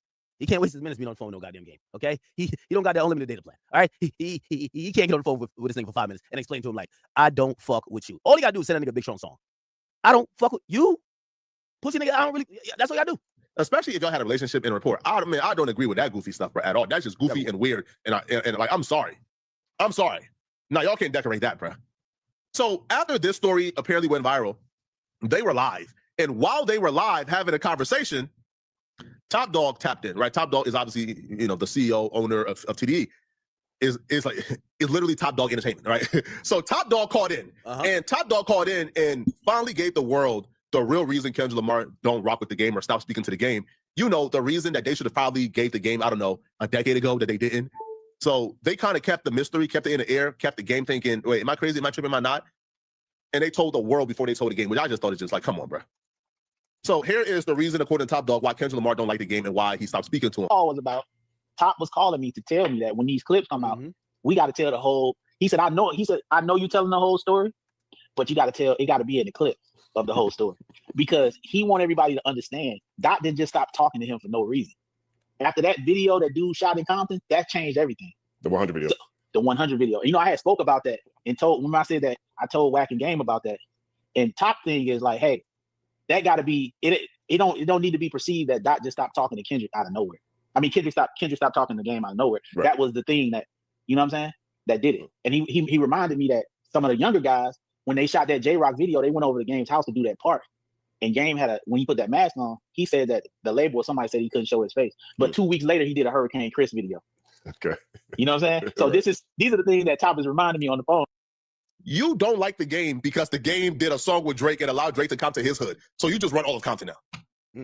Game didn't bring Drake to your block. Game didn't bring Drake to your hood. Game brought Drake to his hood with his friends and his homies. So now you don't like Game because he, yo, wait, hold on, yo, when was that song, bro? When did hold on, man, yo, when did Game drop 100? When did the Game? It has to be like a decade ago. 14 or some shit. Bruh, 100 dropped in 2015. That's how long Kendrick Lamar been hating on Drake. Damn. Kendrick Lamar been hating on Drake for 11 years. He got mad at the Game because the Game had Drake in Compton, as if he runs all of Compton, and he kept that grudge with him for 11 years. Now do you see how sick and upset? By the way, Ranger 08, thing for 5. It says, love your act, but can't agree. We still haven't seen your Drake interview. What was that? That was a comment in comparison to what? That Kendrick hasn't done anything for artists? I'm media. If I'm a rapper supporting Drake all through this, think about all the rappers who literally that's what Drake's demeanor is. Khaled, I'm not giving you a fucking feature because you weren't standing on my side. Fuck you, nigga. People mad at him with Sexy Red, but he gonna do another song with Sexy Red. You know why? She's always on the side. He gonna do a song with 21 Savage. Matter of fact, he was just on Iceman. Why? And I'm talking about artist to artist. We're not talking about artists and media. Like these guys don't want to do interviews. Like even Drake, no one wants to do interviews. It's like an interview exposes. Here's the thing: if you're the only one talking, Yachty went through this. No one said nothing to Uzi. No one said nothing to 21 Savage. No one said nothing to Kodak. They were all in the same freshman class. Yachty doing interviews, people just start hating him. So I do understand Drake not doing an interview, right? Even right now, like finally the algo is in his favor, right? Like me and we talked about that. Like, yeah, like, it's in his favor. Like, it's not fucking up, right? Nobody says that about Dot. Nobody says about Rihanna. Nobody says that about, well, you know, Jay's not really a rapper anymore, but he did do an interview. J. Cole, like these guys don't really talk. So I don't think media could be like, oh, okay, no, you have to give media something. I do think you should communicate with media, right? But I was speaking about Kendrick and other rappers. Other rappers supported him. They stood on his side. They get nothing. They don't get a retweet. Not even a song. They don't even get a retweet. Throw it up on a story. Nothing. That's the thing. Says Kendrick Lamar was with Drake. Is that normal to you? No, do you guys honestly think that's normal? Do you guys think that Drake had like this fiery beef with Kendrick Lamar in 2015? Do you really think that Drake, who at that time was dealing with Meek Mills, trying to expose him for ghostwriting rumors, you really think Drake had this everlasting beef with Kendrick Lamar in 2015? No, Kendrick Lamar was this obsessed hater. You is cutting off. Wow, it's interesting. So the Game even responding to this. I didn't know. I didn't listen to the whole Flocka clip before I posted it. I didn't know he got into the part of saying that Kendrick's a hater. The Game responding to this. I don't know if he's co-signing that part. I do think he's co-signing the other part. A dude who showed love to you early. You cutting off a dude who you was really cool with early 2015 because he did a song with Drake. Now do you understand the obsessed weirdo stuff that we be talking about? Nobody can mask that up. That is goofy. That is beyond goofy. What does that man bringing Drake to Compton to his hood have to do with you and him? He ain't diss you. He ain't do nothing to you. Bro, that's just, man, hey, bro, y'all got to understand, bro. Y'all got to stop, like, decorating and mask. Bro, goofy stuff is goofy stuff, man. Here's Lamar. Okay. Goofy stuff is goofy shit. So that is the latest update. Goofy okay? is the Game goofy appears to have does. now responded. And it will be interesting to see where this goes. I don't expect Kendrick to give him that phone call at all or to speak on this, but we'll see the TDE guys probably start being a little bit more vocal and probably letting it be known what's really been going on with the Game and them, either behind the scenes or other things that we don't know. Okay. It's, you know, still, I don't think the Game is going to come out being the one with the sympathy that people are like, oh no, bro, you deserve the call. I think people are going to be like, bro, get out your feelings, man. Kendrick does what he does, you know? Because I'm saying, man up, bitch ass nigga. Right. Okay. What is you tripping about? I can't believe it been 2 years. When your kid's 5 fever years, hits this right nigga after bad. bedtime, you can tell a doc that. That's why he Rashes, really sore ain't pop up throats, to that earaches, bitch. even Because he know the mystery nigga daycare ain't fuck with him. germs. Why I'm pop up to We've got you someone? covered. I know the nigga Learn don't more fuck with at me yet. TelaDocHealth.com. That's why he really ain't show up to that shit. That's the real reason. Not a real reason come out. Why you he should didn't watch show this. up to Now, that shit. guys, this one's a doozy. Okay, I'm gonna play it on 1.5 speed. But what's the dirt? He's finally gone manic. Okay, what's the dirt? Due to repeated copyright claims on my what's the dirt? One of the best guys on YouTube for breaking down hip hop, not only lyrics but hip hop situations and giving full on context to it. He does a really good job. He's kind of adjacent to what Trap Lord Ross does. Trap Lord Ross is more research and documentarian type stuff. What's the dirt is he's going to get to the context and really connect the dots for us, which I like that about him. Now, y'all have seen all these things. I don't have to give you a history lesson on everything that's happened, from whether it's happened to me, whether it's happened to Drake, but we've always keep hearing Rock Nation, Rock Nation, Rock Nation. I will admit that Charlemagne, who I do believe was operating as an operative for Rock Nation, I felt like he scored a few points in trying to dissipate that conversation by saying anyone who blames their misfortune on Rock Nation is losing their marbles and is probably manic, right? That was pretty much that exchange that people said, damn, okay, all right, well, if you can't fully prove it, maybe that's what it is. Well, What's the Dirt has now kind of like grabbed all of these things that seemingly are random or isolated, but the people are somehow connected, and kind of like did some deep digging research into figuring out what or who is behind it or how they're related. And this is such a masterpiece. I do want you guys to go check out his channel. I believe, Rock Nation had got to take it. They move fast. They got it taken down like within an hour, but he put it back up, with a few corrections to make sure they have no reason to take it down. So anyway, we're going to watch this real quick. I'm going to put the speed up. I'll chime in here and there, but this is a really good expose. Check this out, chat. Okay? Check this out. Also, have y'all noticed ever since the conversation I had with Charlemagne, like Charlemagne doesn't talk about this type of stuff no more. Ever since the AI website got exposed, nobody talks about it no more. They just like moved on. That was like a good button up to whatever they had going on. All right, let's look over here now. content, I've started a Patreon where you can watch the detail now. You suddenly found themselves under one by one, people connected to the exact same side of a movement suddenly found themselves under attack, and accusations were almost identical every time. It started when Drake, the biggest artist in the world, became the target of multiple lawsuits over his partnership with the gambling platform Stake. Lawsuits claiming the platform was used to manipulate streams with bots and artificially inflate his own success. Now keep in mind, Drake had just survived what a lot of people in the industry thought would be his downfall. His own lawsuit against his own record label had already accused them of some of the exact same things that he was now being accused of. He referred to himself as a corporate hit survivor on his recent track Dust. The writing had been on the wall for quite some time that Drake had realized his own power and was chasing something bigger with more control and leverage. Once we saw that he was suing his own record label, re-signing with UMG stopped making any real sense, and then on May 15th, he dropped 3 projects in one night, and if industry insiders are correct, that move wasn't really just about music, it made the biggest artist on the planet a free agent, and he now had more power outside the system than anyone in music. Depending on what he does, like if Drake makes a move outside the 3 majors, it could definitely be a problem. Then came Academics, who is one of Drake's biggest independent media supporters and arguably one of the loudest voices in the entire genre, and he got pulled into the exact same storm.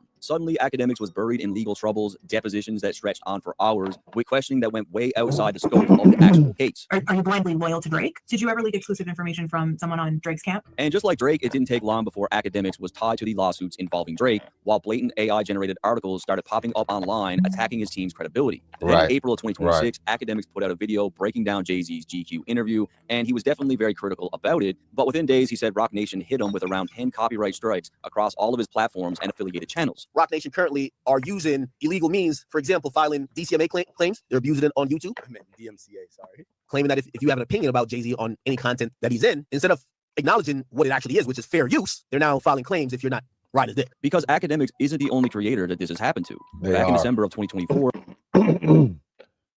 Listen, man, I had a run-in with Rock Nation about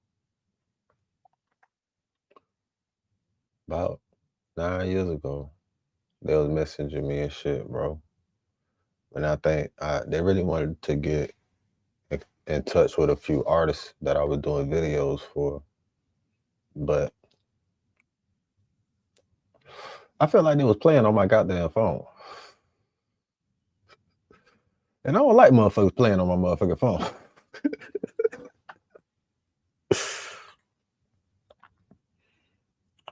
So I guess I had an episode of Keeping It Real Goes Wrong, because I don't like motherfuckers playing on my motherfucking phone. So I posted their number like, man, who the fuck is this talking about in Rock Nation playing on my motherfucking phone? I posted that shit on Instagram. The bitches stopped fucking texting me talking about this Rock Nation trying to talk to you, because bitch, every time I call, y'all ain't picking up. They'll text me.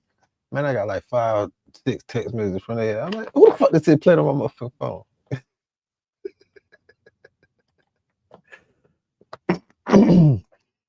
Hey, motherfucker, stop.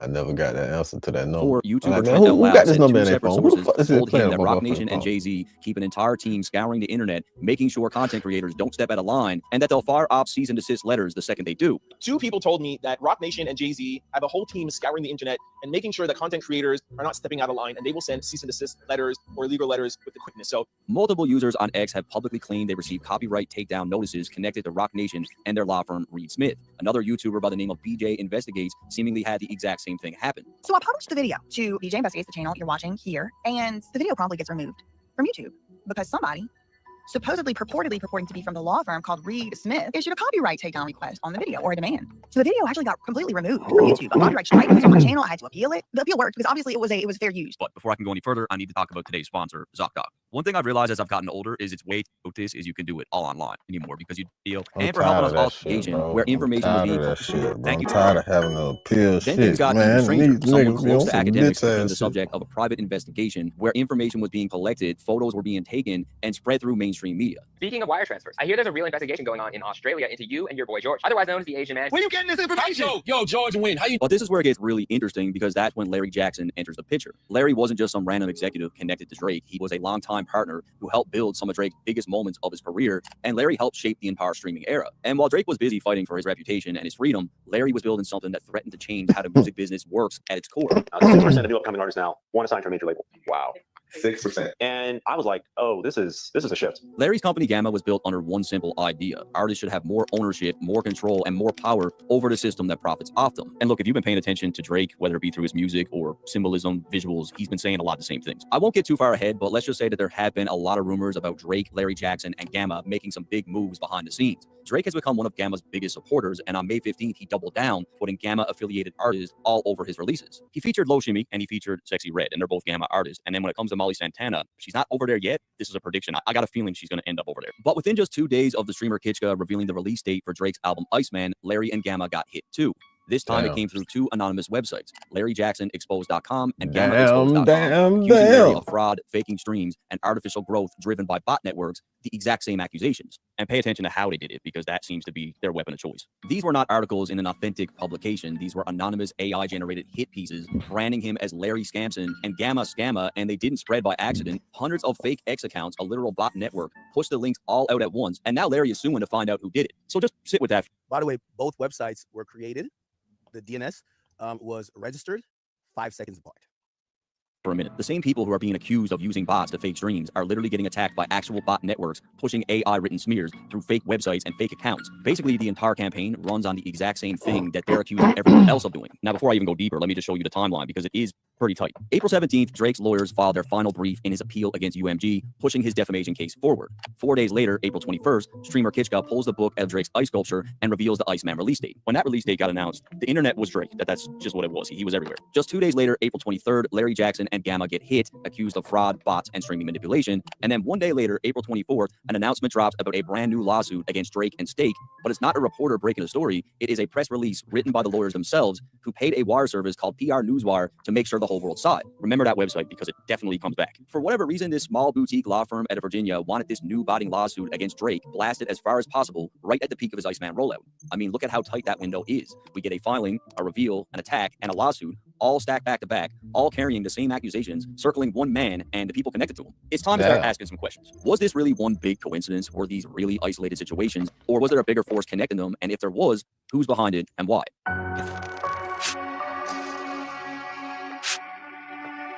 So let's step back and look at the whole board. We got Drake, Aiden Ross, DJ Academics, and the people around him, Larry Jackson, Gamma. On the surface, these are completely different people, but they're all connected in the sense that they all collaborate and they all represent a similar thing. They're all either outside the system entirely or they're actively fighting against it or a threat to it. And none of them can really be controlled. Drake has never hidden how he feels about the industry, and now it looks like he's a free man. Academics built his own media world where nobody can call him up and threaten his position, and Larry literally built Gamma around handing power back to the artist. Control is shifting from that old system rapidly. It's melting away, and a lot of new artists or upcoming artists are starting to realize it. So you have to ask yourself, who spent decades building power inside that old? Why do I care? Working for United Healthcare, I care because I want to make a difference. My members are me. They're my community. I always want to be that support person. At war with almost starting to realize it. So you have to ask yourself, who spent decades building power inside that old system? Who's deeply embedded in the music business? Who's got massive interest in the gambling world? Who's been filing lawsuits against creators and leaning on copyright law? And who's been quietly at war with almost everyone we just named? It was just like, all right, man, we played enough defense. 2026 is all offense. First and foremost, let me be clear, this is a theory, but it didn't come out of nowhere. Academics recently revealed on a live stream that he had talked directly with Larry Jackson, who's now suing those anonymous AI websites to find out who's behind them. And Larry reached out to academics for a pretty good reason, I would assume. But it's really one of the most powerful people in the music business. And this person called me and this person said, I had to reach out to you to tell you you're not crazy. Dude, I'm going through the same thing, but I'm dealing with it legally. He said, I called you just to let you know, if you ever need legal help, if you ever need whatever, I'm here to back you up. But he said, didn't you see some stuff pop up about me? And it looks so beautiful and so good. Where did that come from? When you exposed that they came at you and they're using an AI article, they made a whole AI website about me. Both men noticed a similar pattern and the same timeline, both getting smeared by anonymous AI sites with similar accusations. And if you follow academics, you already know where his suspicions point. So Roc Nation, Jay-Z, their reputation is dirt. Both men seem to be pointing in a similar direction, Jay-Z and Roc Nation, which raises the real question, why would Jay-Z have any reason to go after Drake, Larry Jackson, or the people around him? And what would he have to gain? What would he have to gain? To understand the motive, you have to look at what Jay-Z is trying to build right now, and more importantly, what he's failing to build. We can start with gambling because Jay-Z isn't a bystander in this field. He is an actual owner. In 2021, he and Roc Nation invested in Fanatics, and he took a board seat as a vice chairman of Fanatics Betting and Gaming. Jay and I started this business together. And in America, you can't just flip on a switch and open a gambling business. You need a license in every single state separately. That is the slow, painful grind Jay-Z and Fanatics have been going through for 4 years. And today, Fanatics sports betting is legal in 23 states. That is the sports betting side of it, but they ended up going after something else. Fanatics decided to dip their toe into online casinos, which is a completely different game with a completely different problem. Online casinos are only legal in 7 states, and Fanatics is only live in 4 of them, which is not what they want. Like, the real prize is the 46 other states. They want them all. And in September 2025, the biggest version of that prize got yanked off the table. Roc Nation was part of a $5.4 billion bid to build a casino right in Times Square with a Fanatics sportsbook inside Jay-Z's own 4040 club. A city advisory board killed it. 4 votes to 2 declined. Bid to create a casino in the middle of Times Square appears to be dead in the water. They needed 4 of the 6 votes in order to move forward, but they only got 2 of the votes on this board. Overwhelmingly, we've heard from the residents from Manhattan Plaza to Midtown, even small businesses, around emailing, calling us, over 1,000 emails and phone calls saying they did not want this to be the economic driver in our district. Now let's look at the other side, which is Stake, one of the biggest online casinos in the world, and Stake doesn't apply for anything. Stake.com is an offshore crypto casino banned from operating in the United States, so the American side runs through Stake on a loophole. You buy gold coins, you get Stake cash, and you redeem Stake cash for real money. They call it a sweepstakes or a promotion, not gambling, and because it's a promotion, they skip state gambling laws entirely.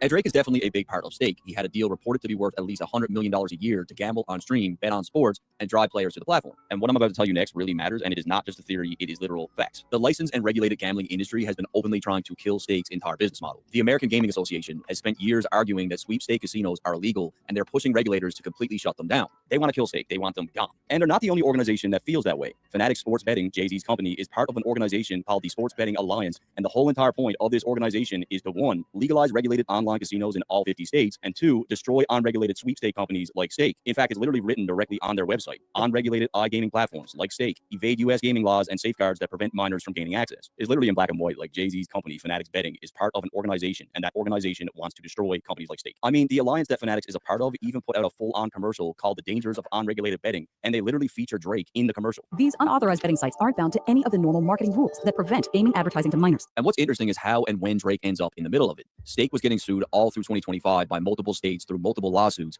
and Drake's name never came up once. And then something changed, and just watch the timeline. On October 9th, 2025, Drake's lawsuit against UMG got thrown out. 18 days later, he's suddenly named in a Stake lawsuit in Missouri. 2 days after that, New Mexico. A few weeks later, Virginia, then New Jersey. It was like a whole year of Stake lawsuits with not a single mention of Drake, but then all of a sudden, something happens where he ends up in lawsuit after lawsuit. However, the most important cases to focus on are the Virginia and New Jersey cases, and they were both filed by the exact same law firm. These 2 cases go beyond gambling entirely. They claim Drake used a hidden tipping feature on Stake to secretly send crypto to pay for bot farms, fake accounts, or machines used to stream his music and fake his popularity. Now just stop and think about that. These are gambling lawsuits. Someone is trying to get their gambling money back. Proving Drake's Spotify numbers are fake does nothing for that. It doesn't put a single dollar back in anyone's pocket. It has nothing to do with gambling. So why is it in there? Botting allegations or fake streams do not matter to a gambler. But they do matter to the music industry. Here's the question that actually matters. Forget who's behind these lawsuits for a second. Just ask yourself, how does a lawsuit like this even come to be? Well, a gambling lawsuit would start with someone who lost money. And in Virginia, that's 2 women, allegedly Stake users, who found a lawyer. They go in, they say, I lost money on an illegal platform and I want my money back. It's a very simple case. Like, I lost money, that casino is illegal, I want it back. That's it.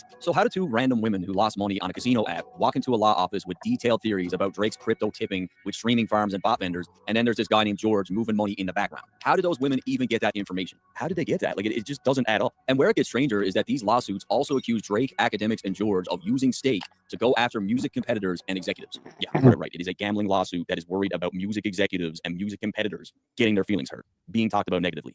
That's what you have here. So just think about it. Who in the music industry could this possibly be about? Well, the lawsuit doesn't name any executives, so just fill in the blanks. Who have Academics and his team actually been critical of over the last couple of years? Only 2 camps come up. TDE, The Kendrick Side, Punch, Dave Free, Doechii, and Roc Nation, Jay-Z, and Desiree Perez. Those are the only 2. The only 2. Now, I want to be careful here, so let me tell you what I can prove and what I can't, because I can't tell you who filed these lawsuits, but what I can tell you is the names that keep coming up over and over again over the last 2 years. And it starts with Academics. It goes back to the Tory Lanez and Megan Thee Stallion trial. Academics was firm that he didn't believe Megan, he thought she was lying, and he sided with Tory from day one. A smaller blogger named Milagro Grams took a similar stance and got herself sued by Meg for it. Now, Academics ended up subpoenaed as a witness in the Milagro case. He sat down with Megan's lawyers and he recorded it. But there was something very, very strange about this deposition. Ac was there as a witness about Megan, Milagro, and Tory, but for some reason, Drake, who has nothing to do with that case, kept coming up. And you said that you weren't so happy about not being paid to promote Drake, and you said it was probably due to your blind loyalty. Are you blindly loyal to Drake? Did you ever leak exclusive information from someone on Drake's camp? What type of information have you leaked that you received from Drake's camp? They asked about Drake repeatedly, but guess what else they asked about? What is Stake? Do you have any joint accounts with anybody through which you receive any kind of compensation for your work? How did you get connected with the individuals at Stake to be in a sponsor relationship? Conversations with Drake about, has he ever sent you any sort of cryptocurrency or digital assets for any reason? And they also asked about George, aka Grand Wizard. The individual who runs the Grand Wizard chat account? Now, you could probably argue that this is just Megan's legal team and it has nothing to do with Roc Nation, and on paper, maybe. But the problem is the legal team accidentally shared their own screen and their own internal chat, and sitting right there for everyone to see was one name, Des. Desiree Perez is the CEO of Roc Nation. And this is where I realized we got you. Y'all liars. Tell Des. I think we all remember this. So just think about it. Roc Nation's legal team deposed Academics for a defamation case about a blogger and spent hours asking them about Stake, Drake, and George, the exact 3 names that would soon sit at the dead center of 2 gambling lawsuits that hadn't even been filed yet. They were even trying to link Drake to George in his deposition and asking questions about it. The person who runs the Grand Wizard account has ever been associated with an account called OVO Grand $? Because OVO is Drake's record label, right? Did he give you any indication whether or not there was truth to him communicating with the individual who runs the Grand Wizard chat account? This deposition happened in August of 2025. The first lawsuit accusing Drake of sending crypto through Stake to George for bot payments wasn't filed until December. So months before anyone filed a lawsuit about this, Roc Nation lawyers were already in a room under oath, grilling or more or less investigating Academics about Drake, crypto, Stake, and George. I mean, like, read between the lines, use your own discretion, whatever you got to do. Actually, you know what? Like, I'm doing the edit right now, I'm putting this thing together, and like, I got to say, like, this whole thing makes me fucking sick. This is making me sick. Did Drake ever tell you one way or another if he paid to help secure Grand Wizard's account? And the Virginia lawsuit gets even stranger when you look at who's actually suing. At first, it was just 2 women, Tiffany Hines and Lashana Ridley, and because their names are now public in a very public case against a very public figure, I pulled their backgrounds. This is not their first time inside a courtroom. Lashana Ridley was convicted in 2015 on a cocaine felony, and like a lot of people who get caught in the system, it didn't end there. It turned into years stuck in the probation trap, violation after violation, always at the mercy of the court. That cycle finally ended for her in 2021 when she got an early release. And you will see in a minute why all this matters. The other plaintiff, Tiffany Hines, had the exact same charge, a 2018 cocaine felony that sent her down the same probation rabbit hole, multiple violations, constantly back and forth with the judge. For this one, I couldn't confirm whether her probation had ever been fully lifted. But now it gets really interesting because eventually 6 more people were added to this lawsuit, and most of them are directly connected to those first 2 women. First up, we have 63-year-old Regina Ridley. This is Lashana Ridley's blood relative. They shared the same address for years. This I confirmed. But that's not even all, because another person directly tied to Lashana got added. A man named Freddie Ray with multiple felonies between 2007 and 2016, and records showed he lived at the exact same address as Lashana, and as of 2026, it looks like they still live together. I believe this is her partner, and now he's also added to the lawsuit. And Freddie got an early release from probation back in 2021 too, within 2 days of Lashana. But let's keep going through the other plaintiffs. Tiffany Hines, not to be outdone, brought in a blood relative of her own, 55-year-old Stephanie Hines, and as you can see, these 2 are clearly related. Then they added Takia Adams, same pattern of run-ins with the law, with a more recent identity theft conviction in 2024. As far as I could tell, she's still on probation. Then there was Ricola Lachey, again through the court system multiple times, 2 drug felony convictions, a probation history just like the others, with a violation in 2024. Keep in mind, these people are like extremely concerned over Drake's streaming numbers, right? It's imperative that they get to the bottom of this. They're losing sleep over it, and they don't want the executives being talked about negatively. So let's look at this for what it is. We've got 2 plaintiffs that share the last name Ridley, 2 more share the last name Hines. In an 8-person class, half the names are pairing off. 2 of them, Lashana Ridley and Freddie Ray, have shared the same Norfolk address for years. Not the same city, they live in the same house, and all 8 come out of the same metro area, running through the same criminal courts. It looks completely ridiculous. A class action lawsuit is supposed to be open to anyone who is hurt by the thing you're suing over. And the whole point of a platform like Stake is that anybody anywhere with a phone can lose money on it. A real class should have scattered total strangers, but instead you've got shared last names with blood relatives, shared households, all packed into this one tiny corner of one state. In my opinion, this is not a class of strangers who all stumbled upon the Stake app. These are people that know each other, that filed together, which raises the obvious question: if these people were connected before the lawsuit, whether it was from the same families or being from the same neighborhoods or in the same port, then who brought them together, and who decided this was the group that should sue Drake with an elaborate theory about botted streams and crypto tipping through Stake? This is where we look into the firm that filed the lawsuit. The firm handling the Virginia case is Impressa Legal Group, the same firm that filed the New Jersey lawsuit, which is basically a carbon copy. It has the same theory from the same firm. And when you look at the lawyers whose names are actually on the filing, it gets interesting fast. George Costell and Richard Kelsey of Impressa Legal Group. George Costell owns the firm, but the interesting part is his history. He's a former commercial litigation partner at a firm called Reed Smith, and I'll explain why this matters in a second. The other owner of the firm, Jason Matchak, was also a partner at Reed Smith. Reed Smith is the the company that, if you talk about Jay-Z, they'll copyright strike her page because apparently they own all Jay-Z images. So when I talked about the GQ interview, they struck it, and they struck like 10 other pages, and all they said is, we own the copyright for Jay-Z's image, and then they put Rock Nation. And Richard Kelsey, the other attorney on the case, worked at Reed Smith too. In fact, it's right here on his own. You ask for so little. You ask that your sheet will fit. Change firms all the time. Like, what's the big deal? And you would be right if Reed Smith were just any firm, but Reed Smith isn't just any firm. It has a very specific, very documented relationship with Rock Nation and the woman who runs it. Her name is Desiree Perez. She is the CEO of Rock Nation, one of the most powerful people in the entire music industry, and Reed Smith is her personal law firm. Right now, in 2026, Reed Smith lawyers are representing her personally in an active lawsuit. This is all confirmed in court records. But to understand why Desiree matters here, you need to look at who she actually is, because Desiree Perez has a documented history as Jay-Z's fixer, or the person who handles the problems. Back in 1994, she was arrested in a major federal drug case and charged in a conspiracy to distribute narcotics. She became a government informant, took a probation deal, and later served 9 months in prison in 1999 for violating it. Desiree Perez is not new to the system. She's basically navigated it her whole career. Then decades later, in the final hours of his presidency, Donald Trump gave her a full pardon. And here's the part that's even more compelling, because in Rat Nation 2023, ESPN conducted an investigation into how NFL coach John Gurdon's private emails got leaked, which was a leak that ended his career and helped bring down an NFL owner. According to that reporting, the operation was run through Reed Smith with the help from Desiree Perez, using leaked private communications to take down a target. Basically, in a nutshell, this wasn't just an attorney dealing with her client. It sounds like Desiree Perez and Reed Smith were working together as conspirators to destroy someone's reputation. This is not a rumor. This was documented by ESPN. So just think about the playbook. Perez and Reed Smith have already been described in national reporting as a unit that used leaked private messages to destroy someone. And the same firm that is filing this lawsuit against Drake and Stake is in the bloodline of Reed Smith. Now look back at these lawsuits against Drake, because they say the exact same thing. It's about leaked DMs, leaked chat logs.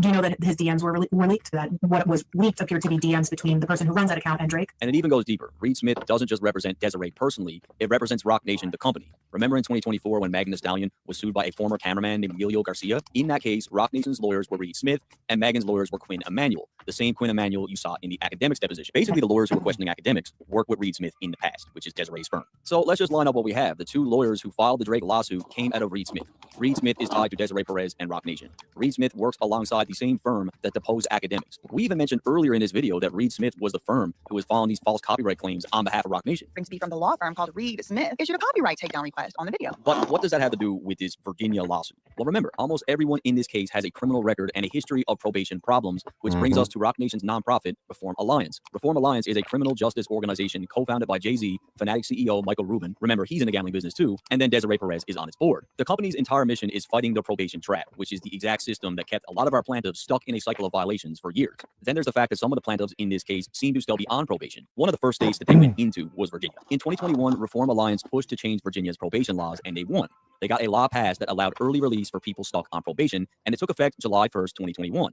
Now remember Lashana Ridley and Freddie Ray, two of the plaintiffs suing Drake. In December 2021, 5 months after that new law kicked in, Lashana Ridley was released from probation early, and exactly 2 days later, so was Freddie Ray. So basically, the people suing Drake were freed from Virginia's probation system in the exact same year that Jay-Z and Desiree Perez's organization rewrote Virginia's probation laws. But this only gets tighter. On October 18, 2024, Reform Alliance and Rock Nation held a massive public job fair in Virginia. The job fair was built to help formerly incarcerated people find work and get help cleaning up their criminal records. And guess who Rock Nation brought in to handle the legal services at the event? Reed Smith, the exact same firm that represents Desiree Perez, the exact same firm that represents Rock Nation, the exact same firm Impressa's owners came from. They were physically in the room at Rock Nation's event in Virginia, sitting across from formerly incarcerated people who were on probation. And we know Reed Smith was there because Reform Alliance said it themselves. Their own website said Reed Smith will be on hand to help with expungement. Expungement is when they like erase the records from your criminal history, like wipe them entirely. And do you guys remember PR Newswire, the paid wire service website that Impresa used to blast out the Drake lawsuit right in the middle of his rollout? I looked into their full history on it. Out of every case Impresa Legal Group has ever handled, do you know how many times they've used that website for a press release? Twice. Only twice, and both times it was to announce a lawsuit against Drake. One for Virginia, one for New Jersey. Damn. Now, guess who uses PR Newswire all the time?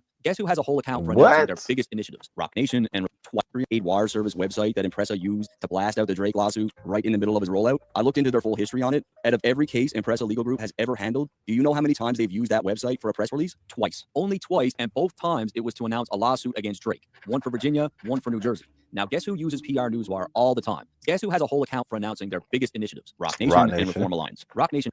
Let me slow this down and go back again. Incarcerated people who were on probation, and we know Reed Smith was there because Reform Alliance said it themselves. Their own website said Reed Smith will be on hand to help with expungement. Expungement is when they like erase the records from your criminal history, like wipe them entirely. And do you guys remember PR Newswire, the paid wire service website that Impresa used to blast out the Drake lawsuit right in the middle of his rollout? I looked into their full history on it. Out of every case Impresa Legal Group has ever handled, do you know how many times they've used that website for a press release? Twice. Only twice, and both times it was to announce a lawsuit against Drake. One for Virginia, one for New Jersey. Now, guess who uses PR Newswire all the time? Guess who has a whole account for announcing their biggest initiatives? Rock Nation and Reform Alliance. Rock Nation pays PR Newswire constantly. Pretty much everything Jay-Z does gets pushed through. Damn near every 2 weeks. It, including that exact Virginia job fair in October 2024. So basically, a tiny firm that had never touched PR Newswire suddenly used the exact same paid platform Rock Nation lives on to run a national smear on Drake, using lawyers who came out of the exact same law firm that Rock Nation uses, representing plaintiffs who benefited from Rock Nation's probation laws, many of them blood relatives, in a gambling lawsuit that's somehow really about the authenticity of Drake's streams and music executives getting talked about. Again, I'll leave this information with you. So let's just lay out all the connections we've actually established, and just remember, I can't tell you how all this came together, but I can show you that every single piece you need to build this lawsuit was already sitting there publicly. All this shit is about the fight for the position of power.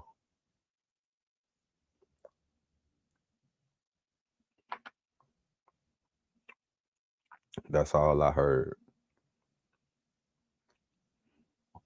One motherfucker trying to do his moves on the chessboard to prevent another motherfucker's inevitable control.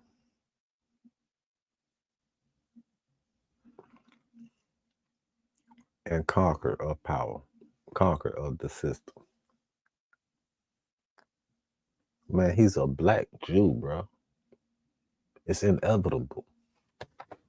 Connected, already operating in Virginia. Reform Alliance has a database. They know exactly who they held in operation in Virginia and who's still trying. Through their job fairs and their clinics, they know a lot about those people's lives. Literally. At Rock Nation's Virginia event, sitting across His from those father is black. Smith's former His partners built mama Impresa Legal is a Group, the firm Jew. that filed the lawsuit. Look. Reed Smith represents Desiree Perez personally and Rock Nation as a company. He is a literal black Jew. His mother is a Jewish woman. They say, if your mom's Jewish, bitch, you're Jewish. And you know what else they say? If your father's a nigga, you're a nigga. He is a literal black Jew. It's inevitable, bro. He gonna take over, bro. That's why it's inevitable. That's why he been unstoppable this whole entire time.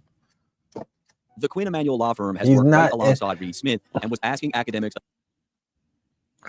And he's American, but he's not American.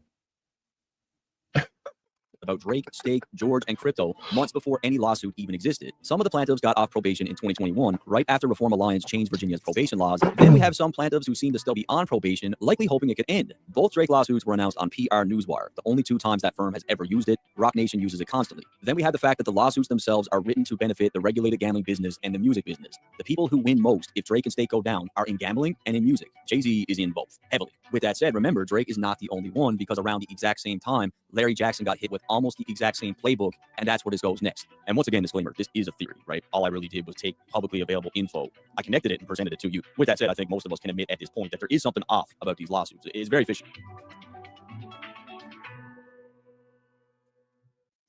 one of the few times that I felt like this work was so thorough that I need not add commentary.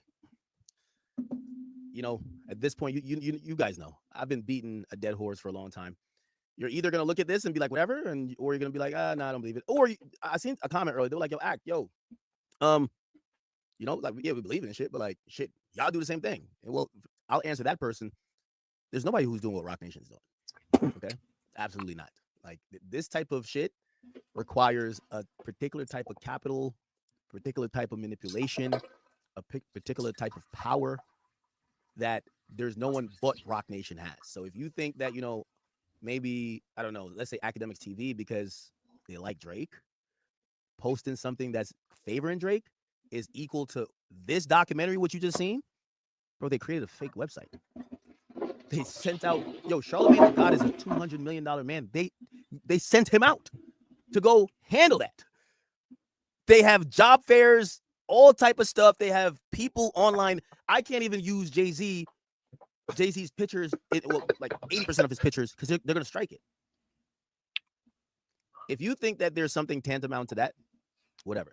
Now, what do I think should be done? I think people should be knowledgeable about it. The thing with how media is these days is that when people are educated, everything sorts itself out. The only time people are really powerful is when they can lie to you and you don't know they're lying to you. As long as you know who these people are, when we're talking about them, you're looking at them in the face, you know what they're trying to do. They're not trying to pull the wool over your eyes. We're going to be fine. Okay? It's going to be tough times. Yes. I'm not going to lie. Like, they have definitely been in the business of trying to exhaust people like, you know, Milagro, me. Obviously, they can't do it to Drake. I had to say it like that. Yeah, I had to. But, fuck that. They've tried to exhaust us financially. That's a fact. You know, like, hey, let's drag Academics to court. Let's do this. Let's force him to get a lawyer. Let's force him to answer some bullshit lawsuit. That's nothing, right? Drake's a little bit different. He has a lot more resources. We've seen he probably spent $1 million or $2 million on this UMG lawsuit, and he's still going, right? But Drake just gave away $1 million to a couple of women recently, so he's good. All that being said, you know, I keep telling you that the operative thing is it's a multi-pronged thing. It's, you know, I'm not bigger than the program. And while I do think that I've never served the purpose on a PR level for Rock Nation, do I think that they're just saying they need to just get rid of me? No. The ultimate goal here is Drake represents, he's the biggest ambassador for one of the biggest gambling companies online, Stake. Drake also has co-signed one of the biggest threat to the industry in terms of music, Gamma. Those are the two things that matter. That's why Drake will always be the centerpiece to all of this, because he's going against everything that Jay-Z needs. Okay? I'm respectfully, I'm a speed bump. I'm a speed bump, right? And truth be told, like if I was willing to just get out the way in terms of echoing a lot of what Rock Nation would like to hear, if I would do the Charlamagne and be like, yo, y'all do need a casino in Times Square, right? Or nah, shit, I'm going to talk to Russ soon. Russ was one of the few artists who came out and criticized Rock Nation distribution. You know, when they announced that distribution shit, and they were doing it like, oh, it's open for the public, they're targeting Gamma. So when an artist shitted on it, which is Russ, I want to have a conversation with him to see, like, you know, how has that turned out for him? Has he seen anything weird? But it's okay. But those are the major things. But, you know, for the chat niggas who are here, as we do, you know, obviously, we're just not going to capitulate, right? We're not going to just, okay, he has $1 billion to spend, this and third, we're just going to bow down. But we also do know we're not the full targets of all this, like, stuff, right? He's trying to get a Drake. And this is why, like, I hear Mealy Mall, like, he was saying some shit, and I guess he's trying to, like, keep it, like, kind of like, bro, Jay-Z don't like Drake for nothing. And if you hear any pawn or anybody says it, like, he's not going to say it. But you think Jay-Z likes Drake? And if anything, I think Drake is probably realizing that Jay don't fuck with him, if he hasn't realized already. So it's big business. It's $1 billion wars. I'm just a cog in this fucking situation. I'm no big fish. I'm no big fish. I might have had an impact, but I'm no big fish in this. So it's one of those where you don't want to get paused, swallowed up by the whales as they battle it out.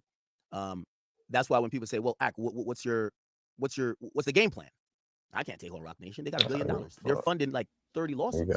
Do you know what, like, funding? Like, even again, Impressor Group is a law firm that's filed in Jersey, filed in whatever. Do you know, like, how much that costs? Like, these guys are billing out. They're not doing this shit for fun. So Rock Nation, who, by the way, a couple years ago during quarantine, Desiree Perez was leaked by her daughter saying, "Yo, listen, we're about to go bankrupt," right? And they're hemorrhaging money. I told you how much that deposition cost with Meg Thee Stallion. You think Meg Thee Stallion paid that out of her own pocket, or did Roc Nation pay for that? I'm telling you, my deposition cost them $100,000. If they could just throw away $100,000 just for nothing, and I sat there and played with them. I sat there and played. And that probably cost them $120,000, and they don't give a fuck. It's not like they're like, oh man, let's stop now. They're keep going. More lawsuits, more private investigators, more fake websites, more this, more that. Yes, we are fighting the people with the unlimited pockets. Now, Charlamagne said something to me that was really interesting. He said, well, if you think these people have all these resources, well, why don't you stop? And to me, that was the most bitch-made thing I ever heard. Which means it's like, yeah, of course I acknowledge that they have way more resources than me. But it's like basically saying, why don't you just submit to them? That's not how I came in this game. I came in this game, I bucked at even the record labels. Because at first, me and the record labels had a tumultuous relationship because they thought what I was doing, whether I used music videos in my videos, they were really combative until they got it. So this idea of like, oh, Roc Nation has, like, their budget might be $100 million. Whatever. They might be, this is our Destroy Drake stake budget. Act A and Ross, everybody else falls underneath. It's $100 million. I can't gotta go on TikTok. With a nigga. If somebody could just put away $100 million and try to get rid of you, yeah, I can't fuck with it. But the answer cannot be or won't be for me to say, you know what, y'all got it. I'm on y'all side now, or I'll do what y'all want. So me, I rely on the audience. I don't know about you. Thank you to all these other people. I see other creators, you know, obviously, and that's what I was saying about the sit down with me and Charlamagne. Charlamagne did something that was really crazy. When you call someone crazy, I remember Dave Chappelle saying this. He says, when someone calls you crazy, it's the most dismissive thing you can do. It is, because it neutralized me in a sense that if I alone kept speaking about Roc Nation, people be like, oh, well, Charlamagne did tell us he's losing it. Yep, that nigga is losing it. So for a second, I kind of had to tone it down, even though I was seeing obvious stuff. I'm like, people are believing it. They're giving Charlamagne like, oh, you did good. So they're now starting to say, like, imagine someone who highly intellectual as me being mad. So I'm saying, you know what? You got to tone down the rhetoric. Never gave a fuck, boy.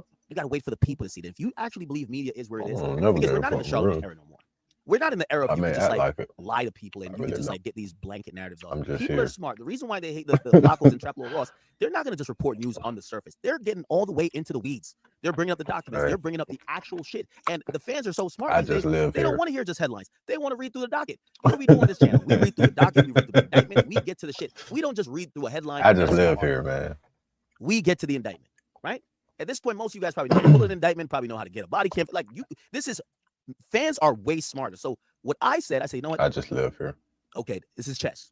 Charlamagne, he did a good chess move, but now you got to rely on the people. If you really think we're in a great time for media, you let the people realize over time, oh, okay, wait, hold on now. Why did this website disappear? Right. Why is this? Exactly. And obviously other YouTubers, you know, I think they're realizing it too, because they're just coming from a different school. And you know, the biggest takeaway I'll always have from the Charlamagne interview is that I take pride in realizing that I am to a certain extent a branch off the tree of Charlamagne, which means I was influenced by him. But I took that influence and I started doing it my way with the internet and how I would break stuff down. And now there's a whole new crop of YouTubers. There's a whole new generation. They're a branch off my tree, which is about information first and getting in depth and going beyond just those headlines. And those are the people that will deviate from the Charlamagnes, not in terms of like maybe, well, yeah, definitely also in style, because I don't think people do that type of style like what he does, but more of the way narratives would get pushed via him. It doesn't work anymore like that. So I look around and, you know, I get online, whether I'm listening to Flacco, I might be listening to Trap Lord Ross, I might be listening to Hello Yassine. I might be listening. It could be anybody. And they're all like, you know, and it's not even like they're doing it to stick up for me. They're just kind of like, yo, bro, we're just not idiots. That's it. And it's one of those things, as Charlamagne was trying to like tell me, that he's like, yo, you got all these people, like, they're riding for you. I'm like, they're not riding for me. They're riding for the fact that they're not idiots, right? Like, they're riding for things that is transparent. So, yeah, you know, I kind of leave it there, but good job to What's the Dirt. And to all the YouTubers who want to pursue this, I'll tell you this, I won't necessarily call them an enemy, but the people who we're talking about in this type of, like, if you want to call it conspiracy or whatever, they got $100 million committed. Like, they have all the resources in the world. You get what I'm saying? Like, you know, a popular tactic in hip hop is when you want to, like, say someone, you know, and by the way, that was the tactic at first with Cardi B and Tasha K, right? Like, Tasha K said some stuff. She's starting to talk crazy. You send her cease and desist. Most content creators, you don't have money for a lawyer. You get that cease and desist. You're saying, hey, I don't want no problems. I'm good. You go the other way.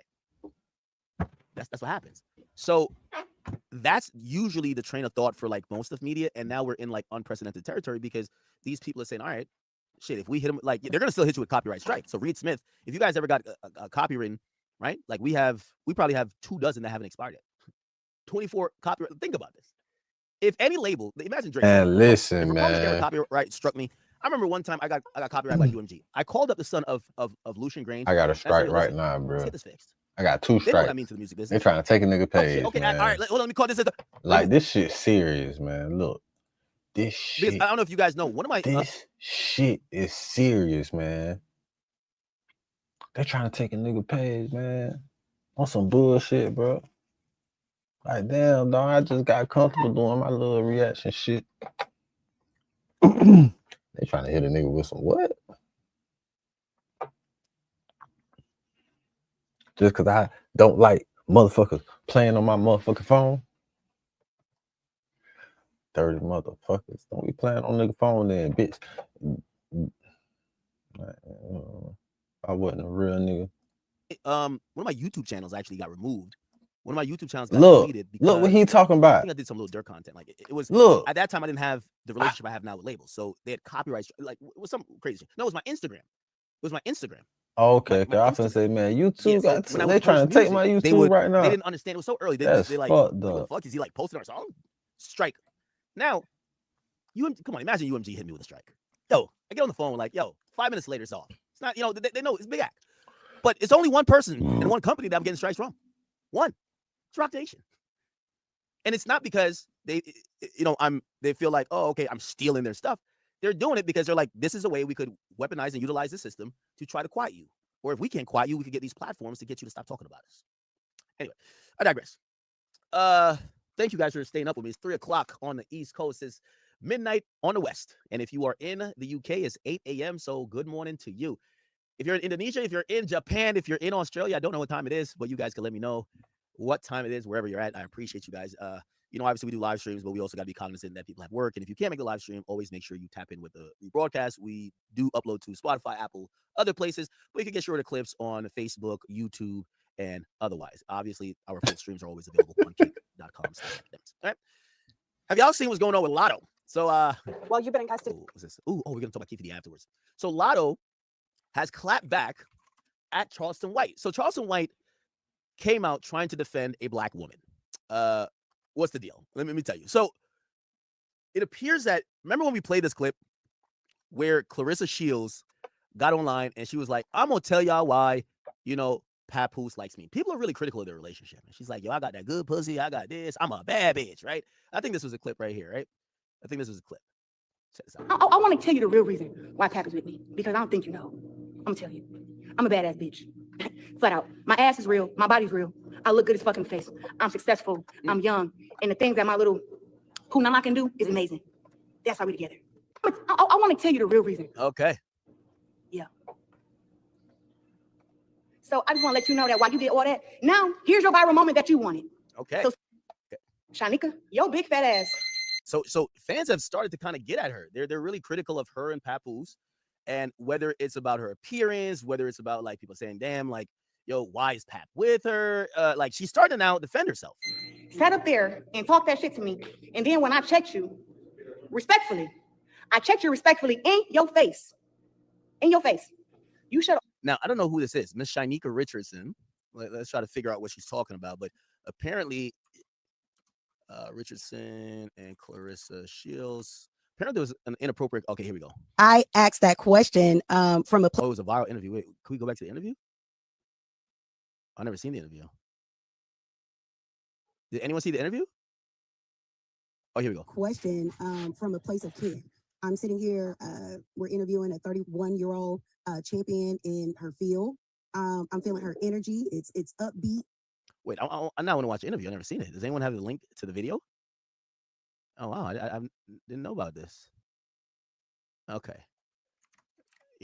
Unfortunately, Twitter, you could damn near find a clip faster than YouTube. Let's see. This be a big thing when it was like, she's over there living her happy life. We're over here living our happy life. Our happy lives never were intertwined. Never. So it's like when I hear this stuff, I think that women who try to come for me, lame. Is this? It wasn't. It's like. Okay, I'm trying to find. Okay. Where's the back and forth? Platform on YouTube.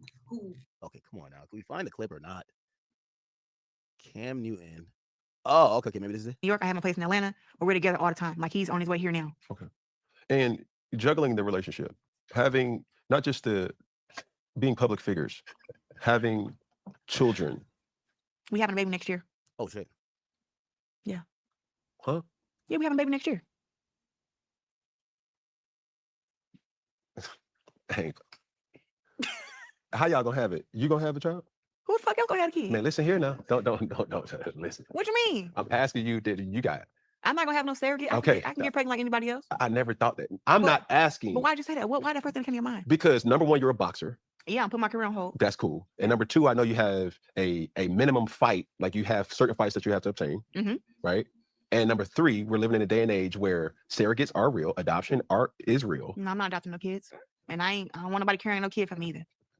That was my young mindset. 18, I I'm like, I'm respect not that. messing with this perfect body. I Somebody else respect carried a little kid. Mm. Now at 31, and me, just loving family. Like I'm very close to my sister, 3 kids. Yep. They're like my kids. Okay. So you know, I haven't had kids. It's like they're my kids. That boy that got And we comfortable with his have little 5-year-old, 8-year-old, and space, 12-year-old. So it's like yeah, Cam Newton the next now I feel up, like I man. have Cam Newton the my next own kid, up. and I can't let somebody carry my kid. That's beautiful. So y'all gonna start right after the fight.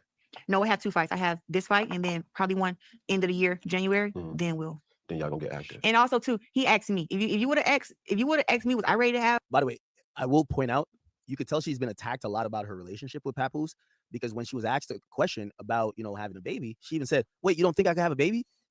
Why would that even be a thought? You're a woman. Why would that be a thought? But she automatically went to that assumption because she's been getting so many people that are attacking her. So she's very defensive. A kid, or did I want a kid? I would have said, I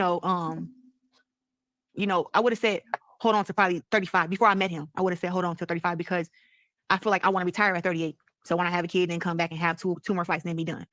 But it was like, with him, I'm willing to have a kid at 31, 32. Why 38? To retire? Yeah. I got to make sure all the fight is out of me. I think after then, I won't be walking around punching nobody no more. You're a different woman in the ring and in a relationship. Yes. Was that okay? She speaks about him being still married. That's the operative part. And just to hear him say, I love when he be like, don't worry, I got it. But I feel like as far as in a man who understands, like some of the stuff that, like when I get mad, I think I'm okay. I guess it's not the interview, but essentially this argument is now coming up where people are saying, yo, bro, well, Clarissa, you're trying to have a kid with a man that has a child. No, not a child, but he's married. Heard of her before. Oh, so it was off camera, John. That's why we can't find it. My bad. She sent threats after the interview. Ms. Shanika is firing back at boxing champion Clarissa Shields after their viral interview question about her boyfriend, Papoose. Shanika claims Shields acted completely fine on air, but flipped once public comments started rolling in. I've never heard of her before until it came out that her and Papoose were messing around with one another. So I just asked her something, and from her last live, the question was cool. I came from a olive branch standpoint, like, girl, we done been in some situation with these men before. When it hit the internet, it was a different story for her, because upon leaving, they reached out to the producers of the show and wanted pictures so they could promote the interview, right? So because of the comments, she felt like I tried her because of what people were saying in the comments. And so she started making comments about me, basically saying, yeah, anybody else, the next person that asks me something like that, I'm not going to be so nice. Going up for her, basically saying, oh, it was an inappropriate question, and the reason that matters, and me saying, wait, hold on, dude, like what type of time are we on right now? So it started changing on me. So we went from a professional interview to what it is. The only reason that I feel like I needed to go up is because she's trying to act like she didn't threaten me. Okay. So it looked like apparently the argument started because there was a comment made, or Clarissa felt a way off camera after she started seeing comments that people are saying, damn, girl, like, you mad and happy to be with this dude. He is still married. You're planning a future with him. He's still married. Charleston White chimed in on it, and he mentioned Lotto. That's how we're going to get into Lotto stuff. But listen to what Charleston said. Lotto don't get no backlash for getting pregnant by a married nigga. If Clarissa Shields was a light-skinned girl, mixed breed, nobody would have a problem with her. But because she's a darker skin complected black woman, who's in physical shape, you can't beat her up. She got a mouth on her. She speaks out against somebody who speaks up against her, and they're trying to vilify her. Why are they trying to vilify her? Because Papoose and Remy Ma had a public separation. Remy Ma got caught cheating with another nigga. She left Papoose for another nigga. Papoose stayed single for a while. Took him a year or so, and he got with Clarissa. What the fuck is wrong? Because they ain't got married. Or he ain't got a divorce. Bitch, I got a wife and a girlfriend. Clarissa Shields is everything you want your dark-skinned daughter to grow up to be. I would want my niece to be. Yeah, bitch, he ain't nigga now. Why? He ain't bullshitting. He ain't lying. He ain't lying, boy. If my little cousin, my little niece, my daughter grow up to be champions, female, I'm talking champions, and goddamn, I'm talking. Good job.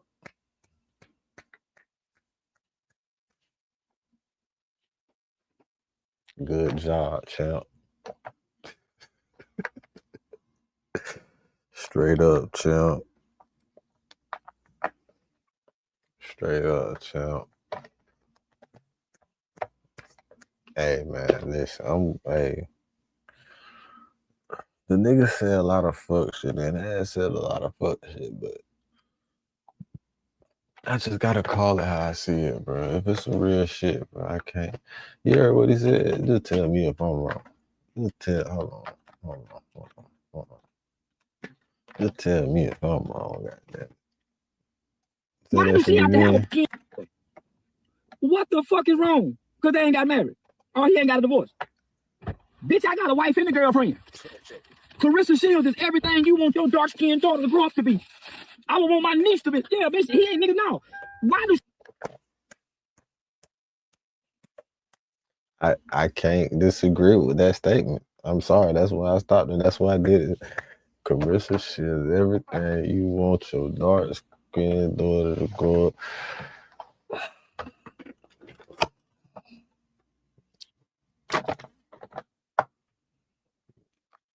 It's right up there. Clarissa Shields right up there with Serena Williams. Maybe not money-wise, but still right up there with Serena Williams, Venus Williams, Tiger Woods. I don't know about Tiger Woods, but I still Tiger Woods. I still say Tiger Woods. She right up there. Definitely not money wise, but still, you know what the fuck I'm saying, man. Shit. Nah, I'm finna wrap this shit up, man. I'm done. I'm finna wrap it up. I'm done. I think I crossed the line.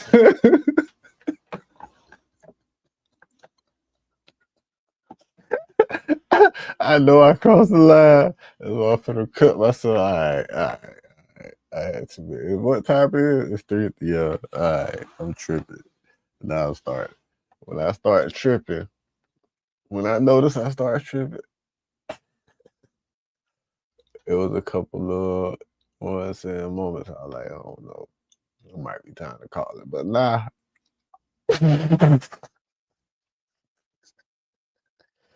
We finna call this shit, boy. We finna call it. I have a problem with him still being married, like y'all do. So I want to say to the fat bitch that's on the morning show with Jack and the show. I was on the bitch tried to be sassy with me too. Fat bitches ain't got no room to be sassy and messy. Bitch, you didn't answer that question from a place of love. That was a fat hoe messy question. That was a fat bitch messy question back to the hotel. And y'all ain't finna dress it up like the people want to know. We don't want to know. Only you messy bitches want to know. Why? Because y'all really want to know why y'all don't talk about 21 Savage and Lotto. Lotto don't get no backlash for getting pregnant by a married nigga. Y'all don't say nothing to Lotto. Oh, what's shit, here we go. Being hypocritical again. Clarissa, can't now one of them hoes whoop you. Papoose, my nigga, you beating up everybody. Why? You don't talk. You just move with grace. I love you, nigga. Boy, I'm talking about a smooth clear. They try to say you ain't got nothing. Say, nigga, I was a nigga who didn't have nothing but some good conversation and some good dick that goes mediocre when I get half-ass what I want. So, yeah. So now, my nigga, Clarissa, man, keep holding your head up. They hating on you. But I promise you, if you was a light-skinned, if you was a light-skinned sister, you would have what they would be. You what? Like a boss bitch playing doghouse with 21 Savage. He said some shit now because if she was Layla Ali color,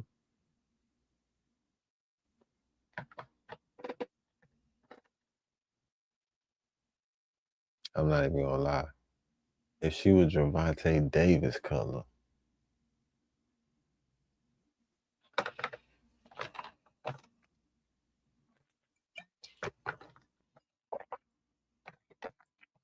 this is a miracle. They catch you slipping now. His wife. Come on now. This bitch playing surrogate mother. Like she really started out being a surrogate mother. She was a side bitch that got pregnant. She my side bitch done been pregnant. Shit, I done shot that yeah. So now, man, I ain't got no side bitches. All my bitches. So Papoose, you got one woman and you publicly claim her. Remy Ma got another nigga. Why don't Remy Ma long head ass catch no flack for fucking with that nigga? Why? Because She Clarissa is do. a champion. And champions. She do fuck flat. She do catch flat fucking with it. She did. She caught a lot of flack for that fuck shit she did to Pop, man. She caught a lot of flack. She caught a lot. They just not doing it to her no more because, you know, Pop with a bitch that'll beat her ass. Always have to be trying to broaden down. She's confident and she's arrogant when she needs to be. She's meek and humble when she needs to be. All y'all wrong for fucking with Clarissa. And to that bitch on that radio station, bitch, stop acting like you wasn't being messy, fat ass bitch. Fat hoes ain't got no room to say nothing. So and if we want fat hoes, ain't got not no public fat ass bitch. You fat bitch. Fat ass bitches ain't got room to say nothing, bitch. And then Eva Michelle, bitch, shut up. Bitch, all y'all done fuck with a married nigga before. Every bitch in the industry, bitch done fuck with a married nigga before, especially if he done left and ain't got a divorce. Fuck like that's the problem. Clarissa ain't the first, you ain't the last, baby. Go whoop that hoe this weekend or whenever you got to have a fight. Keep talking your shit. Keep strutting like the rooster in the hen house. Why? They could never be you, mama.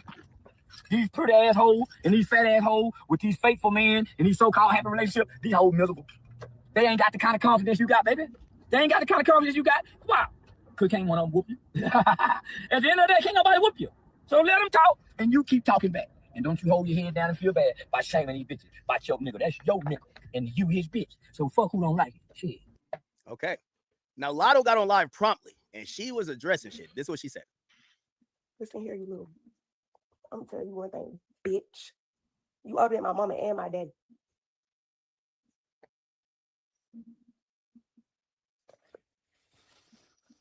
Bitch! Oh, damn. She hurt. Oh, shit.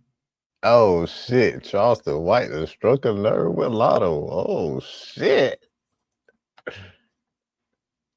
We got content. What they say? Hey man, look. I'm gonna be at the fight. I'm walking Clarissa out at the fight. August 15th, State Farm Arena. Bitch.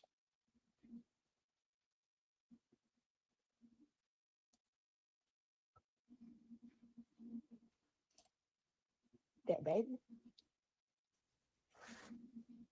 When it comes to that baby, don't say nothing. I don't even want to hear the word baby in my name, in a sense. What? That's postpartum talking right there, boy. Hold on. Check on the baby. I don't let y'all be loud and wrong for too long. I ain't fucking no married man, bitch. They've been trying to get on Lotto claiming that she was fucking on a married dude, which 21 Savage. She's finally addressing it. She said she's not fucking a married guy. Okay.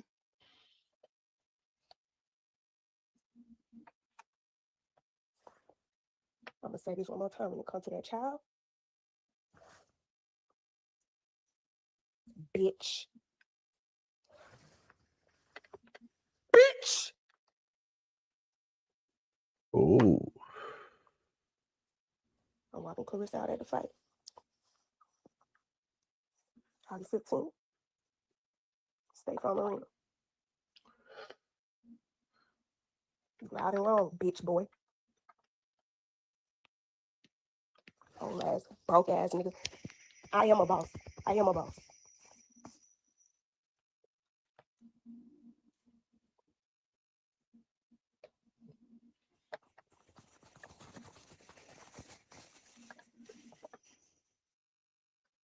She crying in that dark room. She got tears in her eyes. Your wife, your girlfriend, your kids. Bitch. Not a nigga. Me, the boss. Damn. Charleston, man. Lotto just had a child, man. You know, the hormones and everything. Like, not saying that's the only reason why she probably responded, but That's postpartum. give her a break, man. Sending some love to Lotto. I ain't gonna lie. You see, this type of shit, That's postpartum. Charleston, man, you gonna make 21 have to kill you, man. When your girl get mad like this, you know, as her man now, you got to get 10 times mad. I could tell. Listen, whatever Charleston said, you know, is causing a little bit of ruckus in that house. I seen 21 Savage. He posted on his Instagram. He posted Lotto. I think this is the first time he did this, or like this definitively. He posted the kid and Lotto, and he says wifey. So now he's kind of also addressing this idea because I think she's tired of that narrative, right? I think she's tired of that narrative. Okay, I think I could say it, right? And there's no info from nobody. Chat. 21 Savage was never a married man. Okay, 21 Savage got his green card. He had to get it how he had to get it, right? That nigga was a single nigga fucking bitches in Atlanta. Okay, he never had no real major relationships. Blah blah blah. Him and Lotto been talking for a very long time. Okay, there was no other woman. There is no marriage. Okay, but he can't come out and say it. That's the reality about it. And I think that people are trying to bait them. Like, he can't come out and say it. Like, yo, dog, you know, like, I've been with Lotto this whole time. Like, what are you talking about? Like, you know, right? So he can't. Somebody says, Cap, come on, bro. Like, nigga, he's never been with another woman other than Lotto. I'm keeping it being with you. Like, he never had again, he can't say it. Because you know what? He can't win. As soon as he say, y'all snitch ass niggas going to tell immigration. Yo, hold on. Y'all gave him his green card. He was with Lotto the whole time. He wasn't. Yeah, bro, cut it out, man. Like, stop playing, man. First of all, we know why he's in the U.S. Your man's already exposed it a whole bunch of times. Not even your man's. It was Buddy that exposed that shit first from the jump, like years ago. He's here on a U visa. We know, bro. We know. We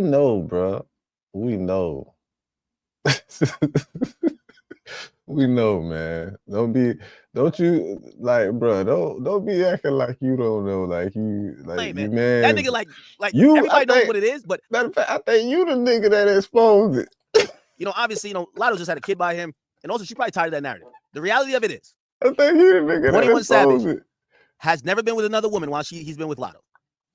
Okay, that's his girl. Trust me, I know how much he loves that girl. That nigga was going dumb hard for her. Trust me, I know it. And like, obviously, I think when y'all put these narratives out, and again, it's fair narratives too, because technically people seeing some shit like, yo, you're married. So I get it, but you kind of have to believe the people involved. You know who's not saying anything? The supposed wife. Like, the wife ain't coming out and be like, oh, you're fucking my man. She's not saying nothing.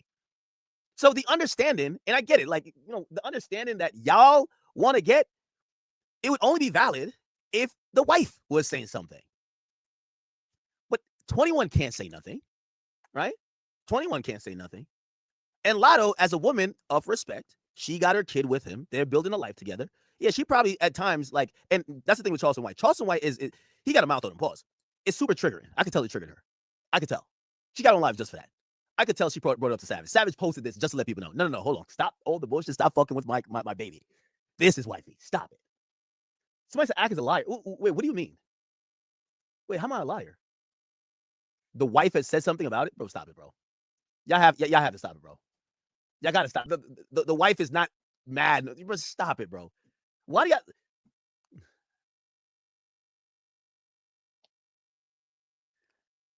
You know what? I'm going to leave it there. You niggas who are questioning it know what you're trying to do. That's trying to get my boy deported. I'm an immigrant too. We ain't going to let that happen. All right? Whatever y'all want to think, I'm telling y'all, him and Lotto been locked in for a long, long time. Whatever else y'all talking about, marriage, this and third, cool, great story. Lotto is his chick. That's his past. That's his future. They got a family together. Whatever you want to believe, I'm not going to indulge in it, and he won't speak on it because he ain't going to get my boy deported. All right? We're going to just move on from this topic, man. But I also understand and love to Lotto, and hey, I ain't going to say Charleston White wrong at all. Like, you know, Charleston White's he's logical with this. I'm just saying it's not the whole story, right? Yeah, I ain't trying to get my man's jammed up. Y'all trying to have him put in one of them little ice cages? Oh, hell no. Oh, hell no. If y'all don't get the jokes, I don't know what's up. Y'all don't get the jokes at this point? Come on, whatever.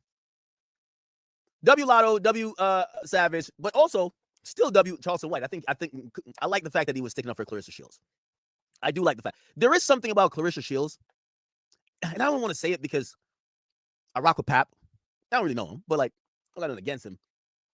But people hate the fact that Clarissa is like confident, and to a lot of people, Pap, don't kill me, but this is true. They hate the fact that she's confident. She feels confident. She feels sexy. She feels beautiful. She got you, And to some people, they don't find her as attractive. So the world wants to humble her. Like, you know, that's why like she's on live and they keep like kind of questioning like, whatever, because they want her to feel ugly. They want your girl to feel ugly. And she's not doing that. She's kind of like combating that and just kind of like popping her shit. And the more she pops her shit, they're going to have these, oh, well, girl, you fucking a married man. They're not saying that about everybody else. They want your girl to feel ugly, my nigga. That's clearly just what it is. You know, her confidence, like a lot of things that which a boxer needs to have. That's where I think a lot of this is coming from, if you ask me. Okay? And if she like, you know, succumbed to like what the internet wants her to say, like, oh, you know, y'all are right. They wouldn't even be that hard on her, but no, she's like, nah, fuck out of here. Like, I'm gonna do me. I'm gonna pop my shit. I'm gonna do, you know. Half the people getting at her don't even care about Remy Ma. That's not what they're doing it for. They hate the confidence on her.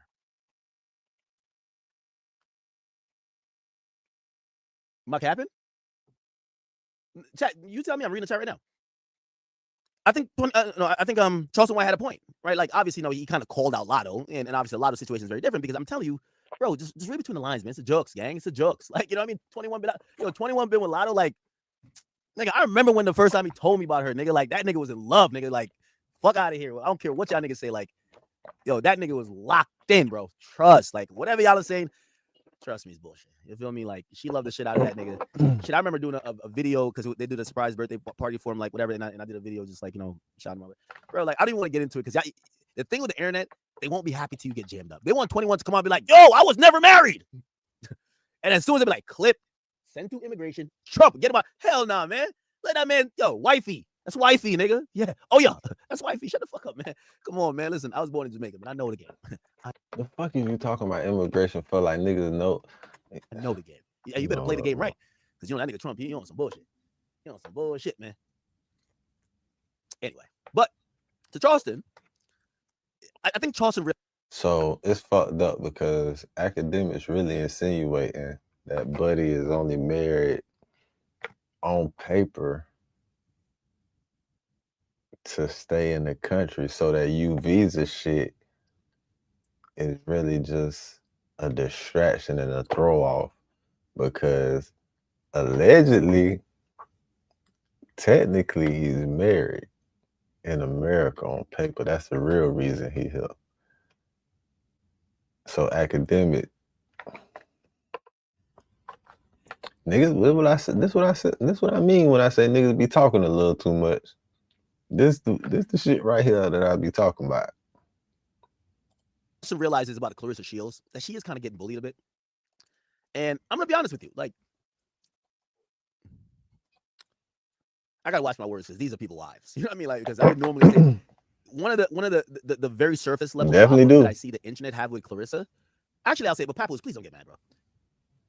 Yo, they hate when a chick they don't find attractive is popping it. It's like they want to humble her, like, yo, shorty, you can't pop it like that. But if it was another girl that they feel is deserving, whether she's light skinned, long hair, whatever, they wouldn't say shit. You know what I mean?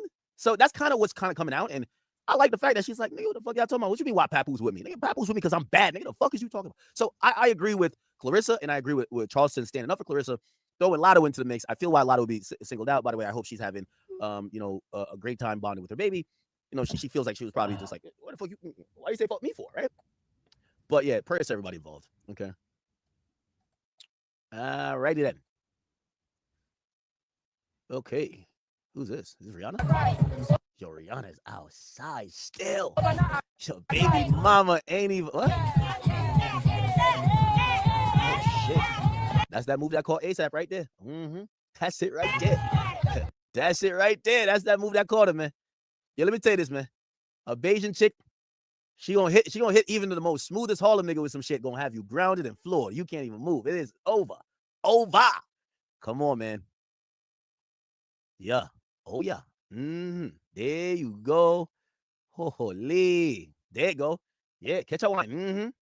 There you go, Riri. Oh, shit. This is explicit. Damn it. All right.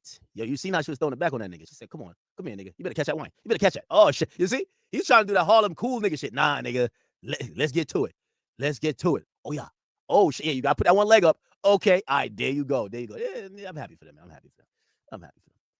I'm happy for them.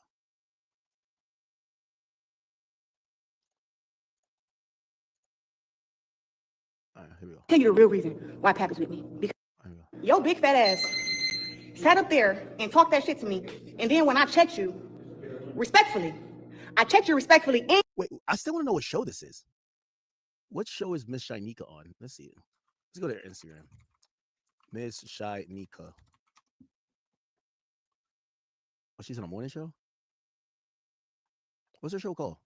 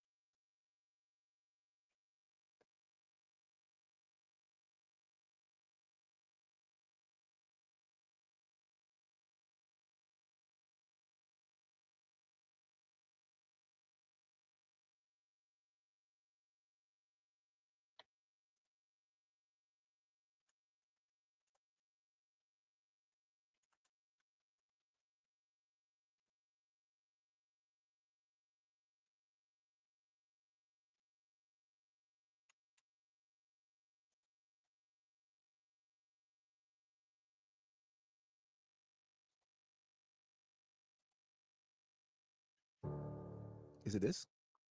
The fuck? What the hell? Hold on.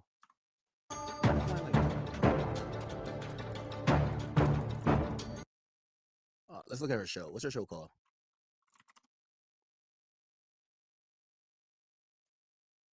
Does anyone know her show name?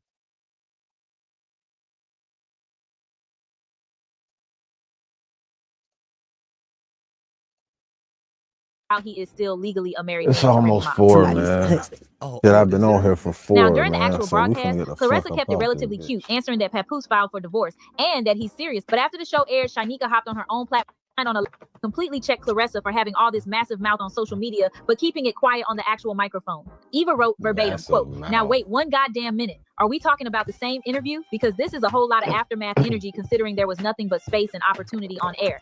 I know this bitch ain't talking to the champ like that. I know this thing. I know bitch ain't talking to the champ like this on social media posts. I know a bitch ain't lost her motherfucking mind. Let's keep it cute. Ava. Yo, Eva, shut the fuck up, man. You gonna let this chick start knocking you the fuck out. I'm trying to tell you. I'm trying to tell you. Hey, man, just cut that shit short. That boy, hey, real niggas gotta stick together. He just showed a real nigga action right there. As you can see, once again. As soon as I said, man, all that I know a bitch ain't what? Yeah, shut that shit off. Yeah, we not Possibilities of getting served. Let me see. not only from. Where do you watch these shows at? Oh, this is it? Hey, listen, man. Me in the comments, right? Oh, okay, this is. I was trying to stay out of it because my movie was so. It was. When your movie came out, and I remember Jock saying, Oh, that be like the Beyonce boxing. I know that's I have right. the money. Like Yeah. I have the What, got potential to timestamps? get the $20 million Nike deal. So it's like I'm working. People go through divorces and breakups. Oh, here we go. Here we go. Because at the end of the day, that's what people are looking at. $10 Nike deal. So it's like I'm working to get that. So it's like when they see me steering clear and hey, swerving on the drama, that's why. It's like I'm trying to get somewhere because Can I- I'm done boxing. Can I ask you a real question? Because I didn't been here before. Oh, she cut off the fucking boxing question. Next, the real question. Let's say the real question. How much longer are you willing to be in a relationship with somebody's husband? Because Oh at shit! Nah, never mind. Nah, never mind. Yo, never mind. Yo, she should have got knocked out. Nah, bro, I ain't never know she asked a question like this. Damn. How long are you willing to be in a relationship with somebody's husband? Oh nah, I ain't. Why y'all didn't send me this clip? Yo, this is up there with the yo, Takeoff. How you feel about be left on Bad and Bougie? Who left on Bad and Bougie? Right, like that is. You look like I was living in Bougie. how much longer are you willing to be in a relationship with somebody's husband? Because at the end of the day, that's what people are looking at. Well, pause. Okay. Pause. Because Well, long little take off. Papoose filed for divorce. Y'all hate to say that word, but it's the word that's out there. He filed for divorce because he's serious about me. Oh, so I'm not with somebody's husband. Okay. And if you're gonna call him, Well, I mean, technically you are, but he wants to leave. That's all you can say. He wants to leave. her husband, make sure Like, let's keep it real, bro. Like, let's keep it all the way 100, bro. That's a ghetto divorce if there ever was one. Because once you've been holding your bitch down and it's known, you've been holding your bitch down like Papoose was holding Remy down. And then Remy get out and do some fuck shit. How Remy did, and it's been known. The shit that Remy did, man, the streets gave them a divorce. They ain't gotta go to court. That shit over. That shit is motherfucking over, man. If you, especially as a real nigga, bro. Ain't no real nigga going for that, especially, and we all know Papoose is a real nigga, bro. The realest of all real niggas, probably. He ain't going for that. That shit. Man, paperwork, no paperwork. That shit been a divorce, man. That shit was a divorce before he knocked Buddy ass out. Allegedly.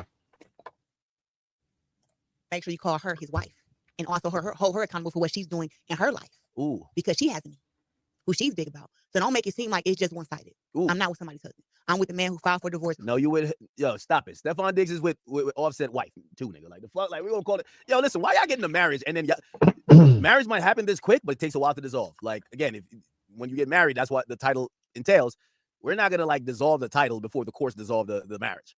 So yes, nah, does fuck that. Papoose want to leave? Yes. Does Cardi Fuck want that. to leave Offset? Yes. That Is ain't- Cardi that married ain't to how it Offset? work. Yes. Is Papoose married to Remy Ma? Yes. Like I'm not saying like to keep it real. That's them with God. Like adultery is a sin. That ain't God. So That's the in courts. the Like marriage you not being said, nullified the officially, courts is and y'all not moving God. on, y'all could deal with your own. The courts is not God. That's not God. That's the courts. Like you said, you're married legally. You wanted to go that route. Okay, that's what the courts. Ain't no God. Because if that's the case, bitches would be dead.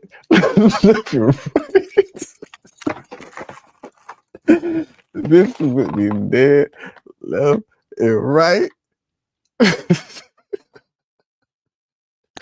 Y'all want to talk about, man, don't let me.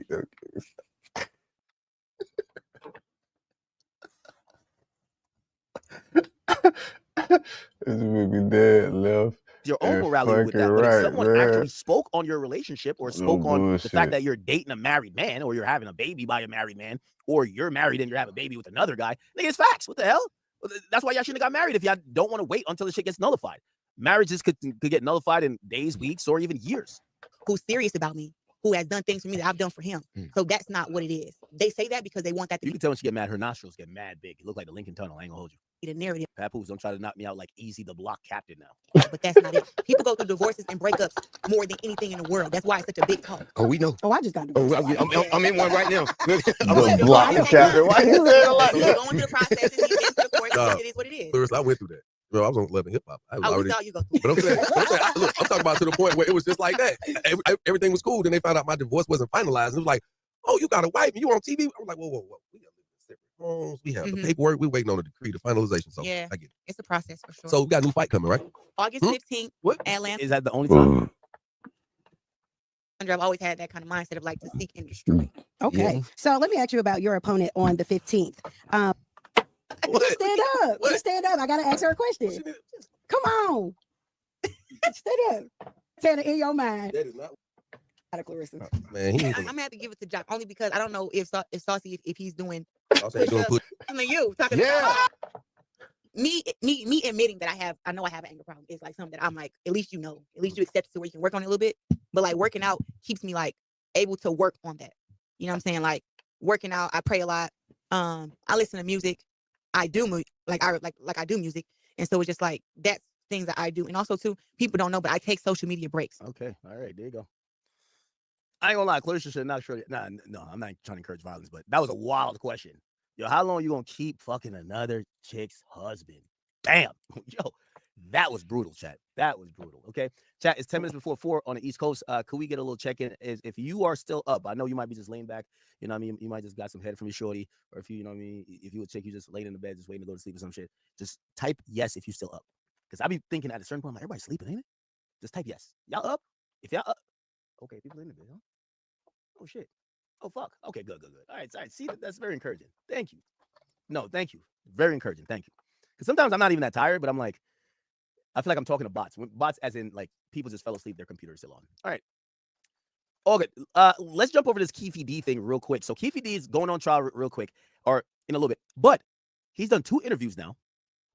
Remember, after his many interviews and his book that he put out, he basically described the fact that he was there and he locked eyes with Suge Knight before Tupac was murdered. He's now on trial for it. He's the only live-in possible defendant that was supposedly in the car. There were 3 other people in the car. They're all dead.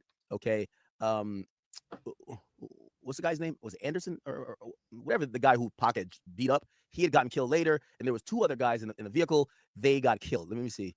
Can we look at who was sitting where in the car that shot Tupac? Yeah, the driver was Bubble Up, Terrence Bubble Up Brown. Front passenger was Dwayne Keefe D. Davis, and the back seat was Big Dre. And in the back right seat was Orlando Anderson. Okay, and everybody else is dead but Keefe D. So Keefe D, after telling all the stories, and he, people fascination with Pac's death and these documentaries and interviews, he was like cashing out on. He also wrote a book. He was under the assumption that because he had gotten what's called clean for a day, which was immunity, but it was immunity for just that particular interrogation, he thought he could never be charged with this stuff again. So he went on interviews and wrote books, and apparently, according to the law, he could be charged, so he is charged now.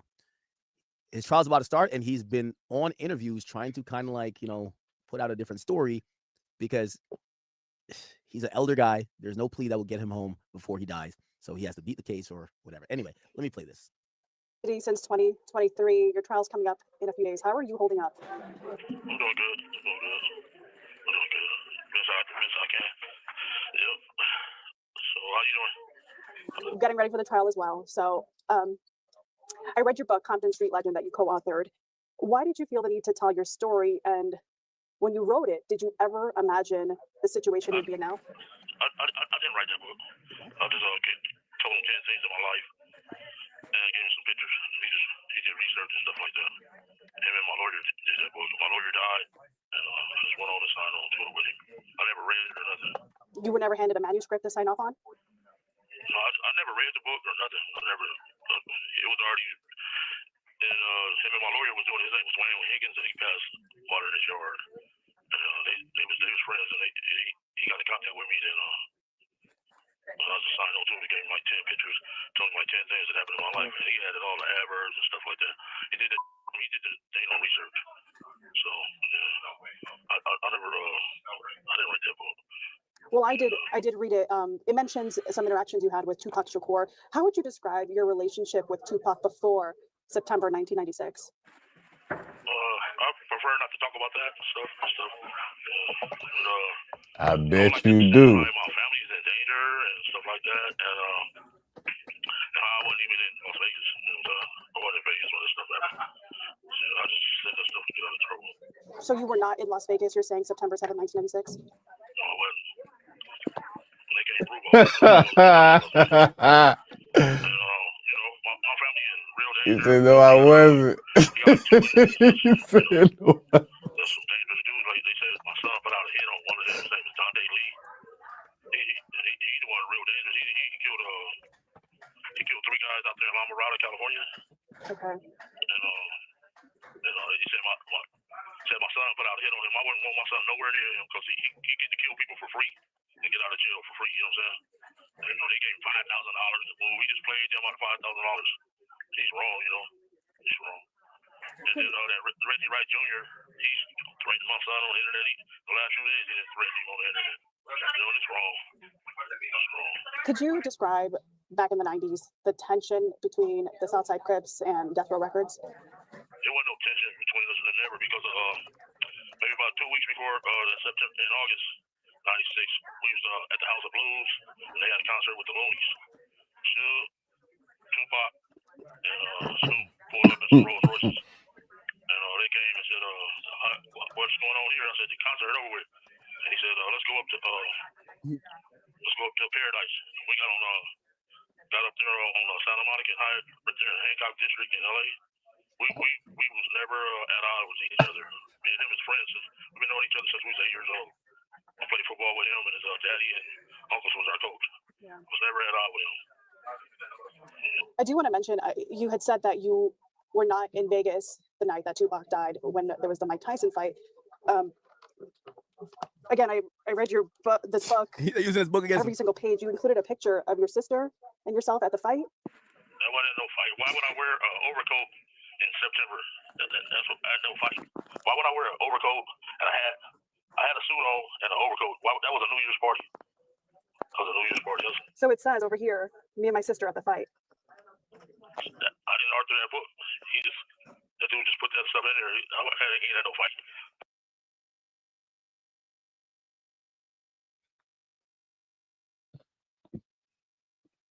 September 7th, it'll be 115 degrees. What I would wear a suit with an overcoat on and a hat.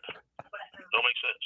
So go back and look at the degrees that September.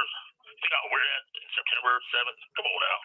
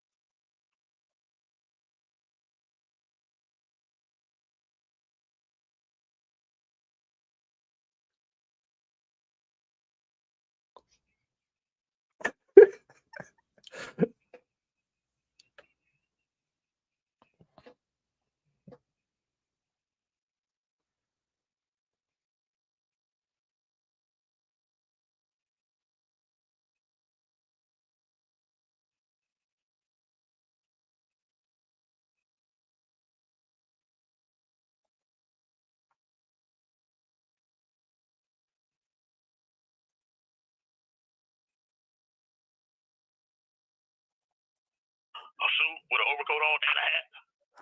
That was at the New Year's Eve party. And you see where Nando, he got the same floor. Yep. He had on September, he had on a Dan Marino jacket. Dan Marino shirt that night. In September, did he? You're saying that Raise it up again. Raise it up again. Show me again. Do that look like a Dan Marino shirt?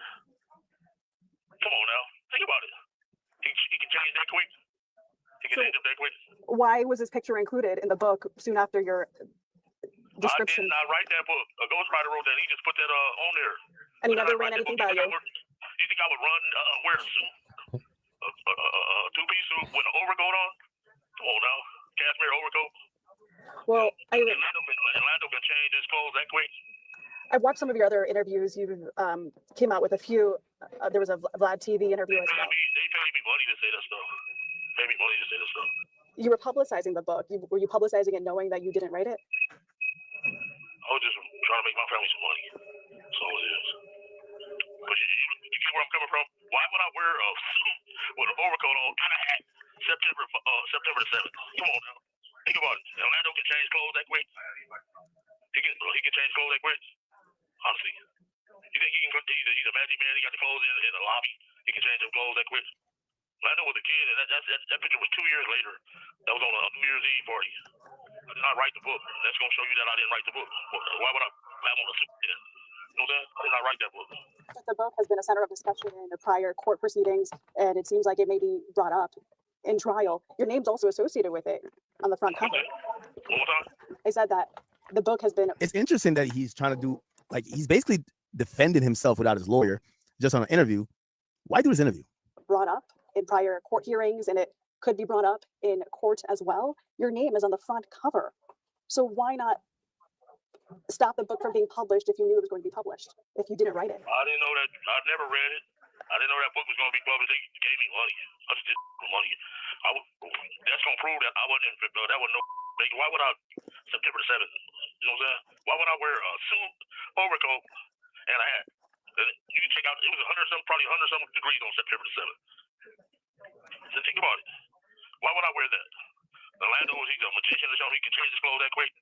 Come on now. So if you didn't, That was on New Year's Eve. if you weren't, New Year's Eve party, and we're going to have somebody come tell you that was a New Year's Eve party. That wasn't at the fight. if you weren't there that night, how did you know the details to write about in I this did book? not write that Or where book. did these Okay? You vivid have to details you come? ask me one more time about in the interview, I swear. Okay. You ask me one more time. We're not here to talk about that book. I'm here to tell you how my family's life's in danger. I'm here to tell you about there's a bunch of lies going on. I'm not here to talk about that book. It's like a gag order on that type of stuff anyway. You know what I'm saying? So A lot of the stuff that's been a judge ruled that the 2008 police interview can be used against you. I noticed in court you were very upset when that judge denied your defense's motion. What was your reaction? What was going through your head a couple of weeks ago in court? what's going through my head? She act like she was there. She wasn't there. She act like she was there. She was in junior high school or something. She wasn't there. She was in like high school. You know? Do you regret giving that 2008 interview? What's that? Do you regret giving that 2008 interview to police? No, to me, I say 48 people from being federated. They're going to give like 700, 800 years. And my lawyer gave me a script to read. He said, this is the only way you're going home. So I just came back and read the script. And he told me, we practiced that stuff before they even came to his office. And she said, the judge said that was at a federal building. That was at no federal building. That was at the lawyer's office. They act like they know everything. They don't know nothing. Nigga just won't learn to shut the fuck up. They wasn't there. The judge wasn't there. The DA wasn't there. They act like they know everything. They wasn't there. It was at a lawyer's office. It was at a federal building, so that's covered. No, it wasn't at no federal Niggas building. It was be at my lawyer's talking office. too much. And you didn't know that interview was going to be recorded. Not at all. They don't record. They do not record. It's 302, and that dude did that just to make money. My lawyer, they gave me 2 months to come back with my decision. It was going to take 40-some people to jail. And he said, this is the only way you're going on. He gave me a script to read, and I just came and read that script. So that's what happened. And then she said it was at a federal building. That's why it's covered, baby. It wasn't at no federal building. It was at my lawyer's office. You She were acted like she was there. She wasn't there. Giacomo wasn't there. You know what I'm saying? And another thing, this place is Jim Crow. They don't have no black people that work at the DA's office. The Vegas is a monopoly of people. They got blacks, Hispanics, whites. They got Mormons. They got a Filipino. The DA office consists of that type of atmosphere. It should be, but it's all whites. It's no, and they're using what's the name? That Indian man that's blackface. All right, I think you guys get it, man. Pretty much, you could tell if he's doing interviews without his lawyers, my boy is cooked. He's cooked, and he's trying anything he could do to try to, save a little bit of face, see if he could, get some people to believe that, he was lying the whole time.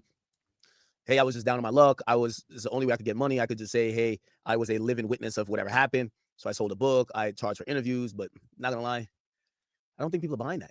I don't think people are buying that at all. So we'll see. All right.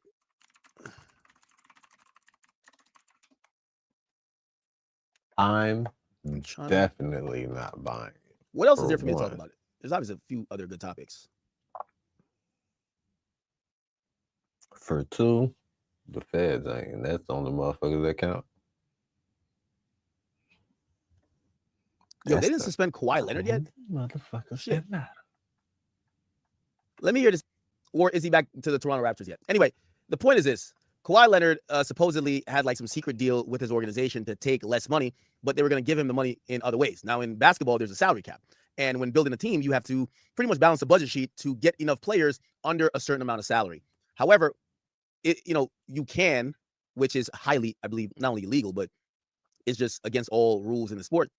If you funnel money to these players, just not in a contract, that's kind of the same thing. Because if somebody wants $30 million, but according to what you could pay them via the budget is 15, the person might not give a fuck if you're like, yo, we'll give you the 15 million on the side. We're going to act like you're giving speeches, but you're going to get 15 million for speeches. Then you get 15 million for basketball. Remember that the salary cap only cares about their basketball contract. This one guy has been exposed in the fact that Kawhi Leonard has been getting paid under the table, which is outside of the NBA salary cap thing. And a lot Motherfucking whistleblower. of people actually believe it, and they're waiting for the investigation to finish to see if Kawhi will be held accountable if he did do these things or if he did it at all. Anyway, Stephen A. interviewed this guy who's been really on the case. Let's hear what they have to say. How are you, man? How's everything? Stephen A. First of all, would that be his fault or the motherfuckers paying him fault? So why are they talking about Kawhi being in trouble?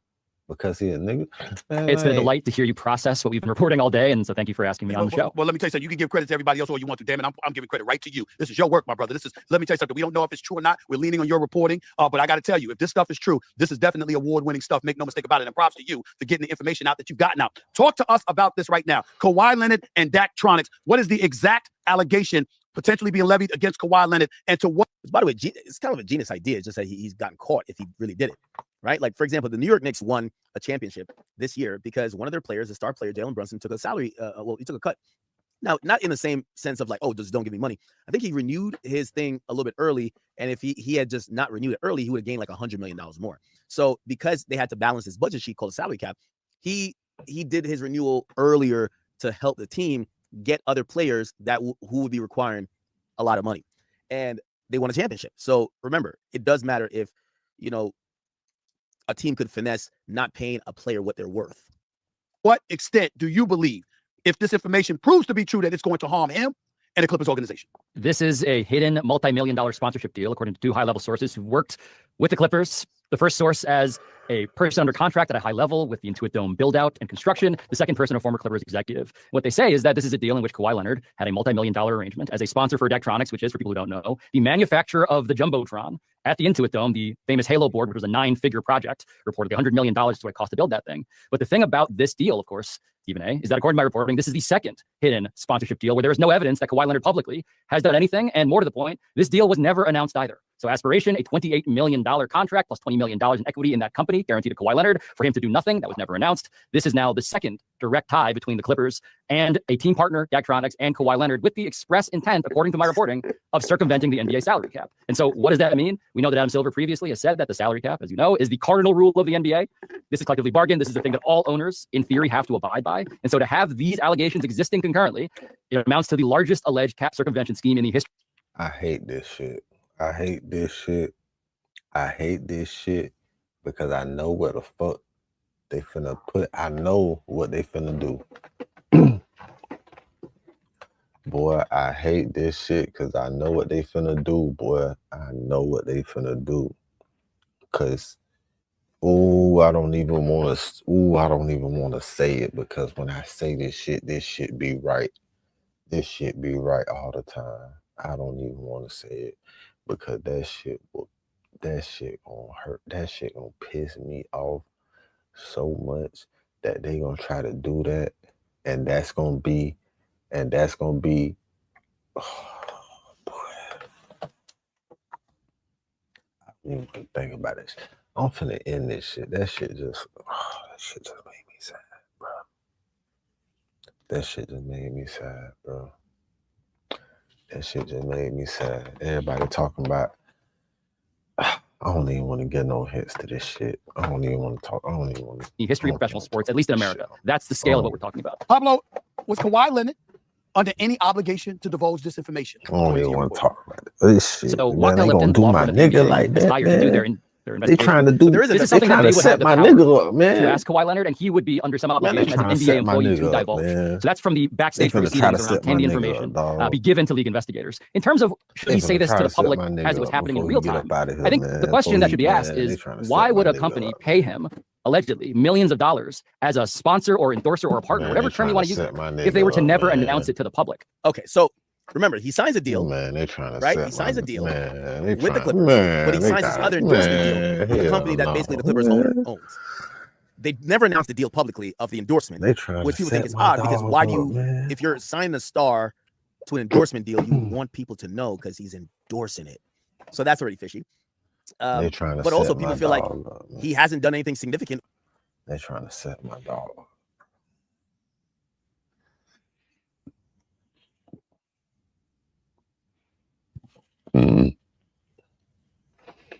They're trying to set my dog.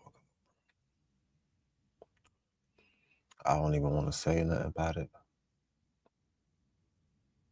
They're trying to set my dog up, bro.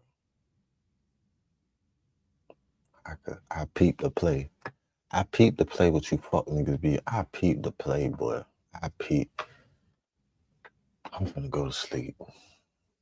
Damn that.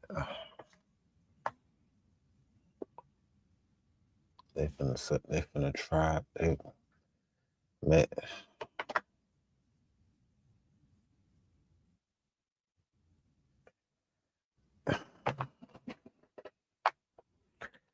He too clean. He too clean. So they gonna have to, this is the way they gonna try to set him up with this shit here. The weakest way ever. My boy is so clean. My boy is so clean, right? My dog so clean. This is the way they gonna try to set my dog up. I don't even want With the very huge deal, he signed a $28 million. my dog so raw, man. My dog so raw. My dog so raw and he's so clean. And this gonna be the way. All that shit that they talking about. He's done nothing. So people are like, yo, bro, that's his NBA contract. They just put into other shit. Stephen A, I'm not, I'm not a super genius. Honestly, though, chat, it's my opinion. I don't watch basketball all the time, but I don't think he's getting in trouble. I think they're gonna do like the Show Tani thing. Like I believe that Show Tani, whatever that nigga, that baseball nigga. I think he was gambling too, nigga. But the fall guy's an interpreter, and he's too good. So the league don't want egg on his face. I don't think that Kawhi gonna get in trouble. Comes to this stuff, I just know that if You're you're really thinking. No, Kawhi is not gonna get in trouble. It's not gonna be Kawhi. It ain't gonna be Kawhi. It's not. It's not gonna be Kawhi.